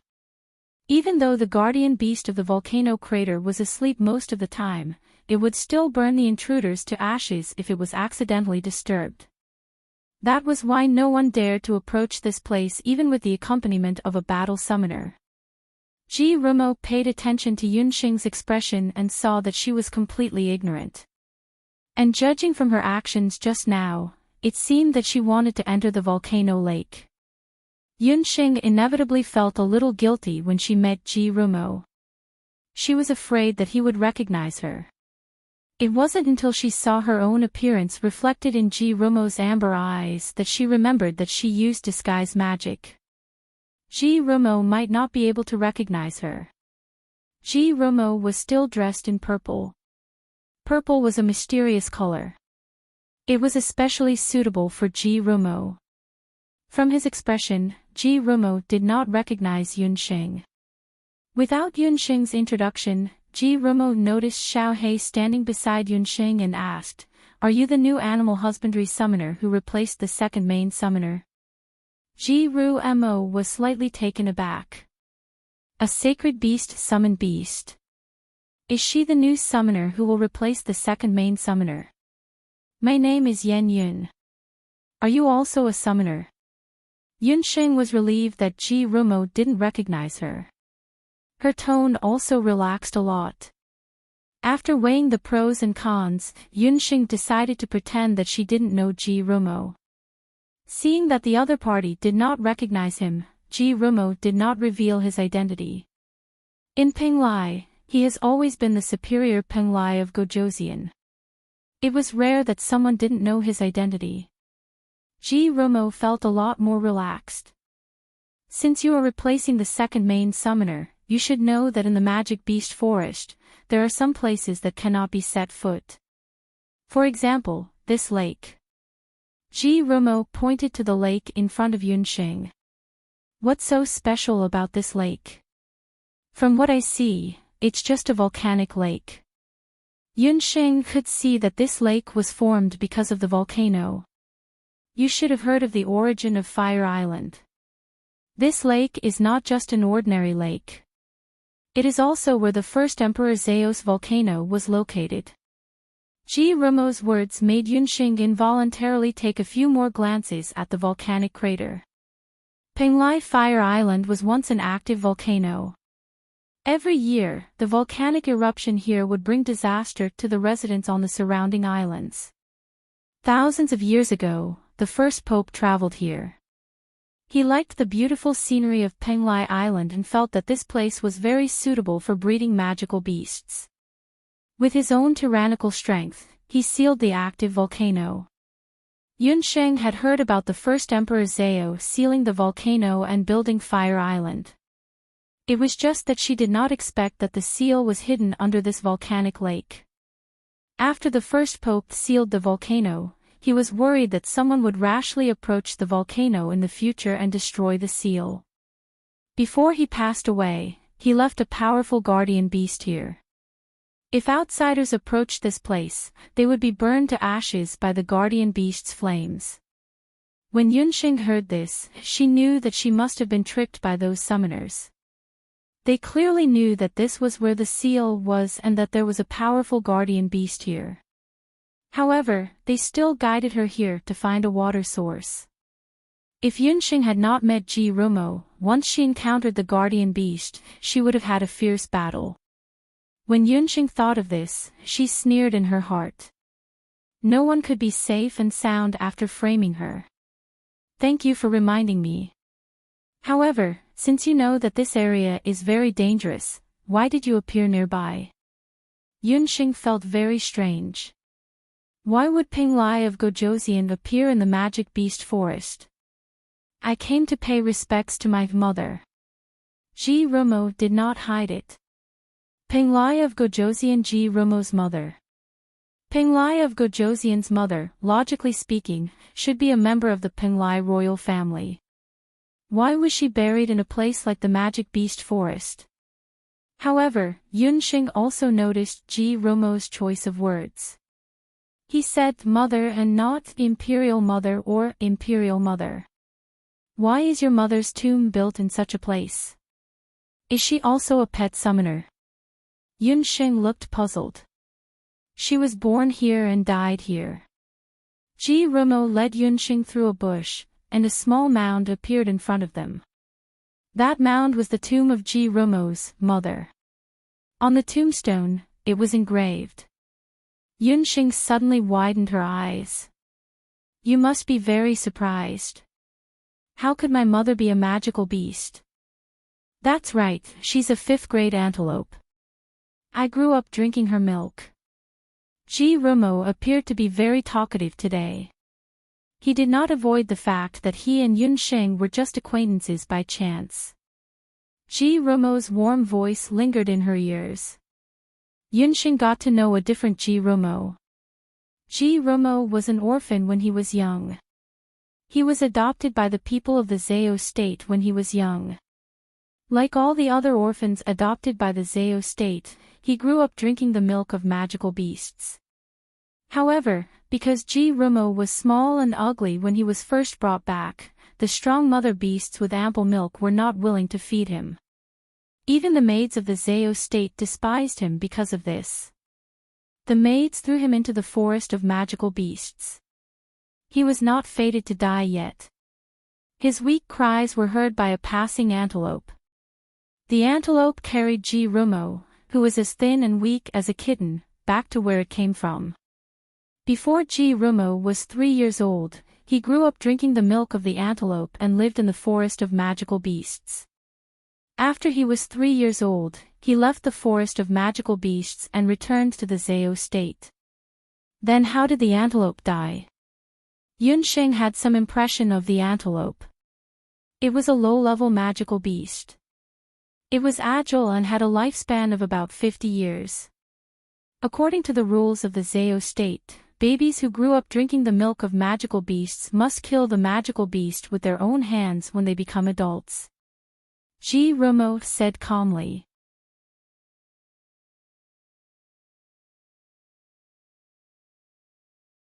Chapter 10:10. Yunxing was silent. She didn't expect Romo to have such a pitiful past. The Emperor Zao in red, who was high and mighty in the eyes of the world, turned out to be an orphan who was raised by a magical beast. He even killed the mother beast that raised him with his own hands. The Zao state was a land of tigers and wolves. What the Zao state needed was a group of brave and cold-blooded summoners.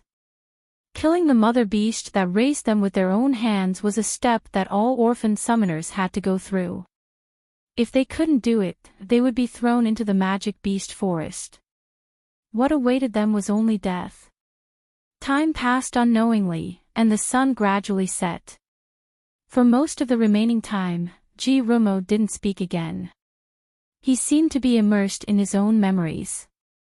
He just stood in front of the graveyard for a long time without speaking. Yunxing didn't know what to say, and Xiao He obediently crawled to the side. On the desolate slope, two silhouettes appeared exceptionally bleak. "Thank you for accompanying me to pay respects." Romo spoke again. An hour had already passed. His voice was still warm and pleasant, but there was a hint of relief in it. Romo had never tried to let down his guard in front of a stranger. Or rather, he had never said so much in front of anyone. He saw a touch of pity in the eyes of this female summoner. He didn't like pity, but this trace of pity made him feel unexpectedly close.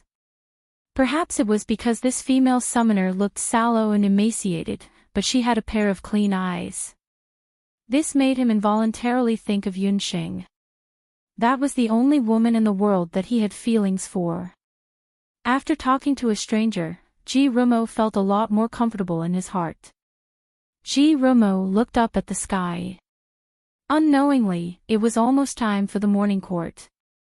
He nodded at Yunxing. "Recently, there has been something wrong in the magic beast forest. I hope you can find the reason as soon as possible. However, don't try to enter the volcanic lake." After Romo gave a friendly warning, magic flashed and he disappeared. He came and went without a trace, as if he had never appeared. After Romo left, Yunxing did not leave immediately. She left the mound and returned to the volcanic lake. Despite Romo's reminder, Yunxing did not intend to give up the search. She searched around the volcanic lake. There were indeed unfamiliar footprints near the mouth of the volcano. It might be difficult for an ordinary person to discover them, but for Yunxing, who possessed the Shin-Nong pupil and had superior eyesight, she quickly captured this point. According to the news brought back by the magical beasts last night, as well as what the summoners had said earlier, Yunxing was certain that there were no problems with the water, soil, and food of the magical beasts in the magical beast forest. However, it was also a fact that magical beasts had died near the mouth of the volcano. Staring at the clear volcanic lake, Yunxing fell into deep thought. Just as Yunxing was deep in thought, she heard a heavy breathing sound beside her ear. Turning back, she realized that something was wrong with Xiao He. It seemed to be a little irritable, and near the mouth of the volcano, it stuck out its tongue from time to time and kept panting. Xiao He was not an ordinary magical beast. It was a holy beast. Normal high temperatures and long-distance travel were nothing to it. Hence, its strange behavior attracted Yunxing's attention. Magical beasts were always more sensitive than humans. Could it be that Xiao He had discovered something? Xiao He. What's wrong? Yunxing and Xiao He communicated with each other using their divine senses. "Master, I have an indescribable feeling. I feel a tightness in my chest, and I want to leave this place quickly." Xiao He told Yunxing the truth. Xiao He also told Yunxing that the closer they got to the mouth of the volcanic lake, the more intense its irritation became. It felt as if the blood vessels in its body were about to explode. Yunxing suddenly remembered the cause of death of the magical beast that she had dissected earlier. Those magical beasts seemed to have different degrees of blood reflux and symptoms of being scared to death. These were very similar to what Xiao He was saying. Xiao He was a holy beast, but even it could not resist, not to mention those ordinary high-level magical beasts. Yunxing was even more certain that the unknown cause of the deaths of the magical beasts was the volcanic lake, or rather, the volcanic seal. Yunxing decided that they still had to dive into the volcanic lake. The water in this lake was very clear, and it looked no different from ordinary drinking water. However, the volcanic seal left behind by the first Emperor Zhao was hidden beneath it. The first Emperor Zhao of the Zhao state, who was also the master of the summoning demon hand. He was the most powerful master of the mainland who had once fought against the leaders of the Bakra orcs. Only such a person would be able to seal an active volcano. The guardian beast that he had left behind must be very powerful. At the last moment, Yunxing's curiosity as a doctor won out, and she decided to explore the volcanic lake. Before entering the volcanic lake, Yunxing summoned the abyssal tentacle sunflower king that she had just contracted not long ago. Among all of Yunxing's summoned beasts, only King Anemone abyssalis was considered an aquatic magical plant. The volcanic lake looked clear, but its exact depth was unknown. Knowing that Yunxing wanted to enter the lake, the King Anemone tentacle did not hesitate and stretched out its tentacles. The Abyss King Anemone's tentacles were of different lengths, and it quickly divided into two layers. The outer layer, as usual, was used to paddle after entering the water. The inner layer formed a protective shield, tightly wrapping Yunxing inside to prevent anything from seeping in. After Yunxing was wrapped by Anemone abyssalis, she realized that the Sunflower King's tentacles had become transparent. This way, the surrounding environment could be seen clearly, and her breathing was not affected too much. This feeling made Yunxing feel as if she was alone in a glass shield, and she could clearly see the situation around her. Master, the air in the tentacles can provide you with about 3 hours of breathing. After 3 hours, we have to leave the sea, the King Anemone tentacle reminded Yunxing. Yunxing thought for a moment. 3 hours, including the diving speed of King Anemone abyssalis, should be enough for her to reach the bottom of the volcanic lake. King Anemone abyssalis obeyed the order, entered the lake, and quickly sank. The depth of the volcanic lake, as Yunxing expected, was unfathomable. The temperature of the lake was suitable, and there were many colorful coral-like volcanic lava deposits around it. After sinking for more than an hour, they still did not see the bottom. At this time, Anemone abyssalis suddenly said, "Master, the bottom of this lake seems to lead directly to the Penglai Sea. If we go any deeper, we will probably enter the Penglai Sea. Do we still want to dive?" It turned out that this volcanic lake actually led directly to the other side of the sea. Since they had already dived to this point, Yunxing felt that it was necessary to continue investigating. She ordered the Abyss King Anemone to continue diving.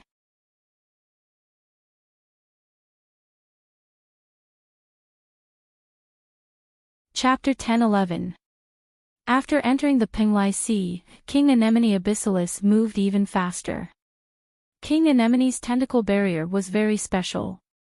Through the tentacle barrier, Yunxing could see the sea outside, but the sea beasts outside could not see Yunxing. This made Yunxing feel as if she was behind a double-sided mirror. Anemone abyssalis dived 5,000 to 6,000 meters. At this depth, almost all the sea beasts in the Penglai Sea had disappeared. At this depth, even the strongest warrior would not be able to reach it. After entering the deep sea, the abyssal tentacle sunflower king's speed slowed down a lot. In this kind of sea region, a large number of sea beasts would appear. Even the abyssal tentacle sunflower king had to be careful. It summoned dozens of small tentacle sunflowers. The small tentacle sunflowers were like blooming flowers in the sea. Following the current, they spread out in all directions, acting as the sentinels for King Anemone's advance. Master, if you still haven't found it, we have to return to the surface in half an hour. Otherwise, your body will not be able to withstand the pressure at the bottom of the sea. Anemone abyssalis had taken nearly 2 hours to swim from the volcanic lake to the Penglai Sea. Within the tentacle barrier, there was less and less air for Yunxing to breathe. Yunxing was also a little hesitant. If they went deeper into the sea, if there was not enough air in King Anemone's tentacle barrier, she might be in danger of suffocation. But if they gave up just like that, they would have to start all over again. The time for the Dutian meeting was getting closer and closer. She did not have much time to waste in the magic beast forest. Yunxing thought for a while, sat down cross-legged, closed her eyes, and slowly used the celestial meditation. The blue sea water disappeared, and the surroundings were pitch black. Suddenly, Yunxing felt a magical fluctuation at the bottom of the sea, about 1,000 meters away. The magical fluctuation was long and powerful, like a person's pulse. It was there. Yunxing was sure that the magic array used by the first Emperor Zhao to seal the volcanic crater was there. Dive a little further. I can feel a magical fluctuation at 1,000 meters below. If I'm not wrong, it should be close to the volcanic seal. Yunxing understood what King Anemone Tentacle meant. She also decided that if there was no more discovery, they would return to the sea and think of a solution another day. Hundreds of tentacles of Anemone abyssalis stretched out, like a taut spring, and a jet of water shot out from its body. It was sinking rapidly. It was at this moment that the tentacle sunflower sentry in front of it sent a message. Master, there's a strange movement in the water ahead. A large sea beast is rapidly approaching in this direction. Its target is the same as ours, it seems to be the bottom of this sea, the Sea Anemone King reported to Yunxing. When Yunxing found out, she was shocked. Their current location was definitely in the deep sea. In this area, not to mention the fishermen of Penglai, even rank 8 or 9 sea beasts would find it difficult to get close. Only sacred beasts or even super sea beasts like King Anemone could move in this area. After a short moment of surprise, Yunxing quickly made a decision. King Anemone, immediately disguise yourself as an ordinary sea anemone and wait for the super sea beast to come. King Anemone of the Abyss listened and obeyed Yunxing's order.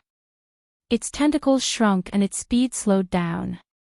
A large number of beautiful sea anemone spots grew on its body, and it leisurely swam around nearby. In the eyes of other sea beasts, this must be a very ordinary sea anemone.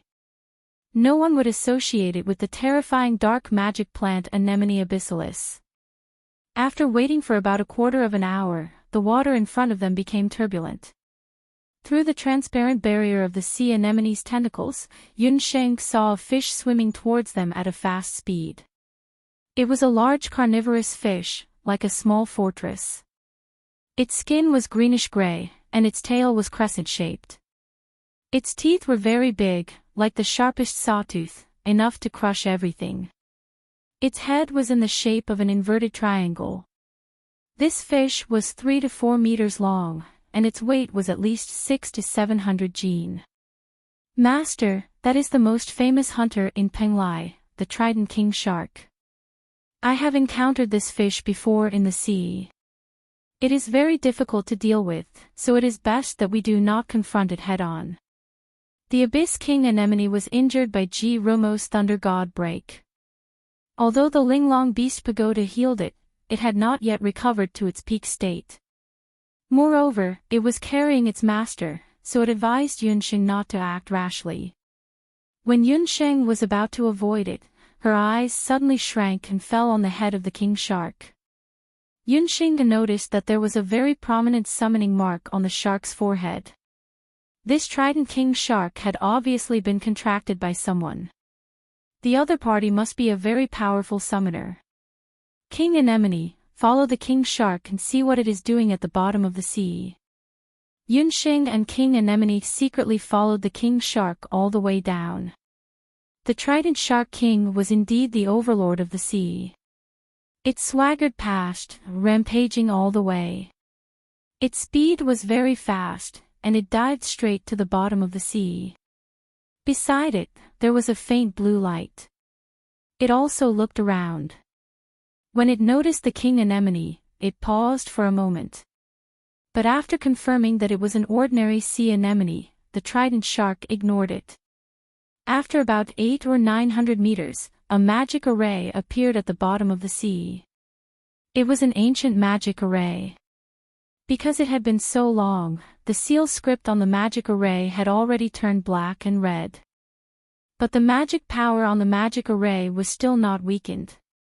Yunxing could clearly feel the powerful magic power coming from the magic array. That was the volcano seal left behind by the first Emperor Zhao. The Trident King Shark's next move surprised Yunxing even more. The King Shark did not rashly approach the magic array. Instead, it slowed down and swam around the magic array carefully. Looking at its situation, it should be very familiar with this area. It seemed that it had been here many times before. Soon, Yunxing's guess was verified. The trident whale grew legs and turned into a fishman with a human body and a shark's head. Yunxing then realized that the trident shark was not a simple sea beast. It was formed by the combination of a summoner and his own summoned beast. But because she could not see the head, Yunxing did not know who the summoner was. At this time, the summoner raised his hand. On his slender finger, Yunxing saw a summoning ring. After seeing the mark on the summoning ring, Yunxing was shocked. That was the ring of the Zhao state. And looking at the magical beast soul stone on the ring, it seemed that the identity of this fishman was one of the 13 main summoners of the Zhao state.